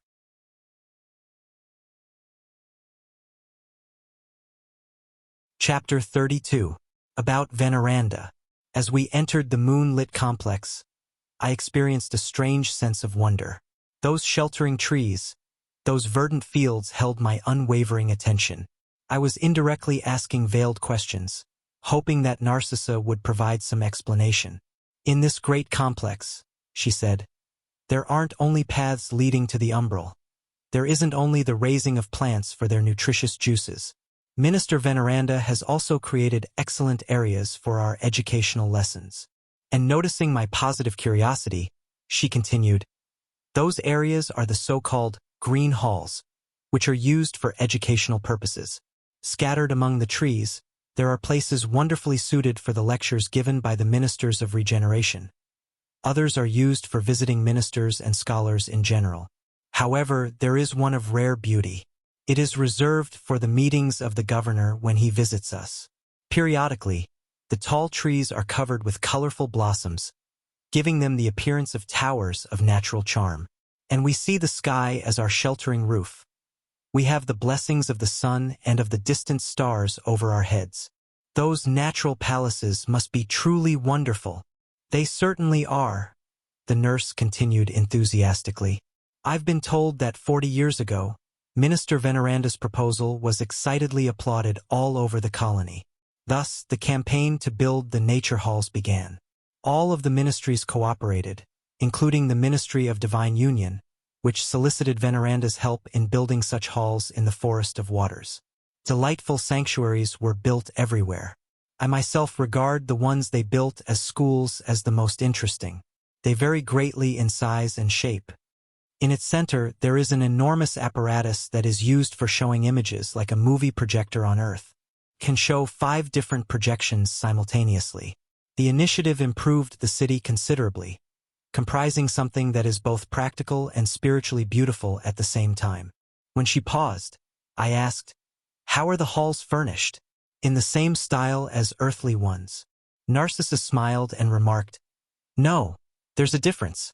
Inspired by the gospel scenes of the age that witnessed the earthly pilgrimage of Jesus, Minister Veneranda suggested that we use natural resources to build the sanctuaries.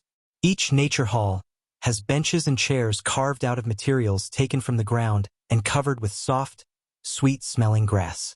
Such materials give the halls a distinctive beauty. The minister declared that it would be fitting to recall the sermons of the Master on the open shore during his divine travels along the Sea of Tiberias. Thus, the idea of nature furniture came from this recollection. The upkeep requires constant care, but the hall's beauty more than makes up for it. The kind nurse interrupted her explanation, but noticing my silent interest, she continued, "The most beautiful hall in our ministry is the one reserved for the governor's lectures." Minister Veneranda learned that he had always been fond of ancient Hellenic landscaping, so she decorated the hall in that style, with small freshwater channels, beautiful bridges and ponds, seats made of the interlaced branches of trees, and rich vegetation. Each month, the display of color is different due to the different species of flowers. The minister reserves the loveliest for December in order to celebrate Christmas. That is when the city receives the most beautiful thoughts and earnest promises from our incarnate fellow spirits on earth, and when Nosso Lar, in turn, sends its sincere prayers of hope and service to the higher spheres in homage to the Master of Masters. That hall is a source of joy for all our ministries. Perhaps you already know that the governor visits us nearly every Sunday. He stays for hours there, conferring with the ministers of regeneration, talking to the workers, offering valuable suggestions, examining the neighboring areas of the umbral, receiving our visits and good wishes, and comforting convalescing patients. At night, when he has time, he listens to music and attends artistic shows that are staged by the youth and children of our educational institutions. Most visitors in Nosso Lar come to our ministry just to visit that nature palace, which comfortably seats over 30,000 people. Listening to her interesting explanations, I experienced a mixture of joy and curiosity.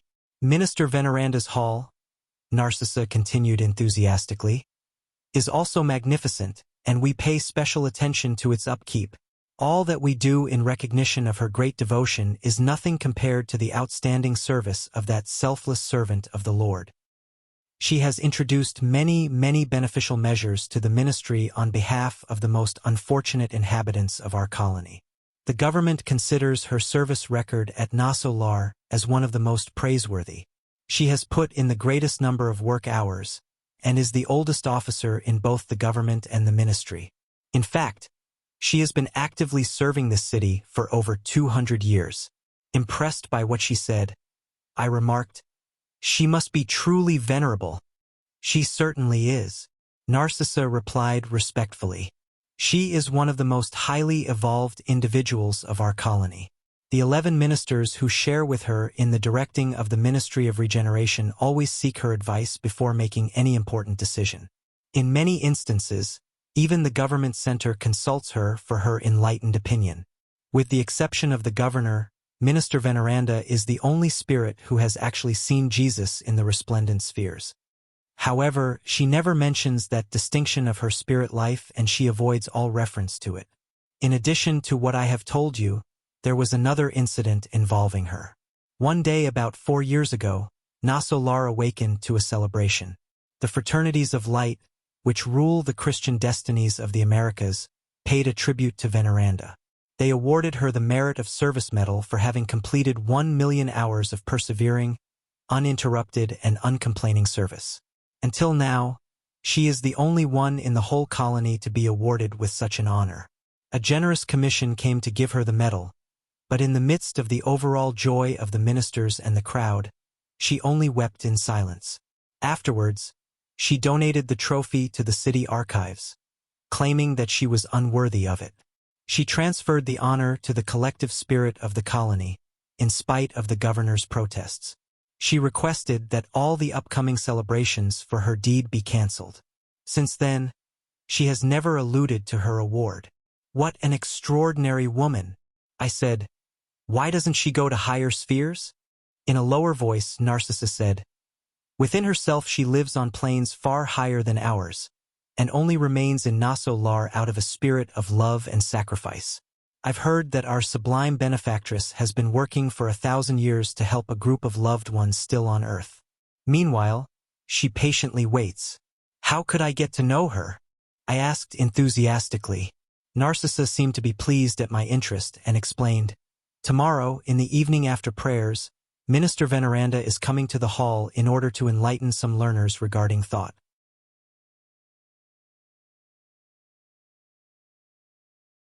Chapter 33. Curious Remarks. A few minutes before midnight, Narcissa sent me to the large gate of the chambers. The Samaritans must have been close at hand. It was essential to watch for their return in order to prepare for them in time. I excitedly walked down the pathway amid leaf-covered, sheltering trees. Here, tree trunks that reminded me of the hoary oaks of earth. Over there, fanciful leaves that brought to mind the acacia and the pine. The balsamic air was like a blessing. In spite of the broad windows in the chambers, I had never experienced such a sensation of well-being. Thus, I walked silently under the comforting boughs. Fresh breezes stirred softly through them, enveloping me in a feeling of repose. Finding myself alone, I began to think about all that had occurred since my first encounter with Minister Clarencio. Which was really the dream world? The Earth or the spirit colony? What had happened to Zelia and the kids? Why was I being given so many explanations concerning the most varied aspects of life, but without any mention of my former home? My own mother had refrained from providing me any direct information and had advised me to keep quiet about it. It all implied the need to forget the problems of the flesh so that I could work on my inner renewal. Yet, probing the recesses of my being, I discovered that my longing for my family was still alive and well.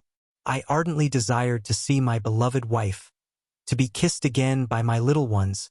Why should fate keep us apart now as if I were a castaway on some unknown shore? At the same time, noble ideas comforted my soul. In fact, I wasn't a forsaken castaway, and if my earthly experience could be classified as having been a wreck, it had all been of my own doing.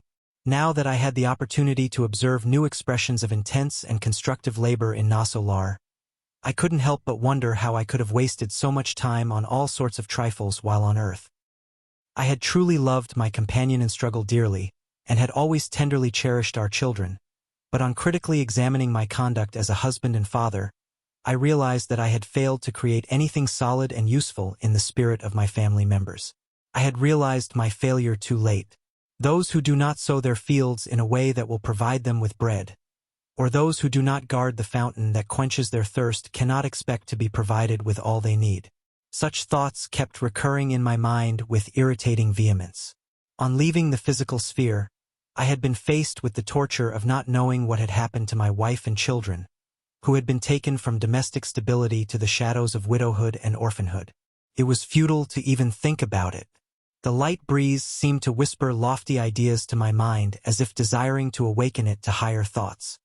These inner interrogations tortured me, but sticking to the imperatives of the task at hand, I approached the large gate and scanned the distance beyond the agricultural fields. All was moonlight and serenity, sublime sky and silent beauty. While in ecstatic contemplation of the picture, I spent a few minutes in wonder and prayer. A short time later, I saw in the distance two enormous shapes that really caught me off guard. They looked like men of some indefinable semi-luminous substance. Strange filaments hung from their arms and legs, and there was a long thread of indefinable length connected to their heads. I had the impression that I was seeing two ghosts. I couldn't handle it. My hair standing on end, I ran back to the chambers terrified. When I informed Narcissa of the incident, she could hardly keep from laughing. "Well, my friend," she finally said good-naturedly, "you didn't realize what those characters were." I was deeply disgruntled and couldn't answer her question, so Narcissa continued, "A long time ago, I had the same experience and was just as surprised as you. They are our own brothers from Earth. I mean, they are powerful spirits who live in the flesh on some redemptive mission, and as capable initiates of the eternal wisdom, they can temporarily abandon their physical bodies and travel about freely on our planes. The filaments and threads you saw are characteristics that distinguish them from us. So you needn't fear. Incarnates who can come to these regions are extraordinarily spiritualized individuals, though they may appear humble or obscure on earth." And encouraging me kindly, she remarked, "Let's go there. It's 12:40 and the Samaritans could arrive at any moment." I was satisfied with her explanation and returned with her to the large gate. A long distance away by now, the two forms were calmly walking away from Nosso Lar. The nurse gazed at them, made an expressive gesture and exclaimed, "They are surrounded in light blue. They must be two very advanced messengers in the physical sphere and are here on some task we cannot know about." We stood there for several minutes, lost in contemplation of the silent fields. A bit later, however, my kind friend pointed out a dark point on the moonlit horizon and remarked, "Here they come." I could see the caravan moving towards us under the soft glow of the sky. All of a sudden, I heard the barking of dogs a long way off. "What's that?" I inquired, startled. "Dogs," said the nurse. "They are precious helpers in the dark regions of the umbral, which is inhabited not only by discarnate human beings, but also by real monsters that I cannot begin to describe." In a loud voice, the nurse called to the servants, sending one of them to the chambers in order to inform the others of the Samaritan's arrival. I attentively gazed at the strange group slowly approaching us. 6 big carts that looked sort of like stagecoaches were being led by a pack of happy and noisy dogs. The carts were being drawn by animals which from a distance looked like mules. But what caught my attention most were the large flocks of birds flying close to and over the carts and making strange sounds. Surprised, I turned to Narcissa.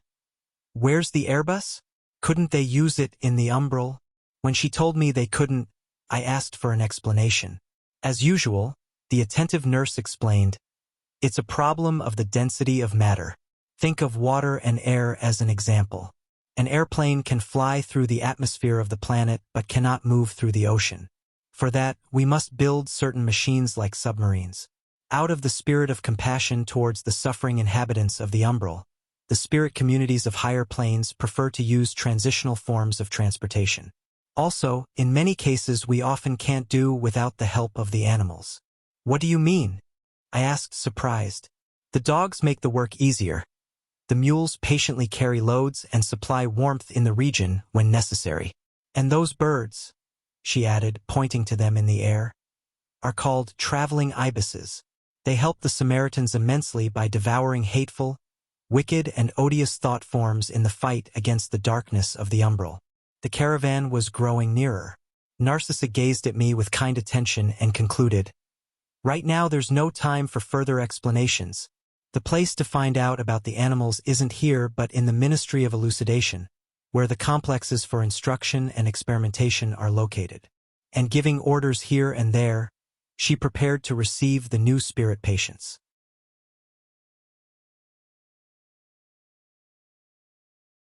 Chapter 34. With the newcomers from the umbral. Led by firm-handed workers, the packs of dogs stopped beside us. Within minutes, we were all braving the enormous entrance corridors of the chambers of rectification. Attendants were hurrying about. A few of the patients were being led inside by force. Not only were Narcissa, Celestio, and others throwing themselves into the toil with fraternal love, but the Samaritans were also mobilizing all their efforts in their eagerness to help. Some of the patients were behaving humbly and with resignation, whereas others complained loudly. I, too, eagerly joined in the work and noticed that an elderly woman was having a difficult time trying to get down from the last cart.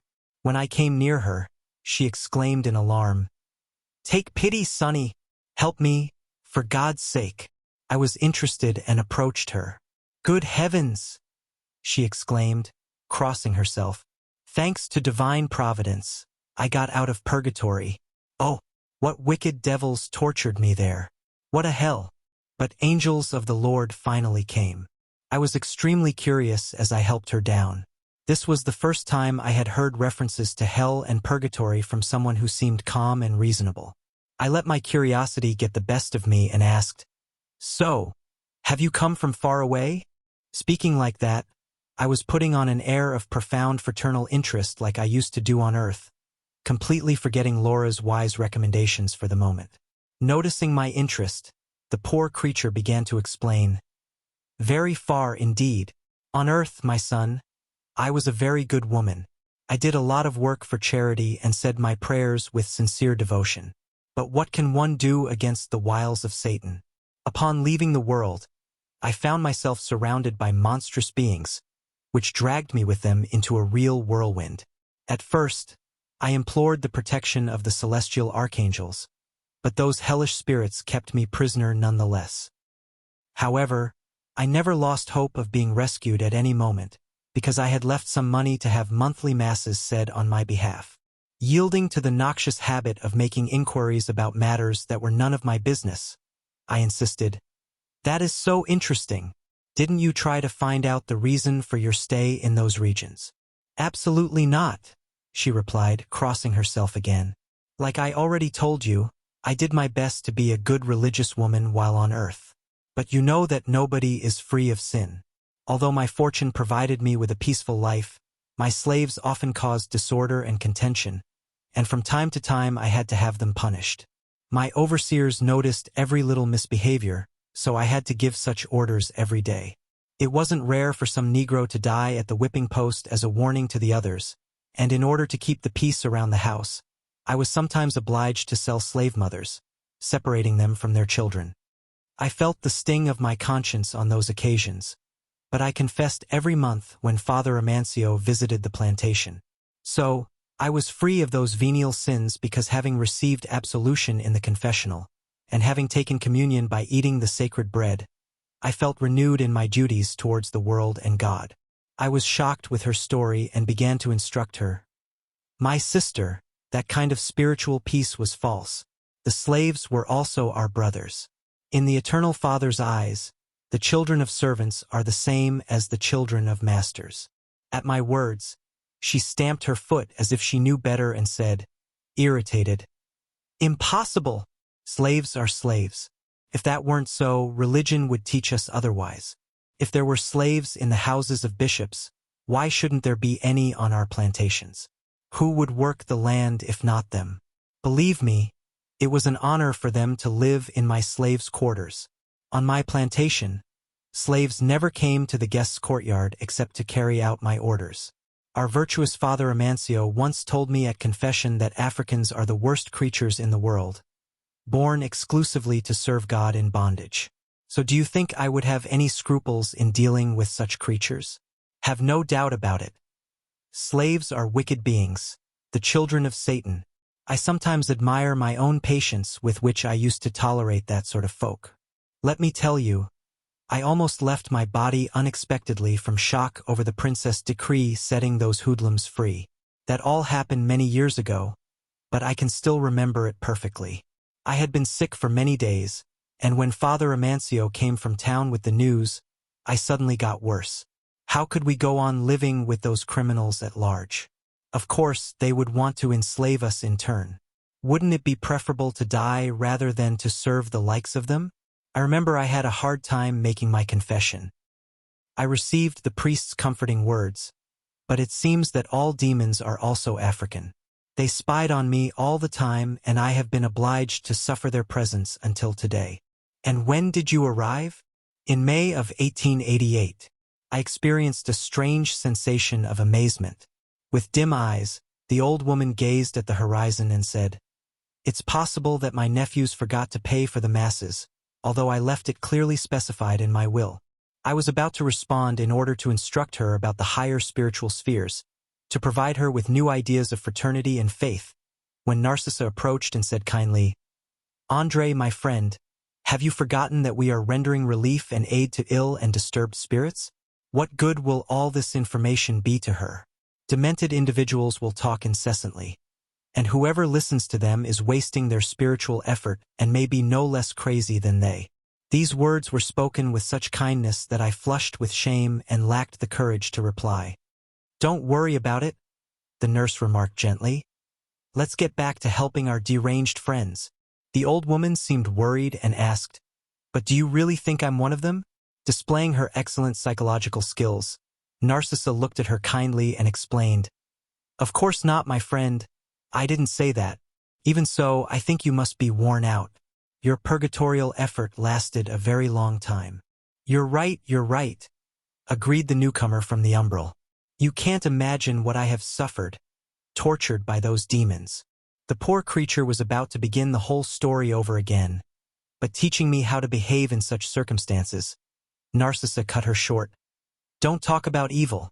I already know all about your bitter and painful experiences. Calm down and be assured that I will assist you very soon." At the same instant, she humbly spoke to one of the attendants. "You, Zenobio, please go to the female department and tell Nemesia that I would like her to come and take one more sister to the treatment beds."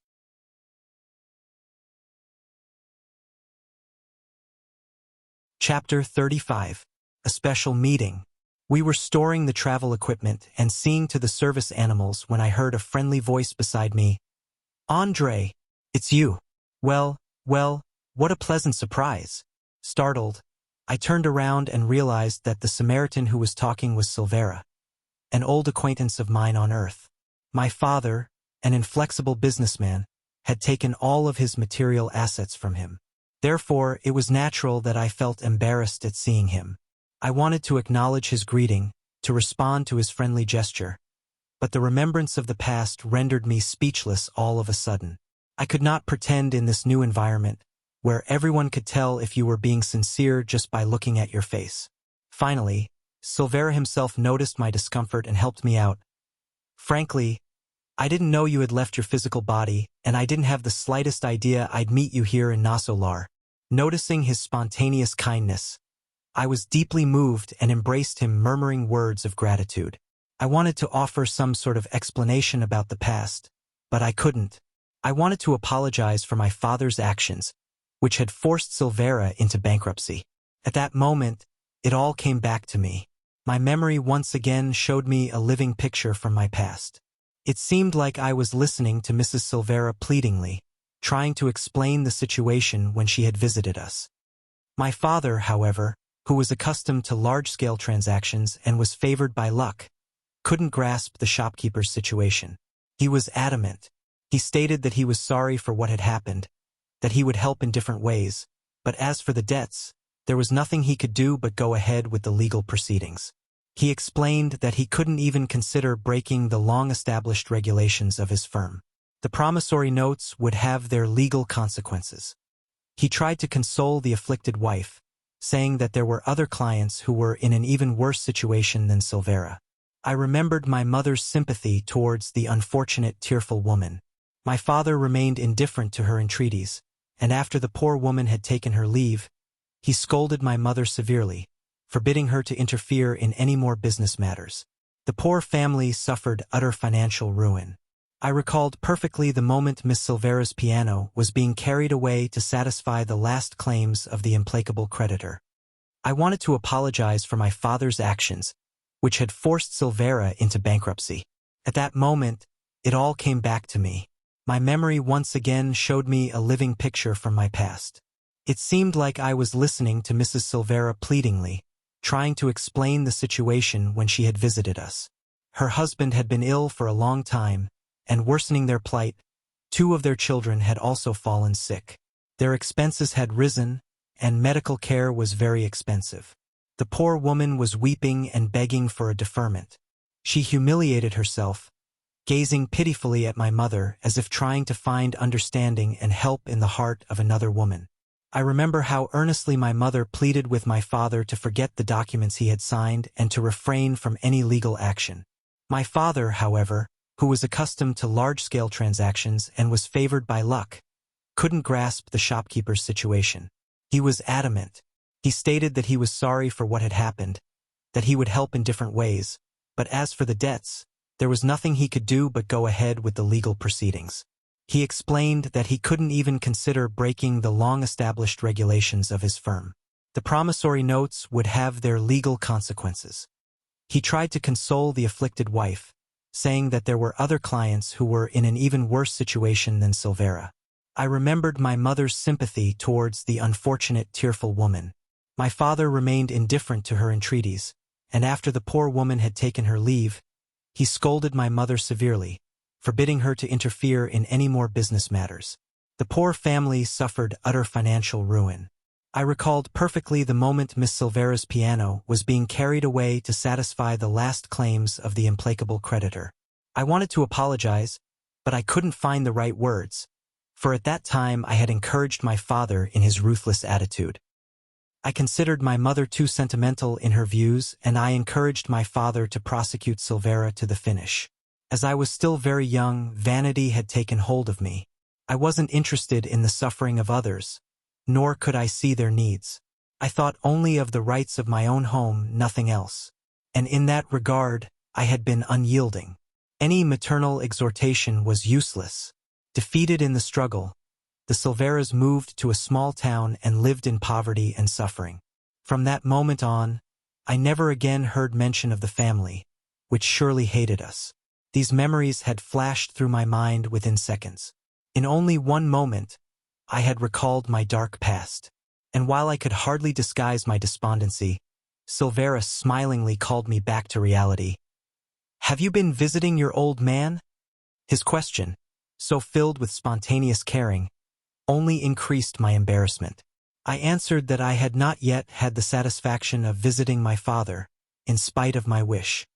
Silvera sensed my constraint, and perhaps seeing how upset I was, he prepared to leave. He gave me a polite hug and went back to work.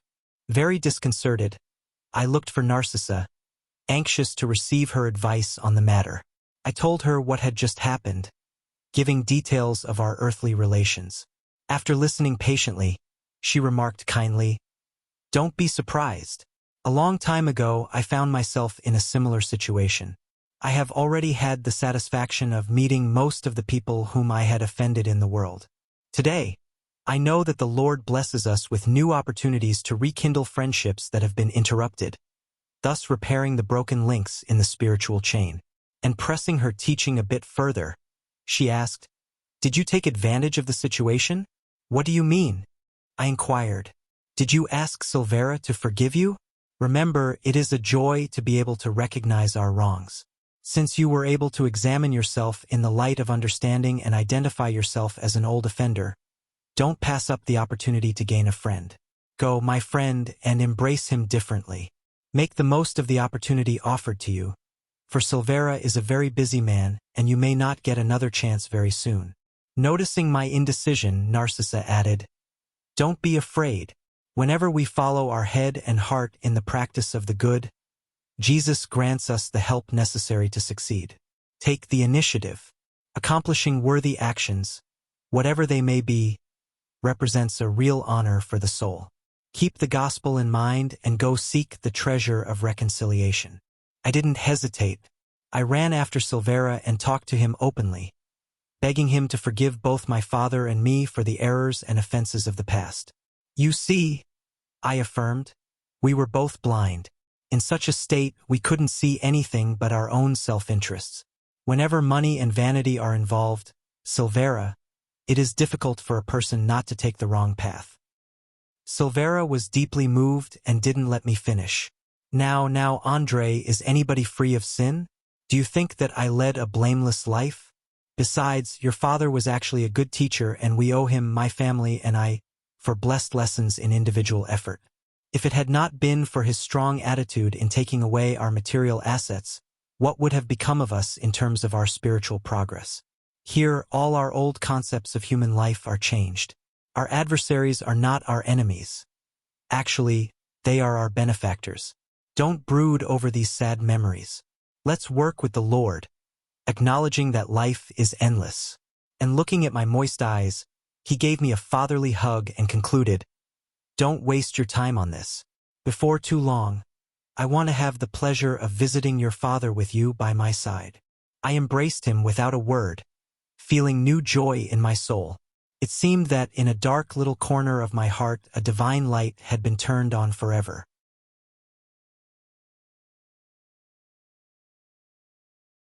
Chapter 36.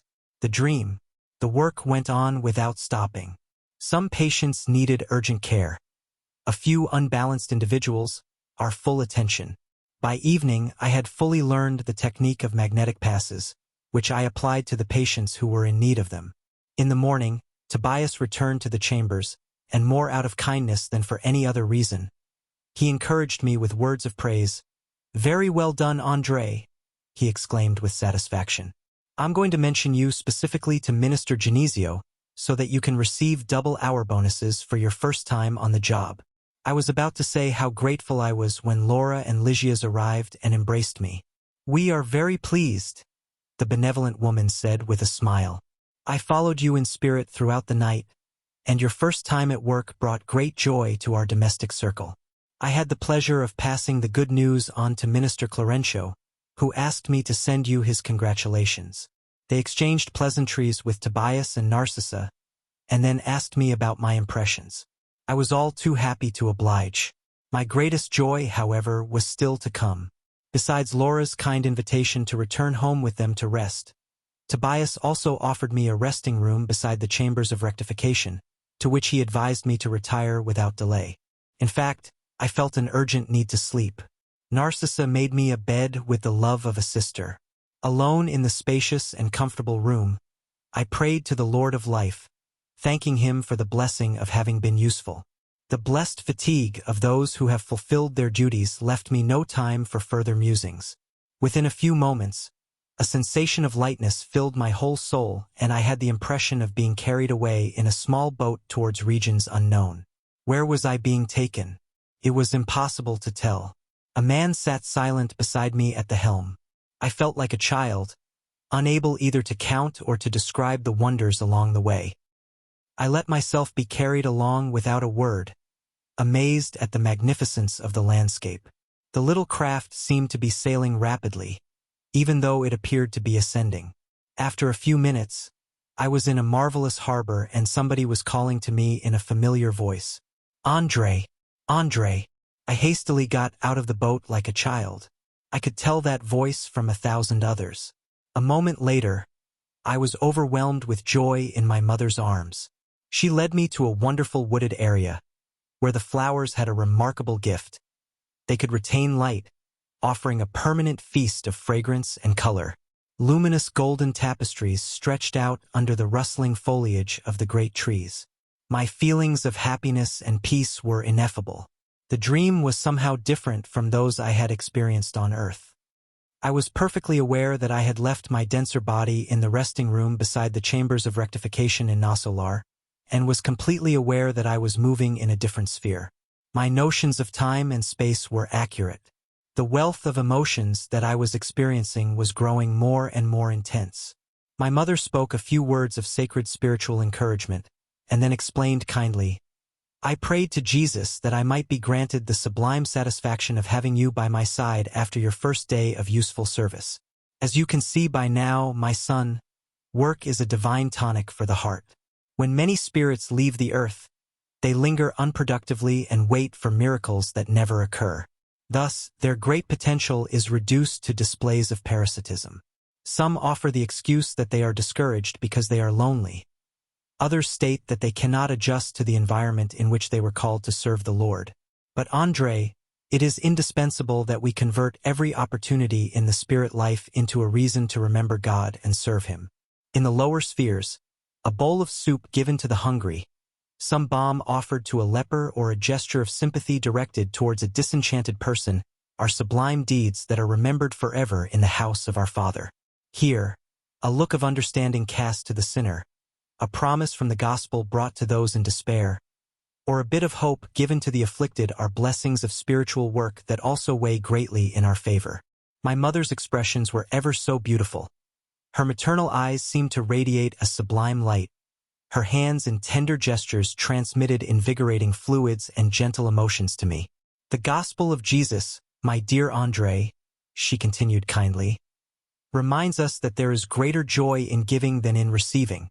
Let us learn how to put such a principle into practice in the daily efforts necessary for our own happiness. Always give, my son. Above all, never forget to give of yourself in constructive tolerance, fraternal love, and divine understanding. The outward practice of goodness is a lesson and an appeal, enabling us to experience inward goodness. Jesus gave more of himself to the improvement of humankind than all the noble charitable donations by all the millionaires on earth put together. Don't be ashamed to help the ulcerated patients or to clear the minds of the mental cases that enter the chambers of rectification, where, by the way, I followed your work last night in spirit. Work, my son. In all our spirit colonies, as on the spheres of the planet, there is an overabundance of restless souls, anxious for novelty and distraction. But forget about entertainment and look for useful service instead. I am very insignificant but can nevertheless watch you in spirit as you work in Nosso Lar, and I can follow the sufferings of your Father in the regions of the umbral. Likewise, God sees and accompanies us all, from the most enlightened ambassador of his goodness to the lowest beings on the scale of creation, lower than the worms of earth. She made a short pause, and I wanted to take the opportunity to say something, but couldn't. Tears of emotion kept me from speaking. She looked at me tenderly, understanding my situation. Then, she continued, "Here, as in the majority of the spirit colonies, Payment for work is done with hour bonuses.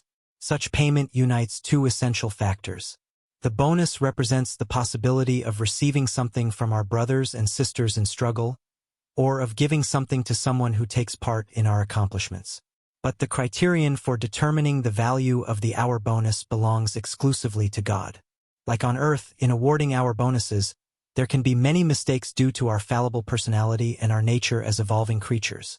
However, as for the spiritual content of the hour bonus, there is a direct connection between the worker and the divine forces of creation. That's why our experimental activities during our progressive march up from the physical sphere undergo continuous modifications every day. Tables, registers, and payments are modalities of experimentation used by the administrators to whom the Lord has granted the opportunity of cooperating in the divine works of life, just as He grants His creatures the privilege of being fathers or mothers for a certain amount of time on earth or on other worlds. Sincere administrators all do their utmost to carry out the duties assigned to them. Every conscious father is full of devoted love. God also is an attentive administrator and an extremely devoted father. He forgets no one and reserves His right to make an agreement with His workers concerning the true use of their work time. All outward payment affects the personality undergoing the experience, but the entire value of time is important to the eternal personality, the one that will always remain in our circles of life on its way towards the glory of God. This is why the Most High gives wisdom to those who spend their time learning, and more life and joy to those who know how to deny themselves. My mother stopped talking while I dried my eyes. Then, she took me in her arms and fondly stroked my face. Like a boy who falls asleep after a lesson, I lost consciousness and awoke later in the chambers of rectification, experiencing an invigorating feeling of joy.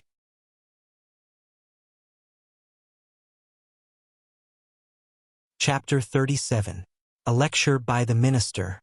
During the course of my duties the following day, I was greatly interested in attending a lecture by Minister Veneranda. Since I was aware that I needed permission to attend, I asked Tobias about it. "These lectures," he said, "are only attended by truly interested spirits. Our instructors can't afford to waste their time. Thus, you will be allowed to attend along with hundreds of other listeners from among the workers and patients of the ministries of regeneration and assistance." With an encouraging gesture, he concluded, "I hope you really enjoy it. I spent the day working hard." The contact with my mother and her beautiful remarks on the practice of good had filled my spirit with sublime peace. As soon as I had woken up, her explanations about the hour bonus raised important questions in my mind. How could God possibly be concerned about hour bonus compensation? Wasn't the reckoning of time an attribute of a human or spirit administrator? Tobias, however, clarified my starving mind as it searched for understanding. Normally, it is the administrator's task to record workers' time on the job, and to set measures of respect and consideration according to how much they deserve it. But as for the essential value of workers' accomplishments, only the divine powers can accurately calculate it. There are workers who devote 40 years to a special activity only to leave it with the same lack of knowledge as their first hour on the job, demonstrating that they have spent their time without the least bit of spiritual dedication. And there are people who have lived for 100 years but leave their earthly existence just as ignorant as they were during their childhood. Your mom's concept is really valuable, for it can be easily explained by considering the hours spent by both good and bad people. The former become springs of blessings from the eternal, while the latter are whips of torment and remorse as if they were accursed entities. Each child must settle his accounts with the Father according to that child's use of the opportunities to do good works. His explanation helped me to reflect on the value of time in every sense of the word. At the appointed time for the minister's lecture after evening prayer, I went with Narcissa and Celestio to the large nature hall. The green enclosure was a true wonder, and we sat comfortably on large grassy mounds. A wide variety of flowers were glittering under the light of beautiful candelabras and emitting a delicate fragrance. I calculated that there were over 1,000 individuals in the audience. By the way the great assembly was organized, I noticed that 20 were seated in a special place between us and the flowery dais, where the lecturer's chair could be seen. I asked Narcissa who they were, and she answered me promptly, "We are in the general audience section."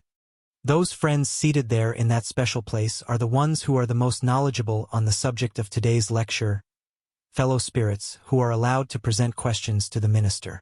They have acquired that right due to their devotion to the subject, and it is a right that we may also receive in our turn. Aren't you allowed to sit with them? I inquired. No.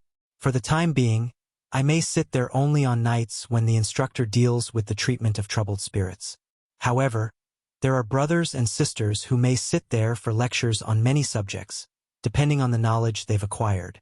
A very curious procedure, indeed, I remarked. The governor, the nurse continued, established that measure for the classes and lectures of all the ministers in order to keep their work from turning into digressions of unfounded personal opinions that would waste everyone's time. Any questions or points of view that are truly useful may be clarified or discussed, but at the proper time. She had hardly finished speaking when Minister Veneranda entered the hall, accompanied by two distinguished-looking women, who, according to Narcissa, were ministers from communication. At the mere sight of Veneranda, enormous joy spread across every face. Physically, she didn't look like an elderly woman at all, in spite of what her name seemed to convey. Rather, she looked like a mature, noble lady, very simple and unaffected. After briefly talking with the 20 fellow spirits in order to inform herself of the audience's general needs concerning the night's subject matter, she began, "As usual, I will not use our meeting to make a long speech. Instead, I am here to speak to you regarding a few observations about thought. At the moment, there are a few hundred listeners among us who are surprised by the fact that our sphere is full of forms similar to those on the planet. Haven't they learned that thought is the universal language? Haven't they been told that mental creation means nearly everything in our lives? Many brothers and sisters are asking questions as to why there are earth-like dwellings, utensils, and languages here. This reality shouldn't surprise anyone, however. We mustn't forget that up to this point, as far as earthly existence is concerned, we have been living in old spheres of antagonistic vibrations. Thought is the basis for all human spiritual relationships, but we cannot forget the fact that we are only a few of the millions of souls in the universe who have not yet fully submitted themselves to the universal laws. We still cannot compare ourselves to our older and wiser kindred who live close to the Divine Father. Instead, we are among the millions of entities living in the capricious lower worlds of the ego. The great instructors of humankind teach divine principles and expound on profound and eternal truths in the circles of the globe. In general, we learn about the universal laws via our earthly activities, but we do not obey them, and we acknowledge divine truths without consecrating our lives to them. Might it be possible that by simply accepting the power of thought, human beings could break free of their inferior condition? Not in the least. 100 years in the flesh is a very short amount of time for us to rise to the level of being divine co-workers. During our earthly learning experience, we receive information about the power of the mind, but we forget that all our mental energies have been used for thousands of years on destructive mental creations that are harmful to others and ourselves. We take spiritualization courses in the various religious schools of the world, but we frequently act exclusively in the realm of paying lip service to what we learn. None can fulfill their duties with words alone, however. The Bible teaches us that the Lord of life himself did not stop at mere words, but supplemented his creative work with actions. We all know that thought is an essential force, but we can't admit the fact that we have misused it for thousands of years. Now everybody knows that parents are obligated to nourish their own children. Likewise, each spirit is compelled to maintain and nourish its own creations. A criminal idea will produce mental creations of like nature. A lofty principle will obey the same law. Let's look at a most ordinary symbol. After evaporating to great heights, water returns purified, carrying invigorating vital fluids either as life-giving dew or beneficial rain. If it remains in contact with Earth's impurities, however, it will become the habitation of destructive microorganisms. Thought is a living force everywhere. It is the creative atmosphere enveloping the Father and his children, the cause and the effects in the universal home. Through thought, human beings become angels on their way to heaven, or diabolical genii on their way to hell. Do you understand how important this is? Now, in evolved minds, both discarnate and incarnate, this mental exchange occurs without any need for forms, and it is important to point out that thought per se is the basis for all of the mind's silent messages on the marvelous planes of intuition among beings of all kinds. According to this principle, a spirit who may have lived exclusively in France can communicate thought to thought in Brazil without using a specific language, which in such a case will always be that of the receiver. But of course, it will also depend on them being perfectly attuned to each other. However, we are not yet within the spheres of absolute mental purity, where all creatures are perfectly attuned to one another. Here, we are attuned to one another in isolated groups, and we are compelled to carry out the transitory tasks of Earth so that we may return to earthly circles with a more evolved experience. Nosso Lar, therefore, as a transitory spirit city, is a blessing granted to us as an additional mercy, wherein a few may prepare themselves to ascend higher, while the majority may prepare to return to Earth in expiatory service. Let us all understand how great the laws of thought are and strive to obey them from this day forward. After a long pause, the minister smiled at the audience and asked, "Are there any questions?" Soon thereafter, soft music filled the hall with sweet melodies. Veneranda stayed on for a while longer, displaying love and comprehension, refinement and wisdom. Without any formal gesture to indicate that her speech had ended, she closed the lecture with an amusing question. When at the sound of the usual music I saw my companions rising to leave, I was surprised and asked Narcissa, "What's going on? Is the meeting over?" The kind nurse explained with a smile, "That's typical of Minister Veneranda. She always finishes the lecture when we are most interested. She likes to say that the gospel lectures began with Jesus, but no one knows when and how they will end."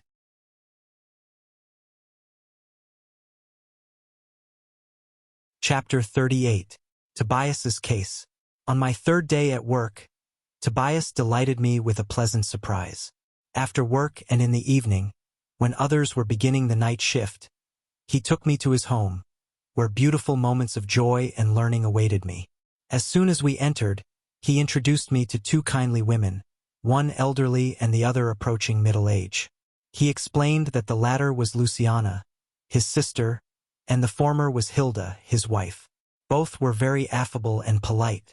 We gathered in Tobias's admirable library, where we began examining marvelous volumes both in terms of their bindings and their spiritual content.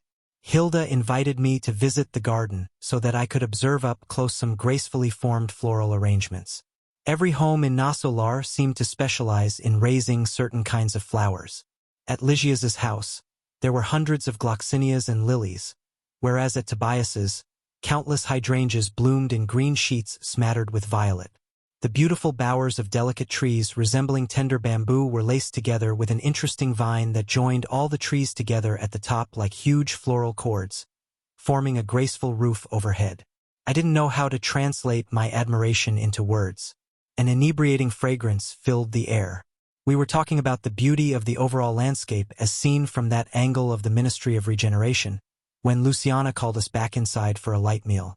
Enchanted with the simple atmosphere, which seemed filled with sincere fraternity, I didn't know how to thank my generous host. At a certain point in our friendly conversation, Tobias smiled and said, "I don't have to tell you that André here is still a newcomer to our ministry and perhaps doesn't know my family story yet." The two women smiled, and noticing my inquiring look, he continued, "Moreover, there are many families in the same situation as ours. Well, I was married twice." And nodding toward both women, he proceeded in a gesture of good humor, "I believe I should tell you about my two wives. What do you think?"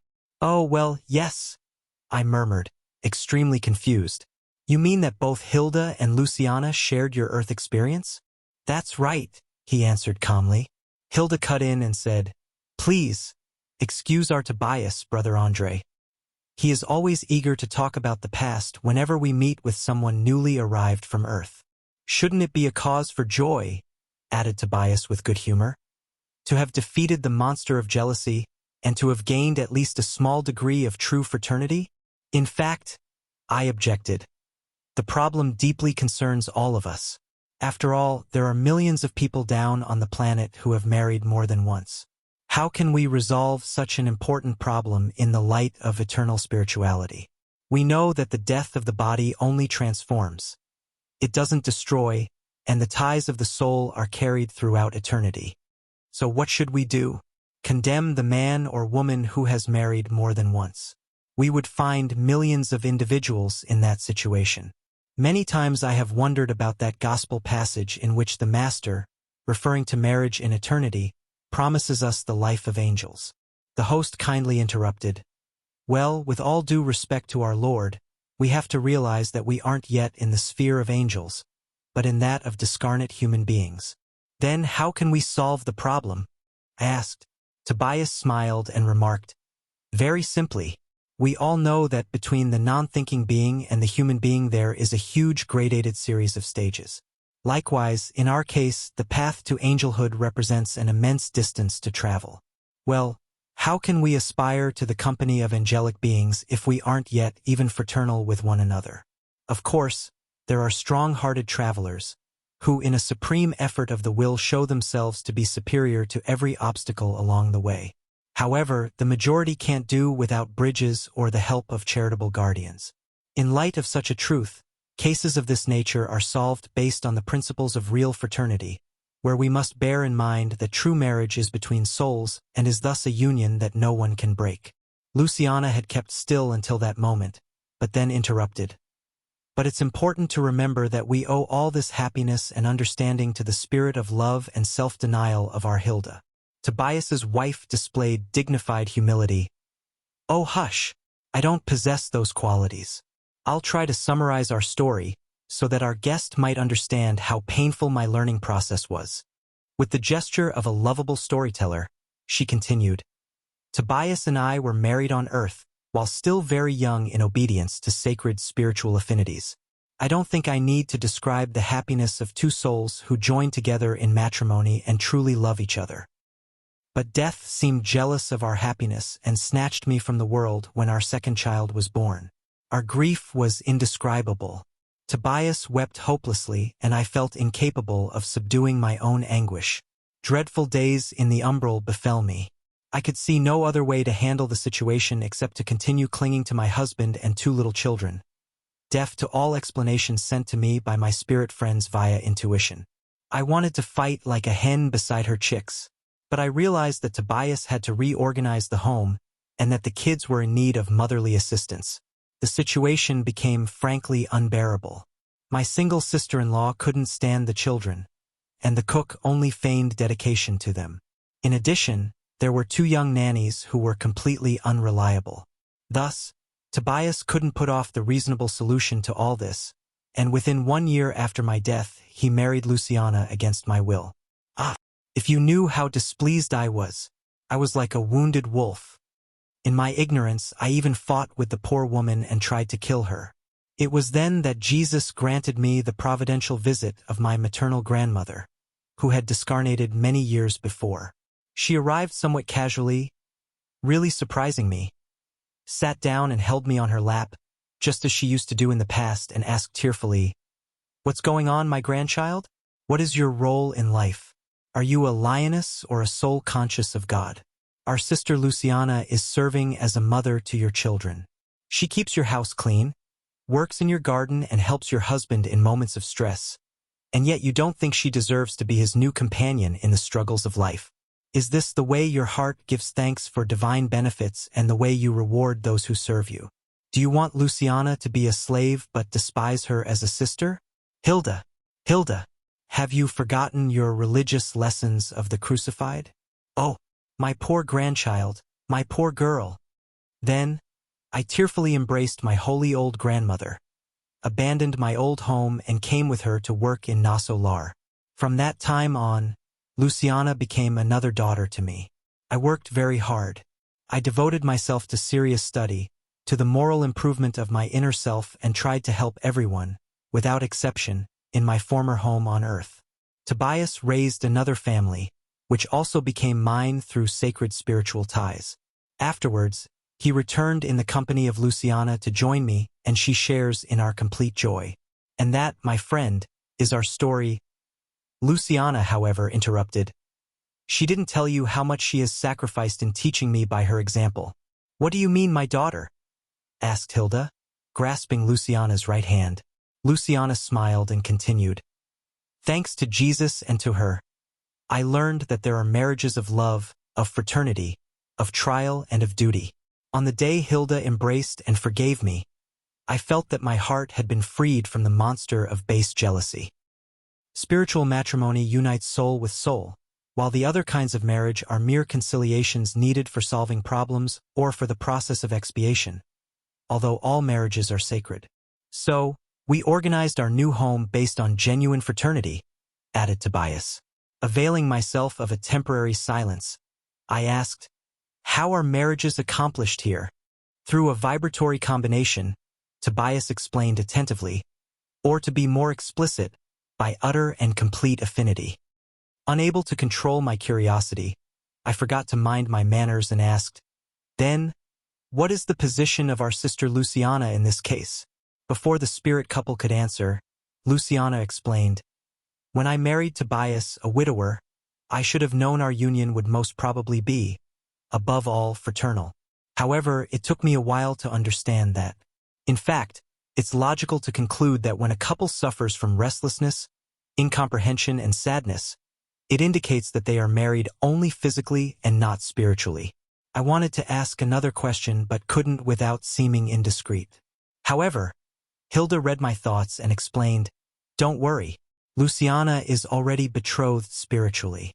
Her noble companion of many lifetimes preceded her in returning to the physical plane a few years ago. She'll follow him next year. I think the blissful meeting will take place in São Paulo." We all smiled happily. At that moment, Tobias was hurriedly called to the chambers of rectification to attend to a serious case, and we had to end our conversation.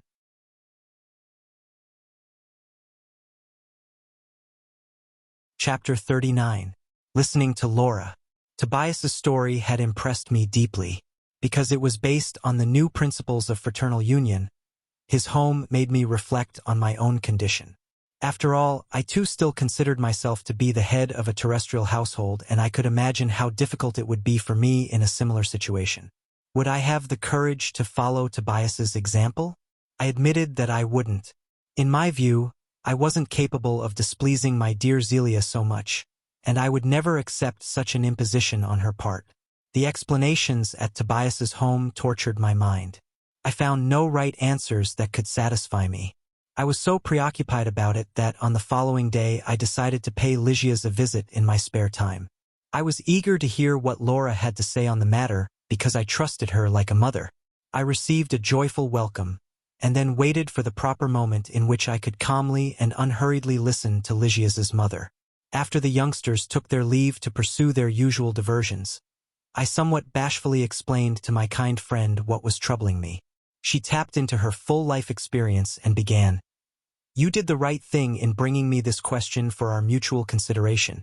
Every soul-torturing problem requires the help of a friend to find a solution." After a brief pause, she proceeded, "Tobias's case is only one of the many we know about here and in other spirit colonies that are characterized by elevated thought. But it is shocking to our senses, isn't it?" I remarked earnestly.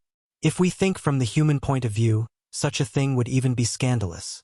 However, my friend, now we must bear in mind all the principles of our spiritual nature. This means that we must understand the spirit of continuity that governs the evolutionary phases of life. Since we had to endure a long period of animal-like existence, we cannot expect to get rid of traces of it overnight. It took us many centuries to emerge from the lower geological layers. Sex is part of the heritage of our divine faculties that have taken us a long time to understand.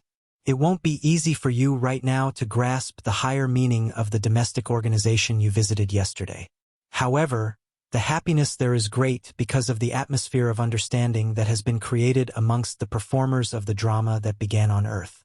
Not everyone succeeds in substituting bonds of light for chains of darkness in such a short time.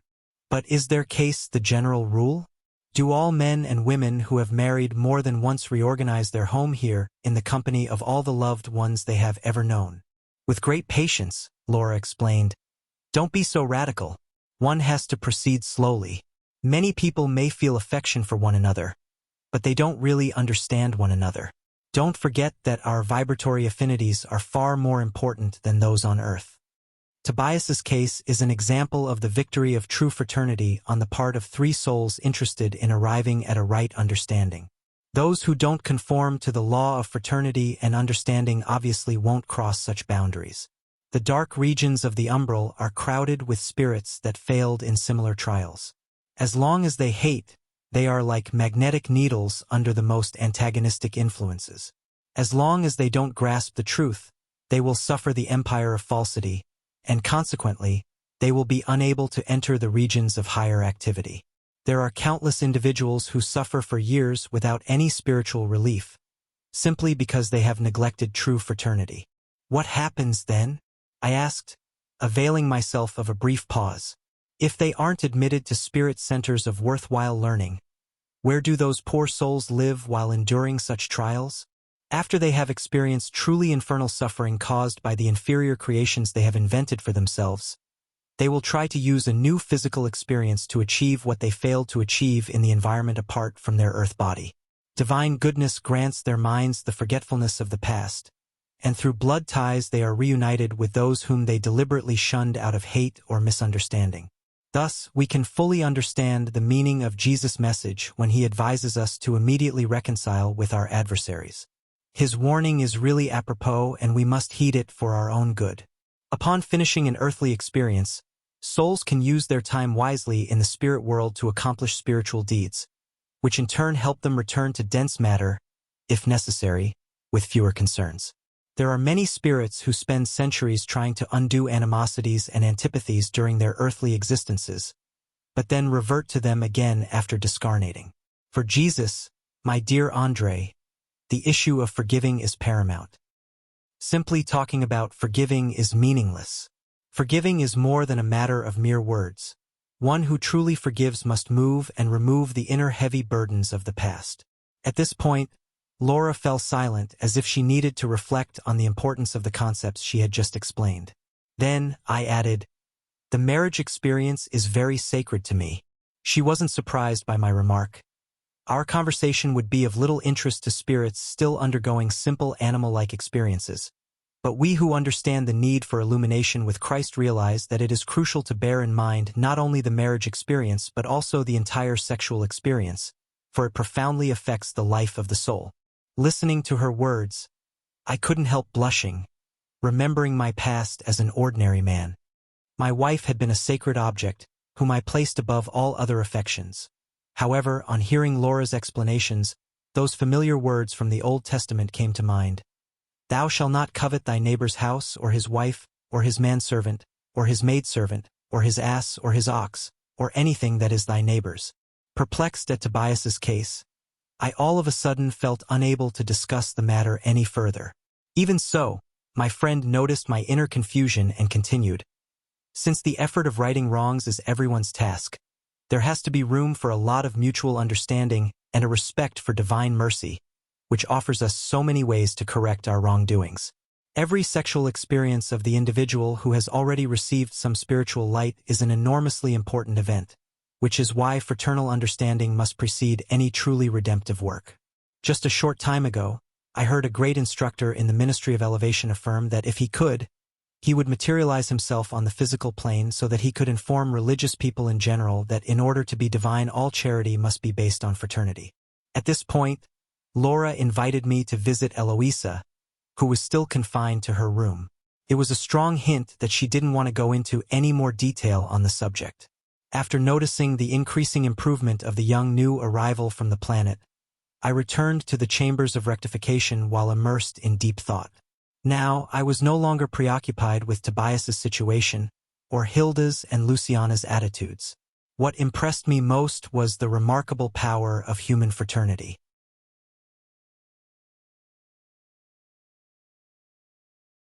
Chapter 40.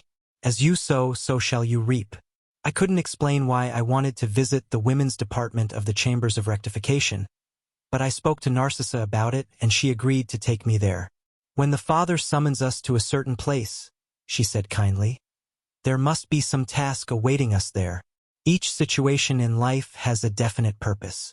Don't forget to bear this principle in mind during your apparently casual visits. As long as our thoughts are dedicated to the practice of the good, It's easy to tune in to the divine suggestions that come our way. That very day, the nurse took me with her to look for Nemesia, a prestigious worker in that sector. We found her easily. There were a lot of women, who looked more like human wrecks, laid out on rows of very white, well-kept beds. Here, painful cries. Over there, agonizing exclamations. Nemesia, who was endowed with Narcissus' benevolence, spoke to me kindly. By now, my friend must be accustomed to such scenes. The situation is nearly the same in the men's department. And making a meaningful gesture to her companion, she said, Narcissa, please feel free to show our brother all the services that you think may be appropriate for his learning experience. Make yourselves at home. My friend and I were commenting on human vanity, always attached to physical pleasures, recalling observations and teachings on the subject, when we reached Ward 7.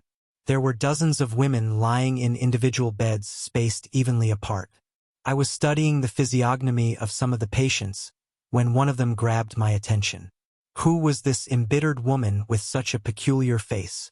She looked prematurely old, and her lips were contracted so as to portray a mixture of sarcasm and resignation. Her dim and sorrowful eyes seemed to be defective. I began searching my memory, and I was dismayed when I finally recalled her from my past. It was Elisa, the same Elisa I had known in my youth. Suffering had changed her, but there was no doubt about it in my mind. I remembered perfectly well the day this humble girl was brought to our house by an old friend of my mother, who accepted her recommendations and hired the girl to be our maid. At first, nothing unusual happened between us as we went about our daily routines. However, we eventually grew excessively intimate, forgetting about who should have been giving the orders and who should have been obeying them. Elisa seemed to be a bit on the wild side, and when we were alone she unabashedly referred to certain adventures of her adolescence, making the imprudence of our thoughts even more serious. I remembered the day my mother summoned me to give me a piece of good advice. Such intimacy, she said, was not proper. It was reasonable for us to show kindly generosity towards the maid, but it would be better for us to keep our relationship within wise limits. However, I had already crossed the line, and our camaraderie developed into something else. Under enormous moral duress, Elisa finally left our house, lacking the courage to make accusations against me. Time passed, and my memory of the episode reduced the affair to having been a fortuitous incident of human existence. Nonetheless, that incident, like anything else in life, had retained a life of its own. And here was Elisa right in front of me now, defeated and humiliated. What had become of this wretched creature who so early in life had opened the chapter of suffering? Where had she come from? In this case, I wasn't facing someone like Silvera, to whom both my father and I owed a debt. Now, the debt was entirely mine. I even trembled, ashamed at the disinterment of such memories, and like a child anxious to be forgiven for his mistakes, I turned to Narcissa, asking for guidance. I truly admired the trust such saintly women inspired in me. I probably would never have had the courage to ask Minister Clarencio the kinds of explanations that I had asked of Lygia's mother, and my attitude would probably have been different if Tobias had been at my side at this particular moment. I had always regarded this kindly, Christian woman as a mother, so I turned to her, trusting her now more than ever. I could tell by the look Narcissa gave me that she seemed to understand everything. I began talking and could barely hold back my tears, but at a certain point of my painful confession, my friend remarked, "You don't need to go on. I can guess the end of your story. Don't indulge in destructive thoughts. I can understand your moral martyrdom from my own personal experience. However, if the Lord has allowed you to meet this sister again at this time, it must be because he thinks you are in a position to repay your debt." Sensing my indecision, she continued, "Don't be afraid. Approach and comfort her. All of us, my brother, encounter the fruits of the good or evil that we have sown along the way. This statement isn't just a doctrinal platitude, it's a universal reality. I have learned a great deal from similar situations. Blessed are the debtors who are in a position to repay." And perceiving my firm resolution to make the necessary adjustment to my account, she added, "Go on, but don't identify yourself for now. Do so only after you have successfully helped her. It won't be hard because of the fact that she is temporarily almost completely blind. By the energies enveloping her, I can identify the sad characteristics of a failed mother and a lost woman. We approached and I began to speak comfortingly to her. Elisa introduced herself, telling us her name and freely providing other information. She had been brought to the chambers of rectification 3 months ago.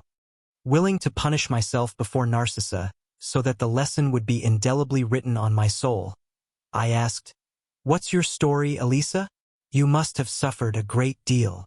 Sensing the warm tone of my question, she smiled resignedly and opened up. "Why would I want to remember such sad things? Painful experiences always teach us lessons," I replied.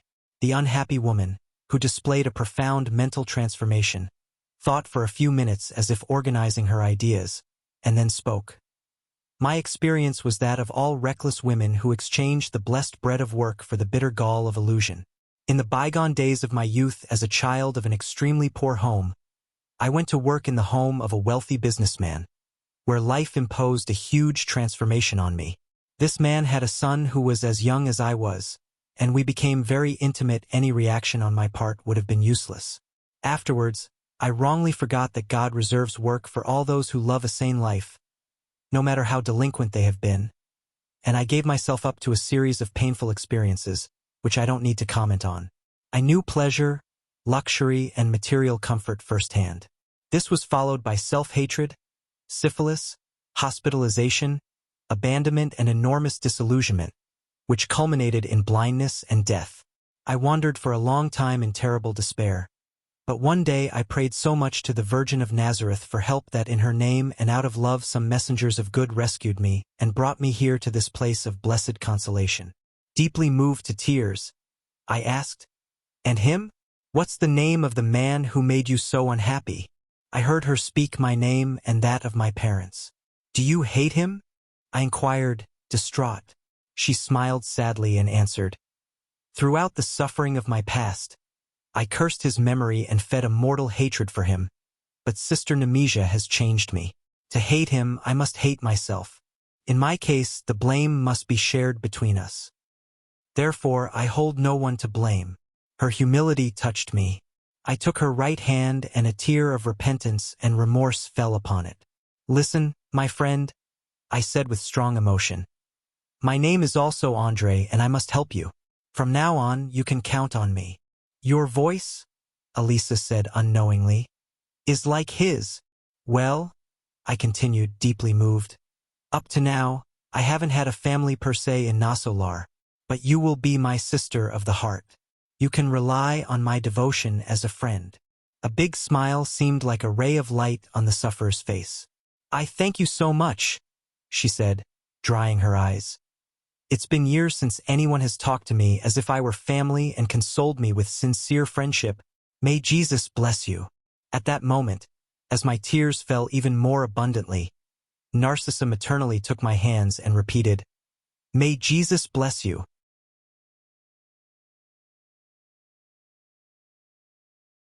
Chapter 41. A Call to Struggle. During the first days of September 1939, Nosso Lar suffered the impact that affected many spirit colonies connected with American civilization. It was the beginning of the Second World War, and it would be as destructive in the physical sphere as it was disturbing on the spirit plane. Many spirits were trying to put the events of the war in perspective, unable to disguise their great horror. It had long been known that the great fraternities of the East were experiencing major difficulties in enduring the hostile vibrations of Japan. However, interesting events of high educative significance could be observed in Nosso Lar as well. Just as the noble spirit centers of old Asia were now fighting behind the scenes, our own colony had started preparing itself for the same kind of service. In addition to issuing valuable counsel regarding overall fraternity and sympathy, the governor also suggested that we ought to be careful within the sphere of our thoughts and safeguard ourselves from any unworthy inclinations of an overly emotional character. I realized that high-order spirits in such circumstances regard the aggressor nations not as enemies, but as hooligans whose criminal activity must be stopped. "Unfortunate are the nations that get drunk on the wine of evil," Celestio told me. "Although they may achieve temporary victories, such victories will only serve to lead them to their ruin, making their final defeat even more remarkable.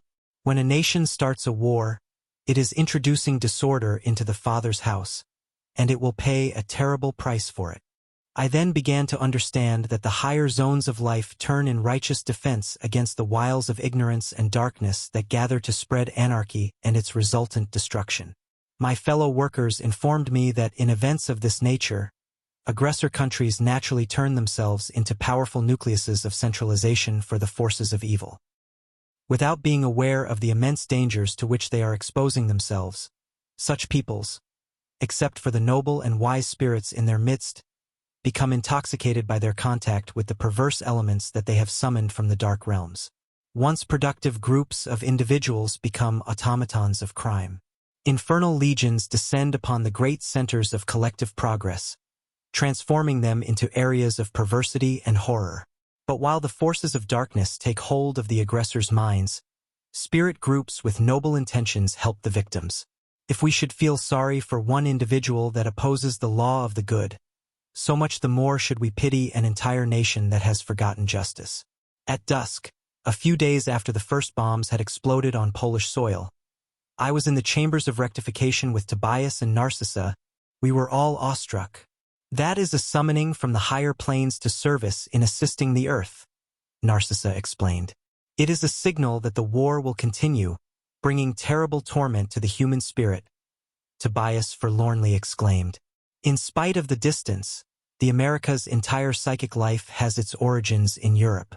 We will have to work hard to save the new world." The clarion call continued its strange and magnificent modulations, and I noticed that a profound silence had fallen over the whole ministry of regeneration. Noticing my anxiously expectant attitude, Tobias stated, "When the clarion call of alarm sounds in the name of the Lord, we must silence all noise so that its appeal may be engraved on our hearts." When the mysterious instrument sounded its last note, we went out onto the great plaza and looked up at the sky. I was amazed to see countless luminous points that looked like resplendent and distant little stars poised in the firmament. "That clarion," Tobias said, equally moved, "is used by the watcher spirits of the upper hierarchy." Returning to the chambers, my attention was attracted by loud noises from the highest areas of the colony, where the public streets were located. Tobias left Narcissa in charge of certain important activities concerning the patients and invited me to go out with him to watch the people moving about. When we arrived at the upper floors, from where we could walk to the government center square, we noticed intense activity in all sectors. Observing my natural curiosity, my companion explained, "These huge groups are headed for the Ministry of Communication in search of news. The clarion call we heard just a while ago is only sounded in extremely serious circumstances.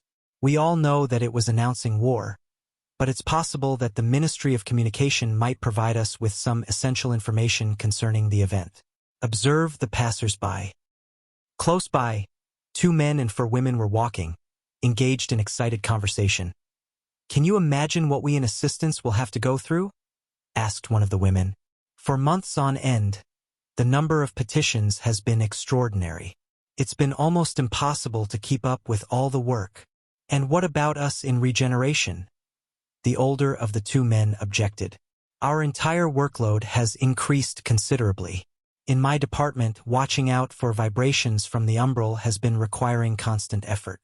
I'm wondering what will happen to us next." Tobias held my arm lightly and exclaimed, "Let's go on a bit and listen to what other groups are saying." As we approached 2 men, I heard one of them asking, "Do you think this calamity will affect all of us?" The other seemed to be well-balanced spiritually and replied calmly, "Well, I see no reason for jumping to hasty conclusions. The only thing new is an increase in work, which, as a matter of fact, is a blessing. As for everything else, it looks to me like everything is normal. Sickness is the teacher of health, and disaster enables us to become more balanced. China, for instance, has been under fire for quite some time now, and yet you haven't shown any signs of concern about that." "But now," remarked his despondent companion, "it seems that I will have to change my work schedule." The other smiled and said, Helvetio, Helvetio, let's forget my schedule and think of our schedules." I then looked to where Tobias was pointing and observed 3 women to our left, heading in the same direction. It was all a picturesque scene, even on that evening of disquieting expectation. "I'm really concerned about the whole affair," said the youngest one. "Everardo just mustn't return from the world right now. I don't think the war will reach the Iberian Peninsula anyway. Portugal is very far from the theater of operations," said another. The third woman asked, "But why are you worried about him? If Everardo did come here, what would happen?" "I'm afraid he would still regard me as his wife," explained the youngest. "I couldn't bear it. He's such an ignoramus, and there's no way I could stand his cruelty again." "Don't be silly," one of her companions replied. "Have you forgotten that Everardo would be barred by the umbral? Or someplace worse?" Tobias smiled and said, "She fears the liberation of her thoughtless and cruel husband."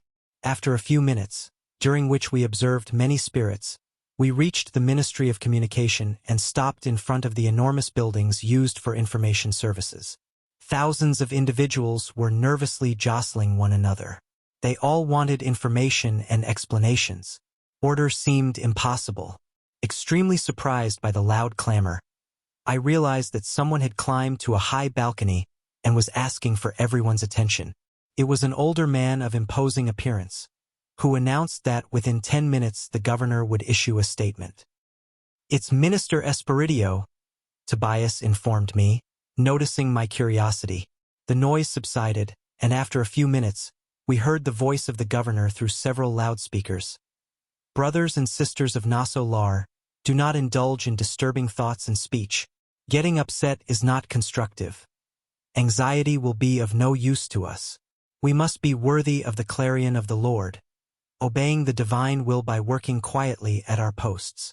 That clear and compelling voice of someone who spoke with authority and love had a singular effect on the crowd. Within just 1 hour, the entire colony had returned to its normal state of calm.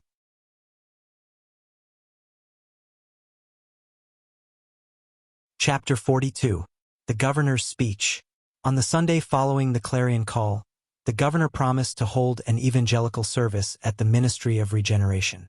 The essential aim of the event, Narcissa explained, was to prepare new schools of aid in assistance and training centers in regeneration. "We must organize enough members for emergency hospital work," she said. "Even though the armed conflict is taking place so far away, we must establish adequate measures against fear." "Against fear?" I asked, wondering. "Why not?" objected the nurse. "Maybe you find it strange, as many people do, but there is a high percentage of human lives that are suffocated simply by the destructive vibrations of dread, which are as contagious as any dangerous epidemic. We classify fear as one of an individual's worst enemies because it settles in the citadel of the soul and attacks its deepest forces." Observing my amazement, she continued, "Have no doubt about it. In the current state of emergency, the government center places training against fear far above even the lessons in nursing. Remaining calm is a guarantee of success. Later, you'll understand the importance of such imperatives." I found no argument against her words. On the eve of the great event, I had the honor of joining several other workers in the job of cleaning and adorning with natural decorations the large hall that was reserved for use by the colony's greatest leader. I was understandably anxious. For the first time, I would see up close the noble leader who was so deserving of everyone's praise. I wasn't alone in my expectations, for a goodly number of my companions felt the same way. Caravans from all the departments in regeneration had started arriving since dawn that Sunday, and I had the impression that the entire societal life of our ministry had now converged on the large nature hall. The great choir of the Government Center Temple, together with the boys' choir from elucidation schools, began the celebration with a wonderful hymn entitled, "Always with Thee, Lord Jesus," sung by 2,000 voices. Other melodies of singular beauty filled the spacious hall. The sweet murmuring of the wind, channeled into waves of fragrance, seemed to respond to the soft harmonies. All the workers from regeneration were allowed to enter the enormous green hall, for according to the program, this evangelical service was being specifically dedicated to them. But the other ministries were also represented by several delegations. For the first time, I got to see some of the workers from the ministries of elevation and divine union, who appeared to be clothed in shining light. The celebration exceeded everything I could have dreamed of in terms of beauty and captivation. Musical instruments of sublime vibratory power filled the fragrant surroundings with melodies. At 10 o'clock, the governor arrived, accompanied by the 12 ministers from Regeneration. I will never forget the noble and imposing figure of that elderly man with snow-white hair. His face seemed to reflect both the wisdom of age and the energy of youth, the tenderness of the saint and the serenity of the conscientious and just administrator. Tall and slender, with penetrating and wonderfully lucid eyes, he was dressed in a white tunic and used a staff, although he walked upright like a young man. To satisfy my curiosity, Celestio informed me, "The governor has always valued patriarchal attitudes, with the idea that it is necessary to administer with paternal love." After he sat down in the highest seat, we heard the children's voices sing the hymn, "To you, O Lord, our lives," accompanied by sweet harps. The energetic and lovable governor first glanced around the gathered assembly of thousands of attendants.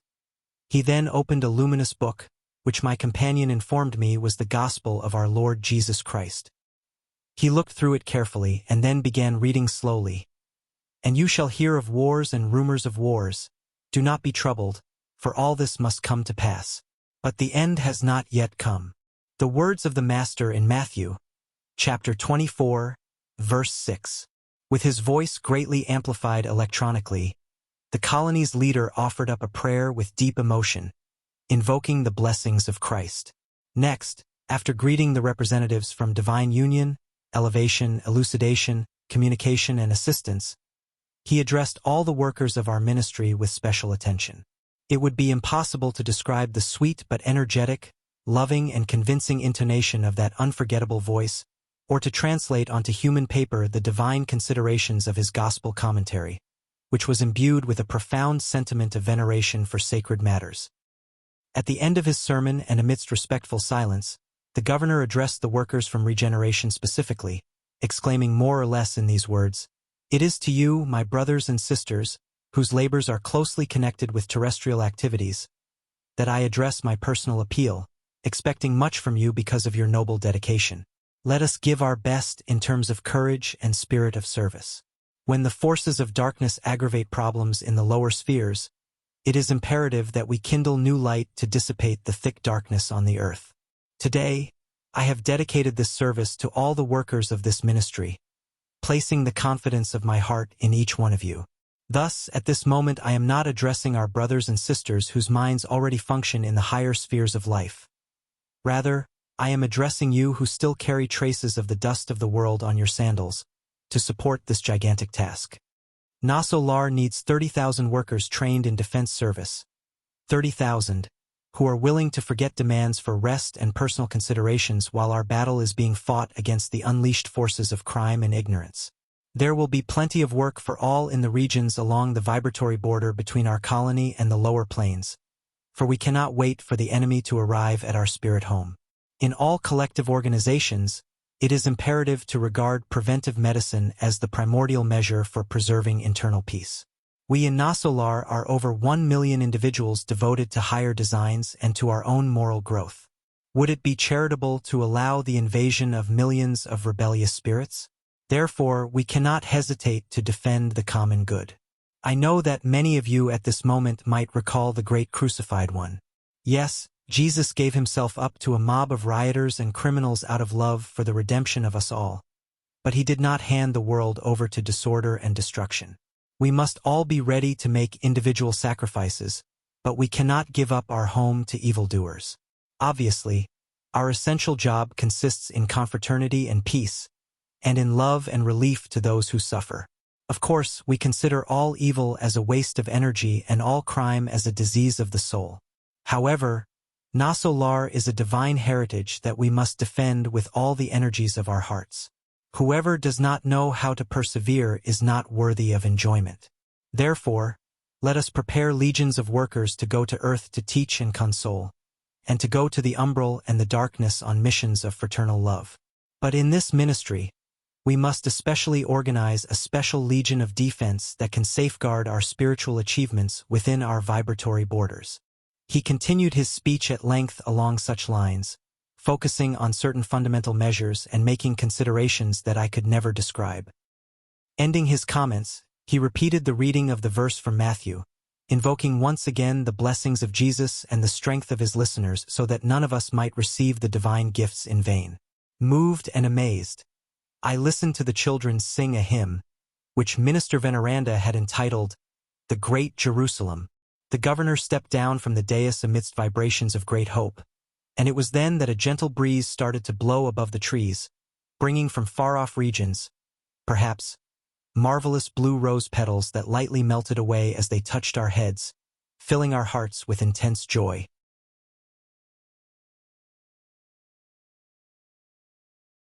Chapter 43. In conversation. The Ministry of Regeneration maintained its air of festivity, although the governor had left to join his most intimate circle. Many were talking about the event. Hundreds of fellow spirits were volunteering for the arduous work of defense in response to the appeal of our great spiritual leader.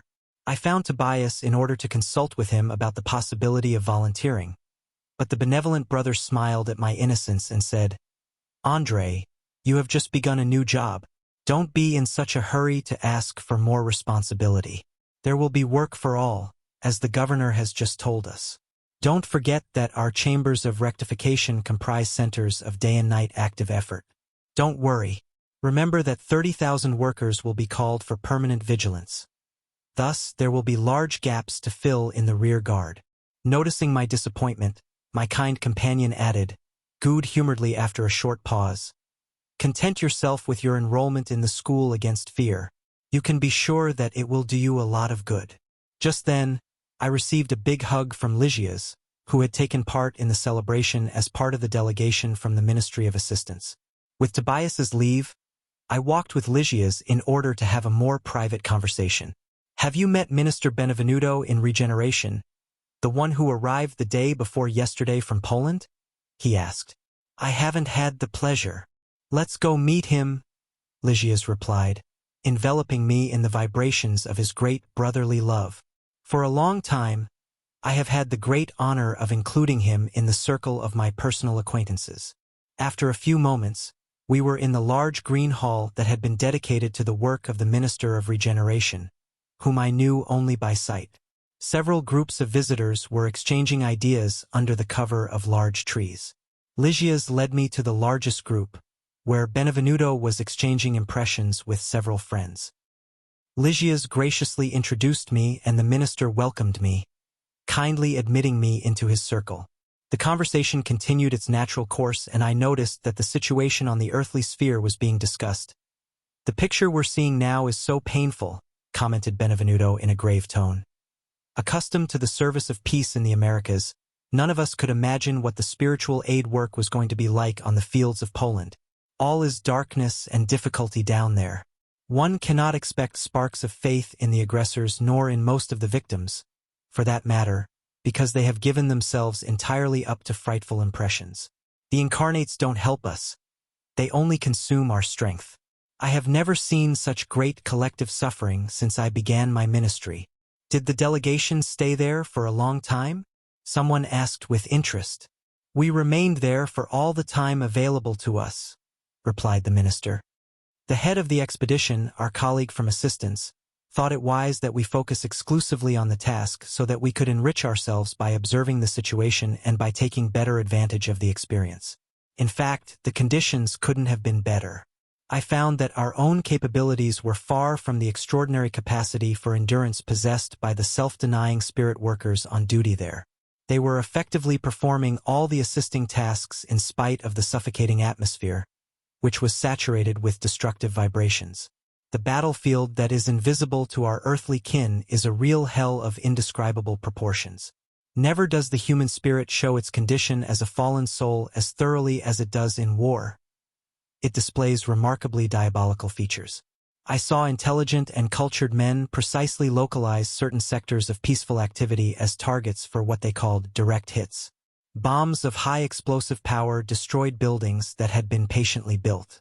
The poisonous fluids of the machine guns, together with the pestilent emanations of hatred, made any help almost impossible. However, what distressed us most was the sad condition of some of the military aggressors when they left their physical bodies due to their wounds. Most of them came under the control of dark forces and ran from the missionary spirits, calling them all ghosts of the cross. But weren't they rescued so that they could learn the truth? Someone asked, interrupting.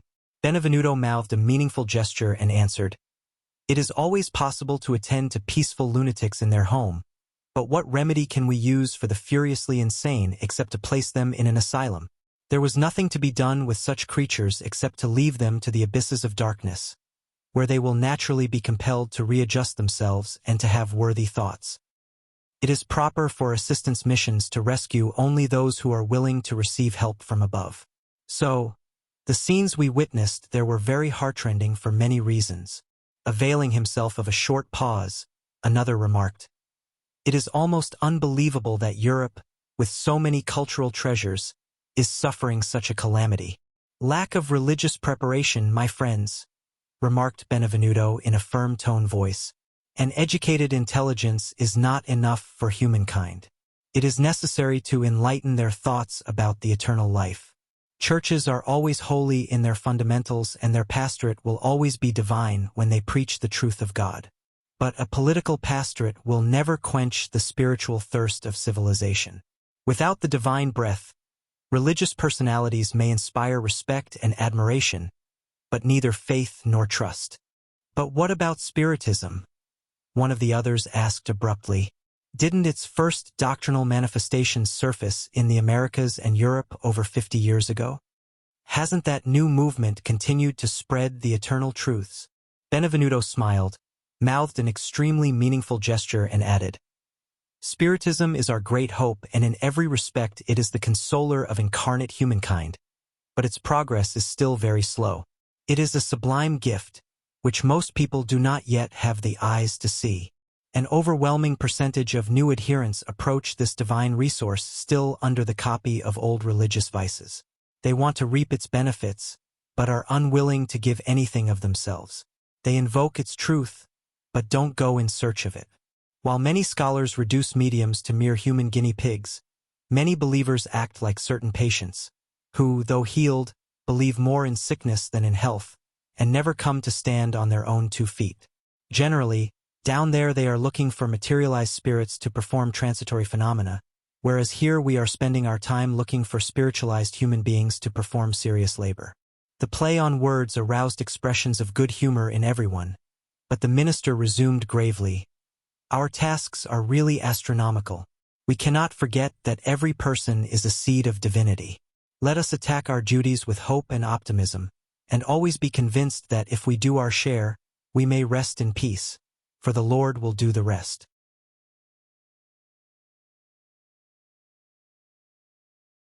Chapter 44. The Darkness. Lysias shed more light on the characteristics of his culture and his sensitivity, thereby adding to the joys of the gathering. He masterfully played chords on his zither, reminding us of the old songs and melodies of earth. What a truly wonderful day! Spiritual joys followed in succession as if we were in heaven. When I found myself alone with the kind nurse from assistance, I tried to tell him of my sublime impressions. "Have no doubt," he said, smiling, "that when we meet with those whom we love, something comforting and constructive happens inside us. It's the nourishment of love, André.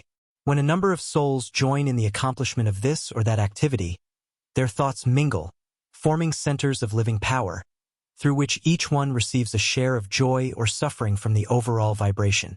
That's why on the planet the problem of environment is always a factor to be considered in the life of every person. All individuals live according to what they have cultivated. If we daily offer ourselves up to sadness, we will feel sad all the time. If we exalt infirmity, we will suffer its harm." Noticing my surprise, he concluded, "There's no mystery in it. It's the law of life, both in the efforts of the good and in the activities of evil. From get-togethers of fraternity, hope, love, and joy, we will leave with fraternity, hope, love, and joy within us. But from every get-together involving inferior tendencies, where selfishness, vanity, or crime predominate, we will leave poisoned with the destructive vibrations of those sentiments." "You're absolutely right," I exclaimed. In your words, I can see the principles that govern life in human homes. Whenever there is mutual understanding, we live in the antechamber of heavenly bliss, but whenever there is misunderstanding and cruelty, we live in hell. Lygia's good-naturedly smiled in agreement. At that point, I remembered to ask him about something that had been troubling me for a while. When the governor was speaking to us, he had referred to the circles of the earth, the umbral and the darkness, but up until that moment I had never heard of the darkness. Wouldn't it be the umbral itself, where I had lived in dense darkness for many years? In the chambers, hadn't I seen many unbalanced and ailing patients of all sorts from the zones of the umbral? Remembering that at the beginning of my experience in Nosso Lar, Lygia's had given me some valuable explanations about my own situation, I entrusted my innermost doubts to him, expounding my perplexity. With a serious expression, he said, "We call the lowest regions we know of the darkness. Think of people as travelers through life. A few of them advance resolutely towards the essential object of the journey. These are the noblest spirits, who have discovered the divine essence within themselves, and they march towards the sublime target without vacillating at all. However, the majority remain at a standstill. Hence the multitude of souls who linger for centuries and centuries, repeating their same old experiences. The former advance in a straight line, the latter walk in a big circle. In that movement, redoing old efforts and retracing the path they have already trod, they are at the mercy of endless vicissitudes. Thus, most usually get lost in the forest of life, bewildered in the labyrinth they themselves have traced with their own feet. The millions of beings wandering in the umbral belong to such a class. Others prefer to walk in darkness because of the selfish preoccupations that absorb them, and they usually fall into precipices, lingering at the bottom of the abyss for an indefinite time. Do you understand? His explanations could not have been clearer. However, I was touched by the length and complexity of the subject and said, "What can you tell me about such falls? Do they only happen on Earth? Are only incarnates susceptible to falling down the slope?" Lygia's thought for a minute and answered, "Your observation is appropriate. Wherever it may be, the spirit can fall into the abysses of evil. However, in the higher spheres the defenses are stronger. Consequently, the guilt of the wrong committed is also greater." "But," I objected, "I have always thought that such a fall was impossible in regions foreign to the terrestrial body. The divine environment, the knowledge of the truth and assistance from above seem like they would be infallible antidotes against the poison of vanity and temptation." My companion smiled and explained, "The problem of temptation is more complex. The landscapes of the terrestrial planet are replete with divine atmosphere, knowledge of the truth and assistance from above. However, there are many people who fight deadly battles among the sheltering trees and the fields of spring. Many commit murders by moonlight, insensitive to the profound suggestion of the stars. Others exploit the weaker ones, even while hearing elevated revelations of the higher truth. Earth does not lack landscapes and expressions that are divine in their essence." The nurse's words touched me deep within my soul. In fact, armies usually prefer to wreak destruction during spring and summer, when nature covers the ground and the firmament with marvels of color, fragrance, and light. Armed robberies and murders are preferably committed at night, when the moon and the stars fill the planet with divine poetry. The majority of humankind's executioners are eminently educated persons, who despise divine inspiration. Having changed my conception of the spiritual fall, I added, "Lygia's, could you give me an idea where this region of the darkness is located? If the umbral is connected to the human mind, where is this place of suffering and horror?" "There are spheres of life everywhere," he answered. "The void will always be a mere literary image. There are living forces in everything, and each species of being lives in a specific zone of life." After a brief pause in which he seemed to meditate deeply, he continued, "Naturally, as was the case with the rest of us, you place the regions of life beyond the death of the physical body only in the circles that begin on the surface of the planet and those above it, but you did not take into account the level beneath. Life, however, pulsates in the depths of the ocean and in the center of the earth. Furthermore, there are principles of gravity for the spirit, just as there are for material bodies. Earth isn't only a field that we can hurt and despise at our good pleasure. It is a living organization, the possessor of laws that will enslave us or free us according to our deeds. It's obvious that the soul overburdened with guilt won't be able to ascend to the surface of the wonderful lake of life. All in all, I should remind you that free birds fly to great heights. Those that get themselves trapped in the vine-filled forest will be restrained from taking flight, and those tied to heavy weights are mere slaves of the unknown. Do you understand now? Lysias didn't need to ask that question.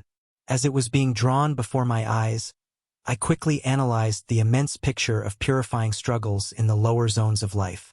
As someone who needs to reflect on his next words, my companion thought, and concluded, just as we carry in our innermost being the higher and the lower, the planet also has both high and low inner expressions, with which it corrects the guilty and opens the passage to life eternal for those who triumph. As a human doctor, you understood that there are elements in the human brain that control the sense of direction. Today, however, you realize that such elements aren't physical per se, but rather spiritual in essence. Those who like to live exclusively in darkness will dim their divine sense of direction. Therefore, it will not be surprising if they fall into the darkness, for the abyss attracts them, and all of us will arrive at the place towards which we direct our steps.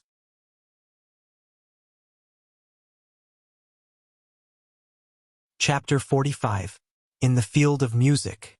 Late that afternoon, Lysias invited me to accompany him to the field of music.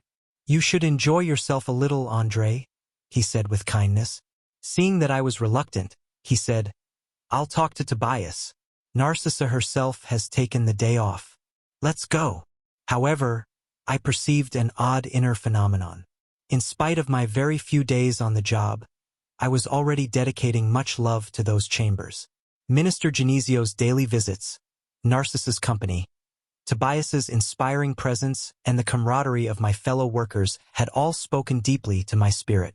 Narcissa, Celestio, and I spent all our leisure time improving the place here and there and easing the situation of the patients, whom we loved with all our hearts, as though they were our own children. Taking my newness at my position into account, I approached Tobias, to whom Lysias spoke with respectful familiarity. Tobias assented to Lysias's request and was quite willing to allow me to go. Great idea! André needs to visit the field of music. And embracing me, take your time. Enjoy it. Come back tonight whenever you like. We have plenty of workers for now. I gratefully followed Lysias. When we arrived at his home in the Ministry of Assistance, I had the pleasure of seeing Laura again. She informed me that Eloise's selfless mother would be returning from the planet the following week. The house was filled with joy. Things appeared even more beautiful inside the house, and there were new arrangements in the garden. As we took our leave, Laura embraced me good-naturedly and said, So, from now on in the colony we will have one more visitor to the field of music. Watch out for your heart. As for me, I'll be staying home today. I'll get back at you, though, pretty soon. It won't be long before I'm looking for my nourishment down on earth. Amidst everyone's joy, we went out into the street. The two young women of the household accompanied Polidoro and Estachio, with whom they were talking excitedly. Soon after we got off the Airbus on one of the squares of the Ministry of Elevation, Lysias said affectionately, At last, you are going to meet my fiancée. I've already told her a lot about you. It's interesting, I observed, intrigued, that there are couples who are engaged here too. And why wouldn't there be? Does sublime love live in the mortal body or in the eternal soul? There, in the terrestrial sphere, love is like a sort of gold hidden among rough stones. But people so often mix it with their needs, desires, and lower tendencies that one can rarely distinguish the slag from the precious metal. His observation was logical. Noticing the beneficial effect of his explanation, he continued, Betrothal is far more beautiful in the spirit world. There are no veils of illusion to obscure our sight. We are who we are. Licinia and I failed many times in past physical experiences, and I must confess that almost all of the disasters of the past were caused by my imprudence and absolute lack of self-control. The freedom that the social laws of the planet grant the male sex has not yet been fully understood. Rarely do any of us use such freedom in the world to work on our spiritualization, Most of the time, we convert it into a descent towards animalism. Women, on the other hand, have until now had the advantage of the strictest discipline. In their transitory life, they have suffered under our tyranny and have borne the burden of our impositions. In the spirit world, however, our values get readjusted. We are only really free when we learn to obey. It seems like a paradox, but it's an expression of the truth. So, do you have any new plans for the physical plane? I inquired. Of course, he was quick to explain. It couldn't be otherwise. I must enrich the treasury of my experiences, and furthermore, my debts on the planet are still enormous. Licinia and I will build our little home of happiness here very soon, and I believe we will finally return to Earth in about 30 years. At that moment, we arrived at the field of music. Lights of indescribable beauty bathed the large park, which displayed the enchantment of a real fairy tale. Luminous fountains formed amazing designs, a spectacle absolutely new to me. Before I could express my profound wonder, Lygia's, in good humor, recommended, "Licinia always comes here with her 2 sisters, and I was hoping you would be their escort." "But Lygia's," I answered, reluctantly, remembering my old marital status. "You ought to understand that I am bound to Zelia." On hearing my reply, he laughed and added, "That was all I needed to hear. No one wants to harm your sentiments of fidelity. However, I don't think marriage should make you neglect your social life. Don't you know how to be just someone's brother, André?" I also laughed, embarrassed, and didn't know what to say. At that moment, we reached the entrance, where Lygia's kindly got our tickets. Once inside, I noticed a large group of people standing around a graceful gazebo, where a small orchestra was playing light music. Flower-bordered paths extended in several directions before us, leading to the interior of the park. Observing my admiration for the songs being played, my companion explained, "At the outer edges of the field, there are certain artistic expressions that meet the personal tastes of those who cannot yet understand divine music, but in the center there is universal and sublime music, sanctified art par excellence." Indeed, after we had walked down a few pleasant pathways, each flower seeming to possess its own kingdom, I began to hear a marvelous harmony filling the air. On Earth, there are small groups that worship fine music, whereas the multitudes prefer popular music. Here, however, it was the opposite. The center of the field was crowded. I had already seen numerous gatherings of people in the colony, and I had felt in awe at the meeting that our ministry had dedicated to the governor. But what I saw now exceeded everything that had astonished me up to this point. The cream of Nosso Lar's society displayed itself magnificently. It was neither luxury nor excess of any kind that made the scene so splendid and marvelous. It was the natural expression of it all, simplicity blended with beauty, pure art and life without artifice. The women showed extremely refined taste, without any excess jewelry that could detract from the divine simplicity. Large trees unlike any of those known on Earth adorned illuminated and sheltered areas. There were not only affectionate couples lingering along the flowery pathways. There were also groups of ladies and gentlemen enjoying themselves in animated, worthwhile, and constructive conversation. Although I felt sincerely humbled by my own insignificance before that most select assembly, I understood the silent message of affinity in all the eyes that met mine. I heard talk concerning the physical circles, but I never detected even the slightest trace of malice or accusation characteristic of incarnate people.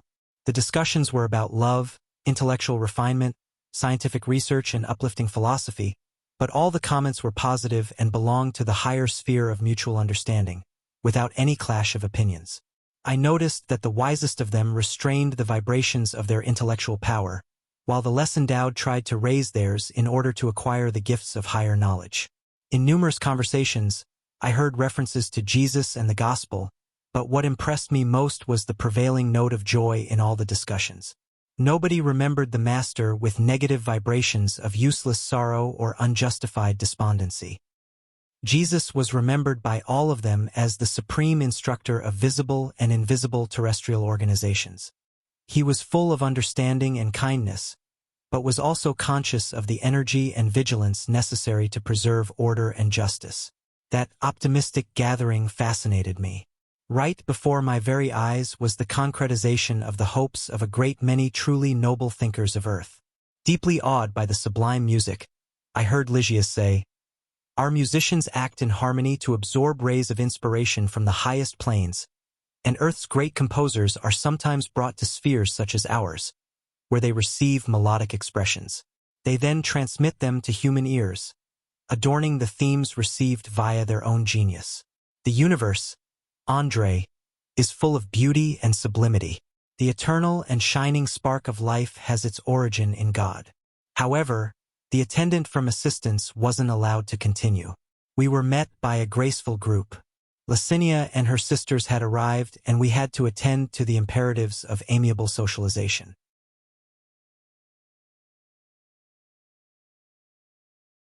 Chapter 46. A Woman's Sacrifice. A year had passed in constructive work that brought me immense joy. I had learned to be useful and had encountered the pleasure of service, experiencing increasing joy and confidence. I hadn't yet returned to my earth home in spite of the immense desire that burned in my heart.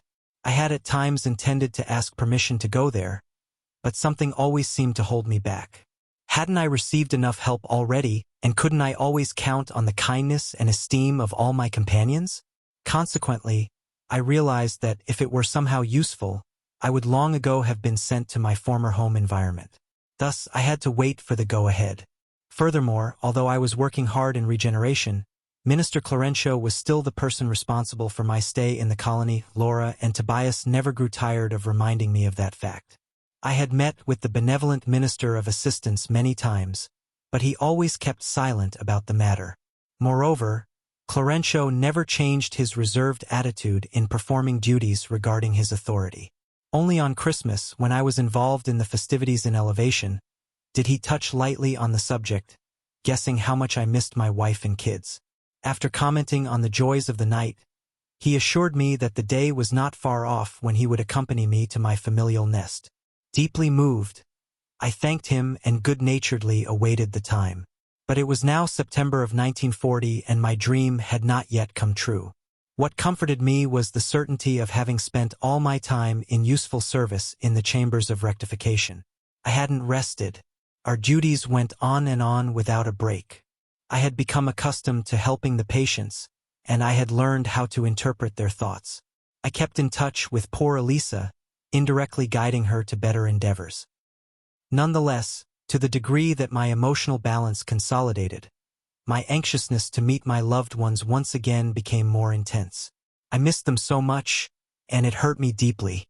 In compensation, from time to time I received a visit from my mother, who never abandoned me to my fate, even though she still lived on the higher planes.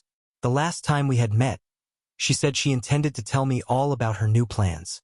Her maternal attitude of sweet resignation towards the moral sufferings that wounded her sensitive soul moved me profoundly. What new resolutions had she made? Intrigued, I awaited her visit, anxious to know about these plans. During the first days of September 1940, my mother came to the chambers, and after kind greetings, she told me of her decision to return to Earth. She gently explained her plan. Surprised and displeased, I protested, "I disagree. Return to the flesh. Why? Why start out again on the road of darkness without any pressing need?" Showing a noble expression of serenity, my mother replied, "Haven't you considered the afflicted condition of your father, my son? For many years I have worked to uplift him, but my efforts have been in vain. Laert is a skeptic with a poisoned heart. If he persists in such a negative attitude, he will be drawn into deeper abysses. What ought we to do, André? Do you have the courage to see your father again in such a situation without offering him appropriate help?" "No," I answered, greatly impressed. "I would work to help him, but you could assist him from here, couldn't you?" "Of course. But spirits who truly love don't limit themselves to lending a helping hand from afar. What good are a lot of material riches if we can't share them with our loved ones? Could we stay inside a palace while our children were out in a storm? I can't remain at a distance. Since I can count on you here, I'll join Luisa in order to help your father to find the right path once more." I thought and thought, then replied, "I would still insist. Aren't there ways to get around this eventuality? No, it's not possible. I have thoroughly studied the situation, and my hierarchical superiors have agreed to my wishes. I can't raise the lower to the higher, but I can do the opposite. What else could I do? I cannot hesitate for a minute. In you, I have support for the future. Don't lose your way, my son. Assist your mother when you are finally able to travel between the spheres that separate us from the Earth's surface. Meanwhile, take care of your sisters, who may still be in the darkness of the umbral in active work of purgation. Very soon, I'll be once again in the world, where I'll meet Laert to carry out the work the Father will entrust to us. But how are you going to meet him? In spirit? No, she replied with a significant expression on her face. With the cooperation of some friends, I located him on Earth last week. We prepared him for his imminent reincarnation without him being aware of our direct assistance. He wanted to escape from those women who still subjugate him, perhaps with good reason, and we availed ourselves of his decision in order to bind him to a new physical situation. Is that possible? What about our individual freedom? My mother smiled, somewhat sad, and explained, there are some reincarnations that occur drastically. Even if the patient lacks the courage, there are friends who help him swallow the sacred but very bitter medicine. As for unrestricted freedom, the soul can only claim that right after understanding its duty and performing it. Besides, it is necessary to understand that the debtor is a slave to what he has committed himself. God created free will, we ourselves created fatalism. Therefore, we have to break the chains we have forged for ourselves. While I lost myself in serious thought, she returned to her previous observations. The unhappy sisters who persecute him don't want to lose him, however, and were it not for the divine protection of our spirit guardians, those women could have perhaps deprived him of this opportunity for reincarnation. My goodness! I exclaimed. Is that possible? Are we at the mercy of evil forces to that extent? Are we mere puppets in the hands of our enemies? These questions, my son, she explained very calmly, should stop in our hearts and on our lips before we contract any debt and transform our brothers and sisters into adversaries along the road. Never take any loans from evil. And what about those women? I asked. What will become of those unhappy creatures? They will become my daughters over the next few years. You mustn't forget that I am going into the world to help your father. No one is able to help effectively by intensifying the forces of the enemy. Just as on Earth you can't put out a fire with gasoline. Love is indispensable, André. Those who don't believe in this truth go astray, wandering around in the desert. Those who err leave the true road and sink into the swamp. Your father is now a skeptic, and those poor sisters carry heavy burdens in the mud of ignorance and delusion. In the not-too-distant future, I will embrace them in my motherly arms in the course of fulfilling my new life experience. And as she gazed at the horizons of tomorrow with shining and moist eyes, she concluded, and later on, who knows? I may return to Nosso Lar, surrounded by other sacred affections for a great festival of joy, love, and unity. Admiring her spirit of self-denial, I knelt down and kissed her hands. From that moment on, my mother was no longer only my mother. She was much more than that. She was the messenger of assistance, who knew how to transform enemies into children of her heart, in order to help them once more to find the pathway of God's children.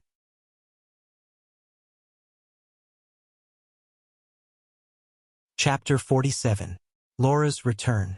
My mother wasn't the only one who was preparing to return to Earth's circles. Laura was also on the eve of the great undertaking.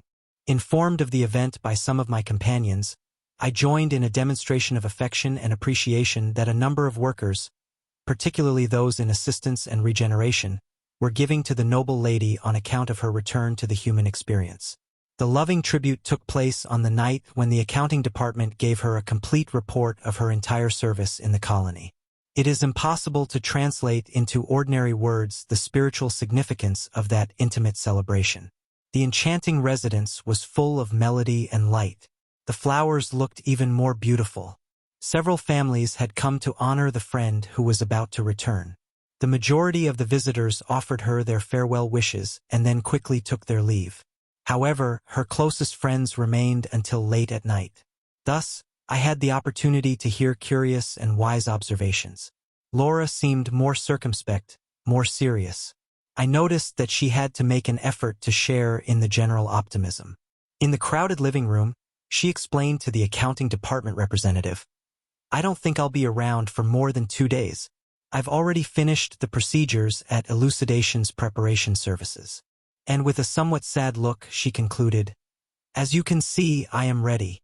The representative, with a look of sincere fraternity, said encouragingly, "I hope you are excited about the struggle.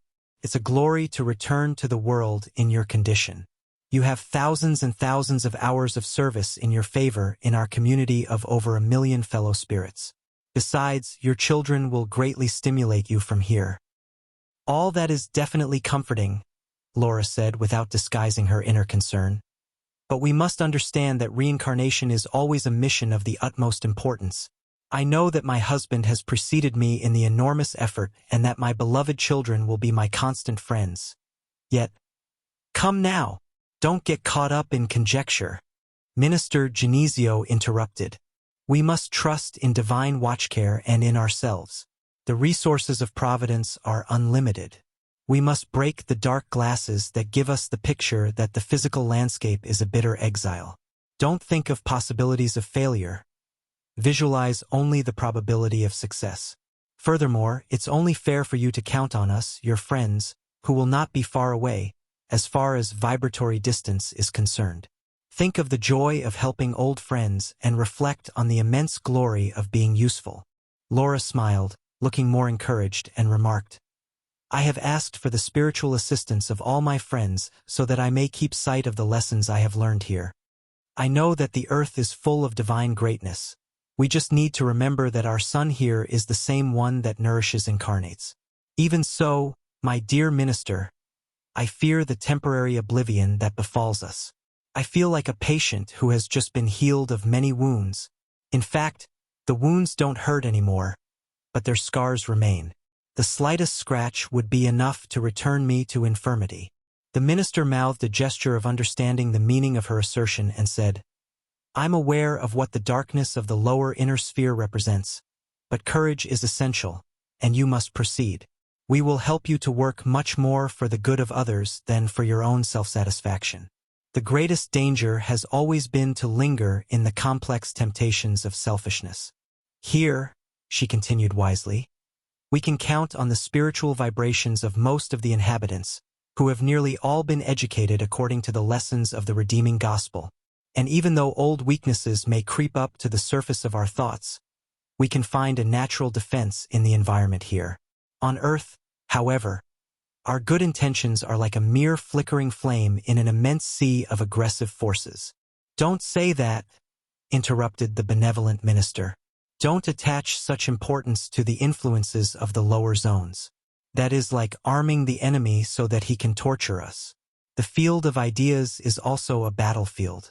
Every light we kindle on earth will shine there forever, for the gale of human passions can never blow out a single light of God." Laura now seemed to see everything more clearly because of his suggestions. Her mental attitude seemed to have changed radically, and she spoke boldly.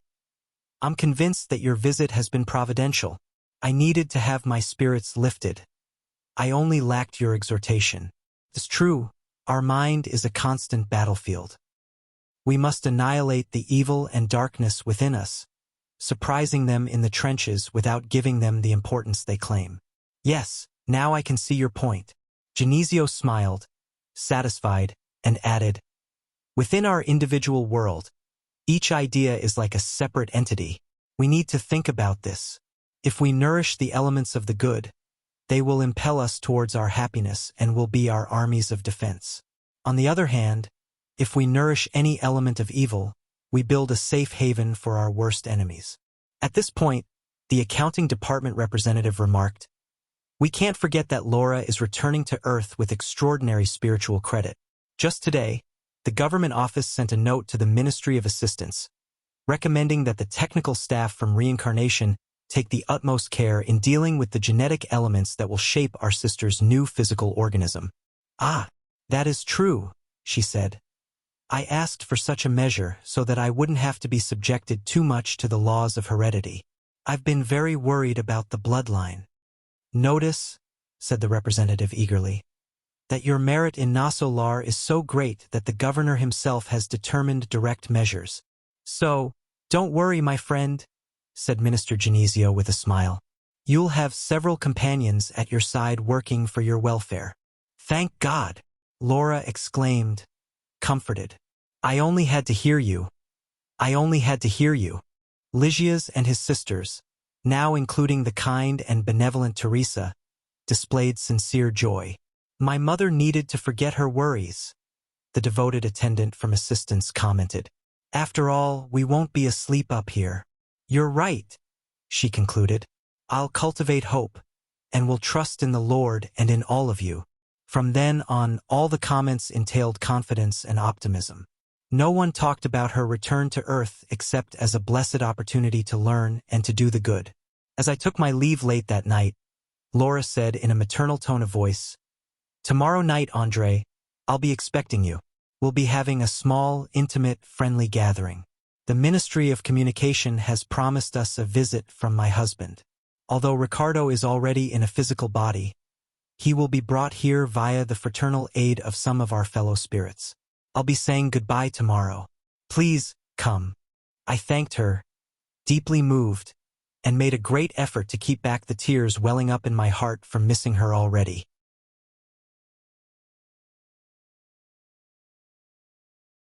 Chapter 48. Family Worship. The gathering at Lygias's home wouldn't perhaps seem so surprising to practitioners of Spiritism. From my own point of view, however, it was a new and interesting situation. In the spacious living room, a small assembly of a little over 30 people was gathered. The arrangement of the furniture was very simple.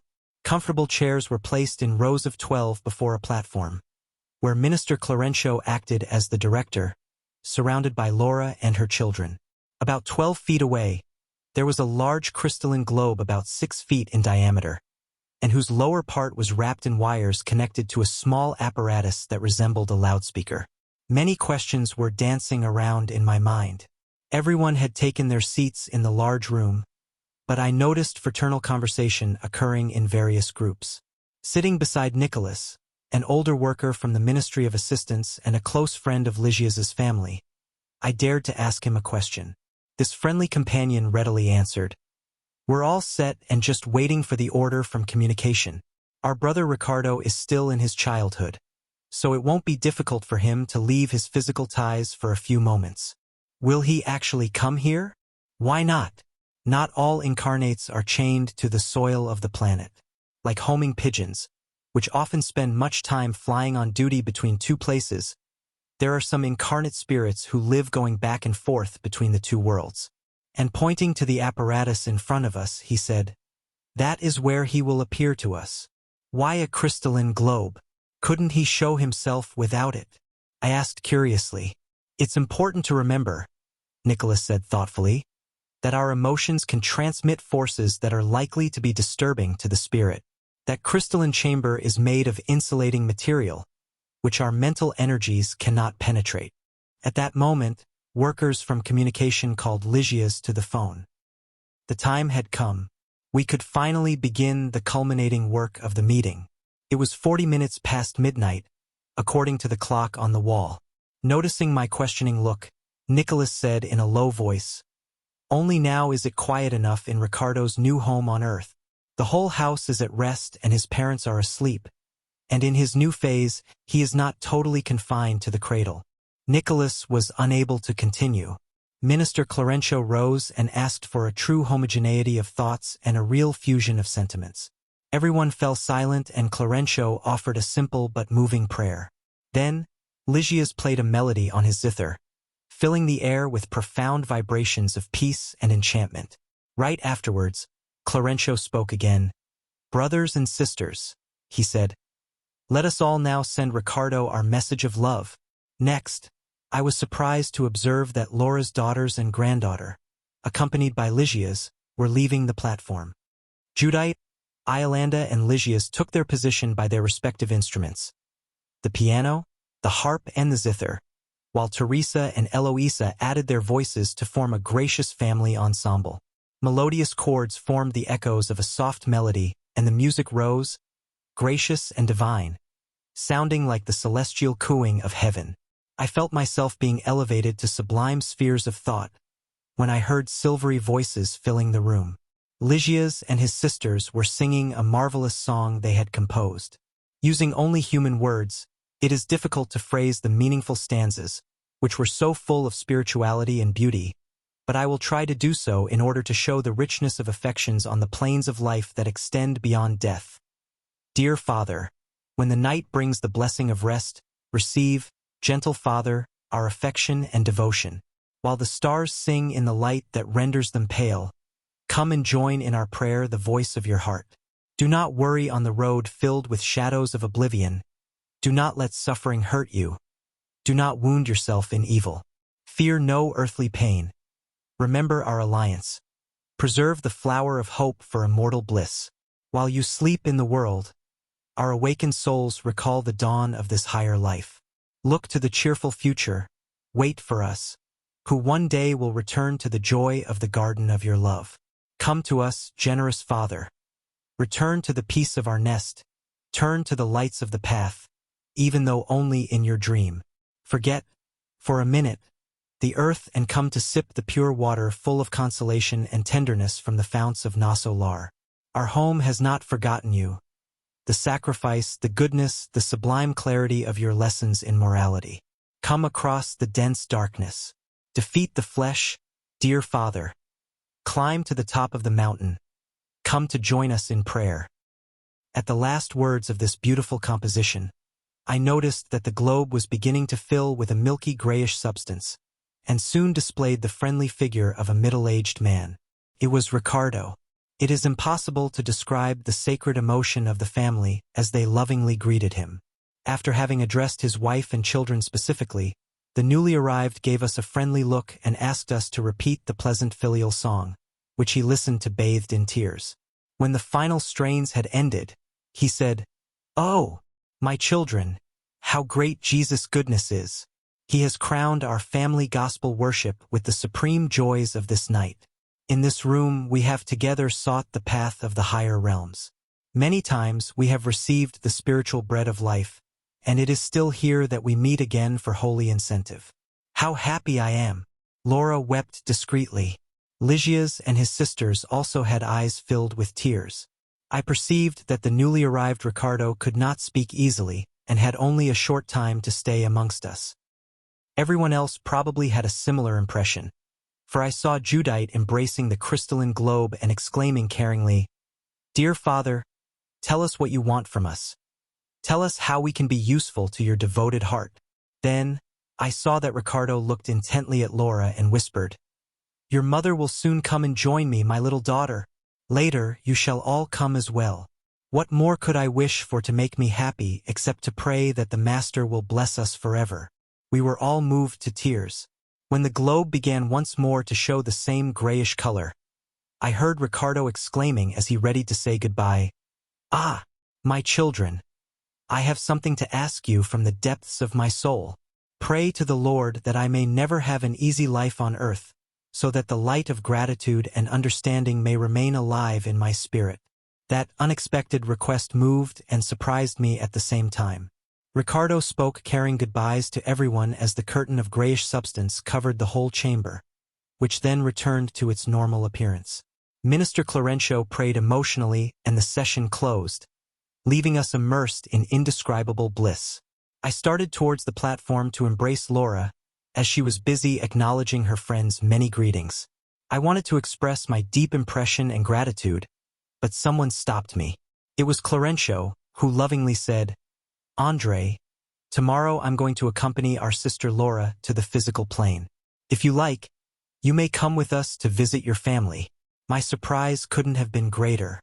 A deep sensation of joy took hold of me, but I immediately remembered my work at the Chambers of Rectification. The benevolent minister guessed my thoughts. "You have a fair number of extra work hours in your favor.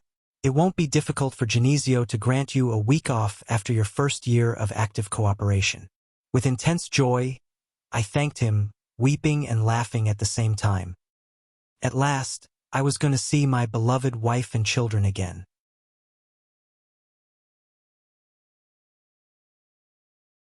Chapter 49. Returning home. Like a child who follows in the steps of his benefactors, I arrived in my hometown with the indescribable sensation of a traveler returning home after a long absence. No, the surroundings had not changed noticeably. The old trees of the neighborhood, the sea, the sky, the same smells in the air. Intoxicated with joy, I no longer noticed the expression of extreme preoccupation on Laura's face, and I took my leave of the small band, who went on ahead. Clarencio embraced me and spoke. "You have a whole week at your disposal. I'll come here daily in order to see you and to handle the problems of our sister's reincarnation. If you wish to return to Nosso Lar, you can do so in my company. Take care, André."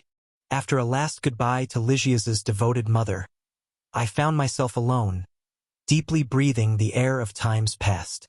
I didn't waste any time examining details. I quickly crossed the few streets on the way home. My heart was beating faster and faster as I got closer to the large entrance gate. The wind, like yesteryear, whispered caresses in the trees of the yard. Azaleas and roses were in bloom, greeting the light of spring. Across from the front door rose the stately palm tree that Zelia and I had planted on our first wedding anniversary. Full of joy, I went inside. Everything had changed radically. Where was the old wooden furniture? And the big portrait, in which my wife, myself, and our little children formed such a gracious group? Something made me anxious. What had happened? I began to stagger with emotion. I went into the living room, where I saw my youngest daughter, now transformed into a mariable young woman. Almost at the same moment, Zelia came out of our bedroom following a gentleman who at first sight seemed to be a doctor. I shouted my joy with the full strength of my lungs, but the words only seemed to echo throughout the house without being heard by the inhabitants. Then, I understood the situation and fell silent, downcast. I embraced my wife with the care of my immense longing for her, but she seemed totally insensitive to this gesture of love. Zelia very respectfully asked the man something I couldn't immediately make out. The man answered obligingly in a low voice, "Only tomorrow will I be able to make a sure diagnosis, for the pneumonia is displaying serious complications due to his high blood pressure. Dr. Ernesto is in need of extreme care and absolute rest." Who could this Dr. Ernesto be? I lost myself in a sea of questions when I heard my wife anxiously plead, "But doctor, please save him. I implore you."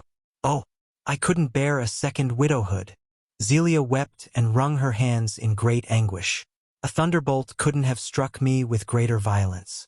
Another man had taken over my home. My wife had forgotten me. The house was no longer mine. Had it been worth it to have waited so long only to reap such disillusionment? I ran to my room and discovered that there was different furniture in the spacious alcove. On the bed was a middle-aged man, clearly in a deteriorating state of health. Beside him, 3 dark figures walked to and fro, showing quite a bit of interest in aggravating his sufferings. At first, I was willing to hate this intruder with all my strength, but I was no longer the same man as before. The Lord had called me to the teachings of love, fraternity, and forgiveness. Although I realized that the poor man was surrounded by inferior entities devoted to evil, I was unable to help him immediately. I sat down, despondent and downcast, watching Zelia walk in and out of the room several times, caressing the sick man with the tenderness that she had devoted to me in the past. After a few hours of bitter observation and meditation, I returned, staggering into the living room, where I found my 2 daughters in conversation. A few more surprises awaited me. The older one had married and a little baby was on her lap. What about my son?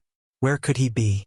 Zelia appropriately instructed an old nurse, and then, having calmed down somewhat, came to talk with her daughters. "I came to see you today, Mom," exclaimed the older. "Not only because I wanted news about Dr. Ernesto, but also because today my homesickness for Daddy has been tormenting my heart. Ever since this morning, I've been wondering why I have been thinking so much of him lately. It's something I don't know how to define." She didn't finish. Abundant tears gushed from her eyes. To my great surprise, Zelia addressed my daughter in an authoritarian manner. "Oh, come now. I've just about had enough. As afflicted as I am, I still have to tolerate your silly worries. Why are you so sentimental, my daughter? You know I've strictly forbidden any mention of your father in this house. Don't you know how it annoys Ernesto? I sold everything that reminded us of the dead past. I even went so far as to have the walls redone, and you can't help me out with this." My younger daughter interrupted. "Ever since my poor sister began to get interested in that damned Spiritism, she's been living with this foolishness inside her head. Where have we ever seen such nonsense? This story of the dead coming back is utterly absurd." Although the other was still crying, she spoke with difficulty. "I'm not talking about religious convictions. So it's a crime to miss Dad? Don't you love him too? Don't you have any feelings about him? If Daddy were with us, Mom, his only son wouldn't be doing all the crazy things he's been doing around here." Now, Zelia replied, nervous and annoyed. "Each of us must follow the fate assigned by God. Don't forget that André is dead. Don't come to me with lamentations and tears for the irremediable past." I approached my weeping child and tried to dry her tears, whispering words of encouragement and consolation. She didn't hear them, but registered them subjectively as comforting thoughts. At last, I found myself face to face with an odd turn of events. Now I understood the reason why my true friends had delayed my return home for so long. Anguish and disappointment confusedly followed. My home now seemed to have been a treasure store transformed by robbers and worms. There were no belongings, titles, or affection. There was only one daughter who remained a sentinel to my old and sincere love. Not even the long years of suffering during the first days of my life after death had caused me to shed such bitter tears. The night came and the day returned, finding me in the same perplexing condition, hearing opinions and witnessing surprising attitudes that I could never have imagined. In the evening, Clarencio came by to offer the elixir of his friendly and true words. Seeing my disappointment, he kindly said, "I understand your sorrow, but at the same time I rejoice for this excellent opportunity for you to have witnessed all this. I don't have any new instructions. Any advice on my part would be inopportune. My dear friend, I cannot help but remember Jesus' recommendation that we love God above all things and our neighbor as ourselves. When that recommendation is followed, it always works real miracles of happiness and understanding on our path." Deeply moved, I thanked him and asked him not to forsake me, but to give me the support I needed. Clarencio smiled and said goodbye. Then, faced with the bitter reality and absolutely alone, I began to ponder that gospel recommendation and felt more serene as I reflected on the situation. After all, why condemn what Zelia had done? What if I myself had been widowed?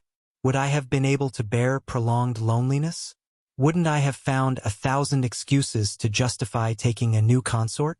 And the poor patient? Why and how could I hate him? Wasn't he also my brother in the house of our Lord? Wouldn't our home perhaps be in a worse state if Zelia hadn't accepted this loving alliance? Therefore, I had to fight against my fierce selfishness. Jesus had led me to other resources. I could no longer act as a man of the earth. My family wasn't only a wife and 3 children on the planet. Instead, it was comprised of hundreds of patients in the chambers of rectification, and it now extended to the whole universal community. Dominated by new thoughts, I felt the lymph of true love beginning to blossom from the beneficent wounds that reality had opened in my heart.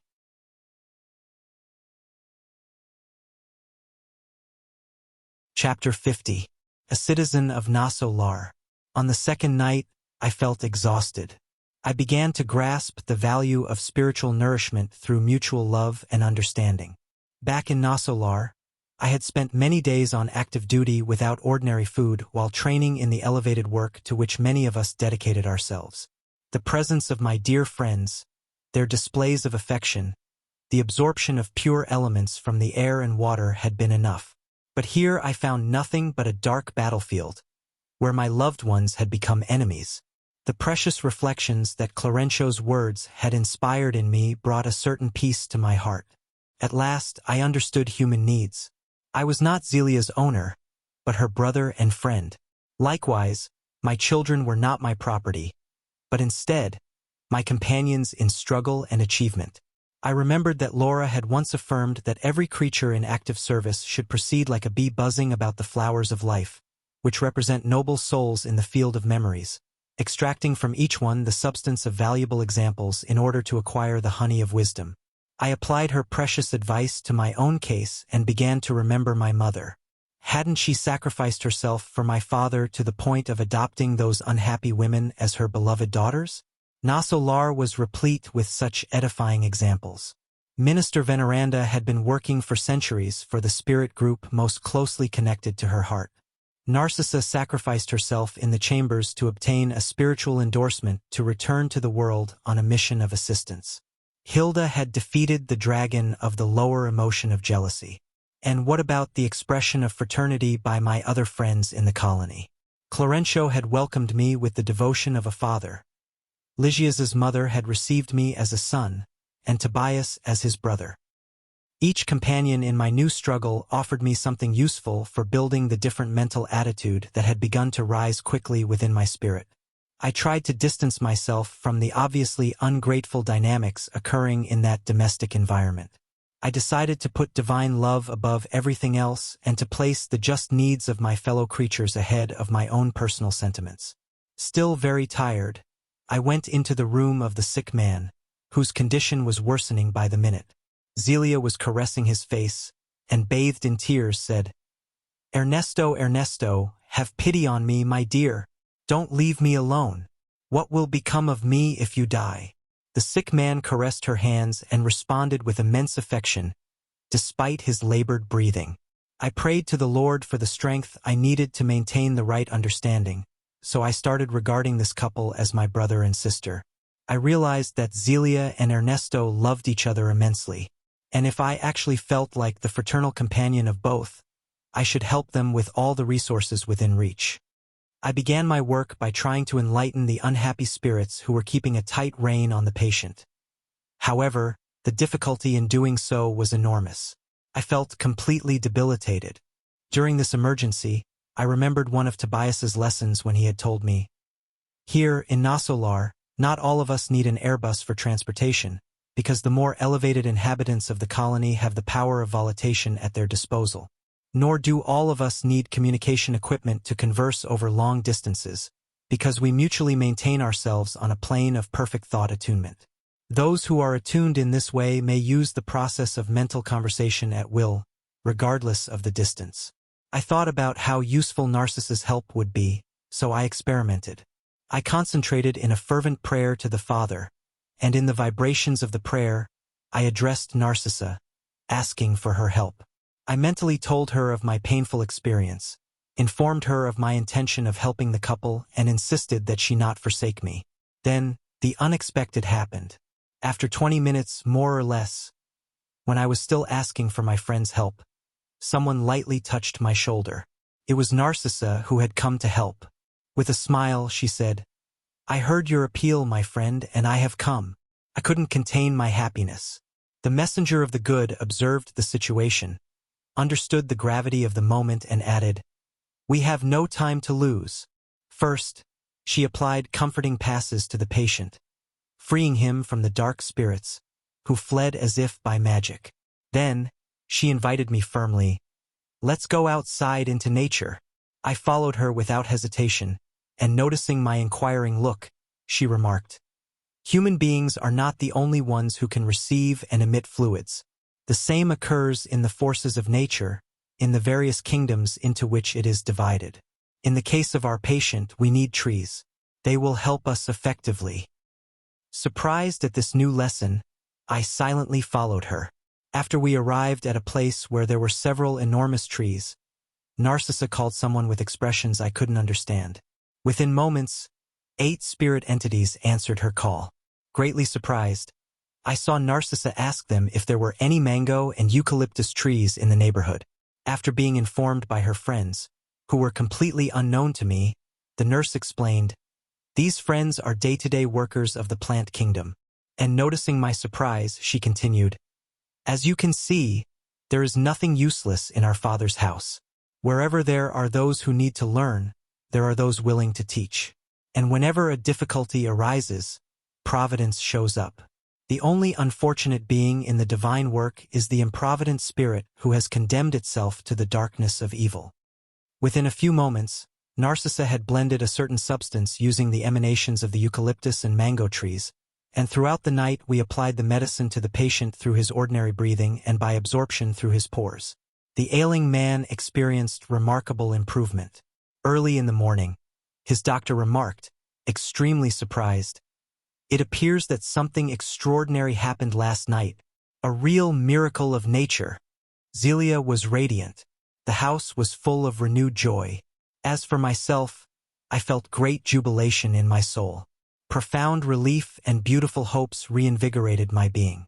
I realized that the powerful ties of the lower emotions had been broken within me forever. That day, I returned to Nosso Lar in the company of Narcissa. I experienced the power of volitation for the first time. In a moment, we had covered a great distance. The banner of joy had unfurled in my soul. I told the kindly nurse about the lightness I was feeling, and she explained, "In Nosso Lar, a great number of spirits could do without the airbus and transport themselves at will within the areas of our vibratory range. But since most have not yet acquired that faculty, we all abstain from using it in the public streets. This abstention, however, doesn't keep us from using the procedure outside the city when it is necessary to cover long distances and to save time." New understanding and new joy enriched my spirit. Instructed by Narcissa, I went to and fro between my earth home and the spirit city without any great difficulty. Thus, I could intensify Ernesto's treatment. His improvement was firm, obvious, and rapid. Clarencio visited me daily, showing satisfaction with my work. At the end of the week, my first leave of absence from the chambers of rectification was over. Happiness had returned to the couple, whom I started to love as my brother and sister. It was time to return to my duties. In the dim and comforting light of the evening, I had taken the road back to Nosso Lar totally changed. During those 7 quick days, I had learned precious practical lessons in the living cult of understanding and fraternity. The sublime evening filled me with magnificent thoughts. How great divine providence is, I said to myself. With what wisdom the Lord arranges all the works and situations of life. With what love he watches over all creation. Something interrupted my meditation. Over 200 of my friends had come to meet me. They all greeted me generously. Lygias, Licinia, Narcissa, Silvera, Tobias, Celestio, and many other workers from the chambers were there. I didn't know what to do. I was taken by surprise. It was then that Minister Clarencio came forward, held out his right hand and spoke. "Until today, André, you have been my pupil in the colony. But from now on, in the name of the government center, I declare you a citizen of Nosso Lar." Why such magnanimity when my triumph was so small? I couldn't hold back the tears of emotion that choked my voice. And bearing in mind the greatness of the divine goodness, I threw myself into Clarencio's fatherly arms, weeping with gratitude and joy.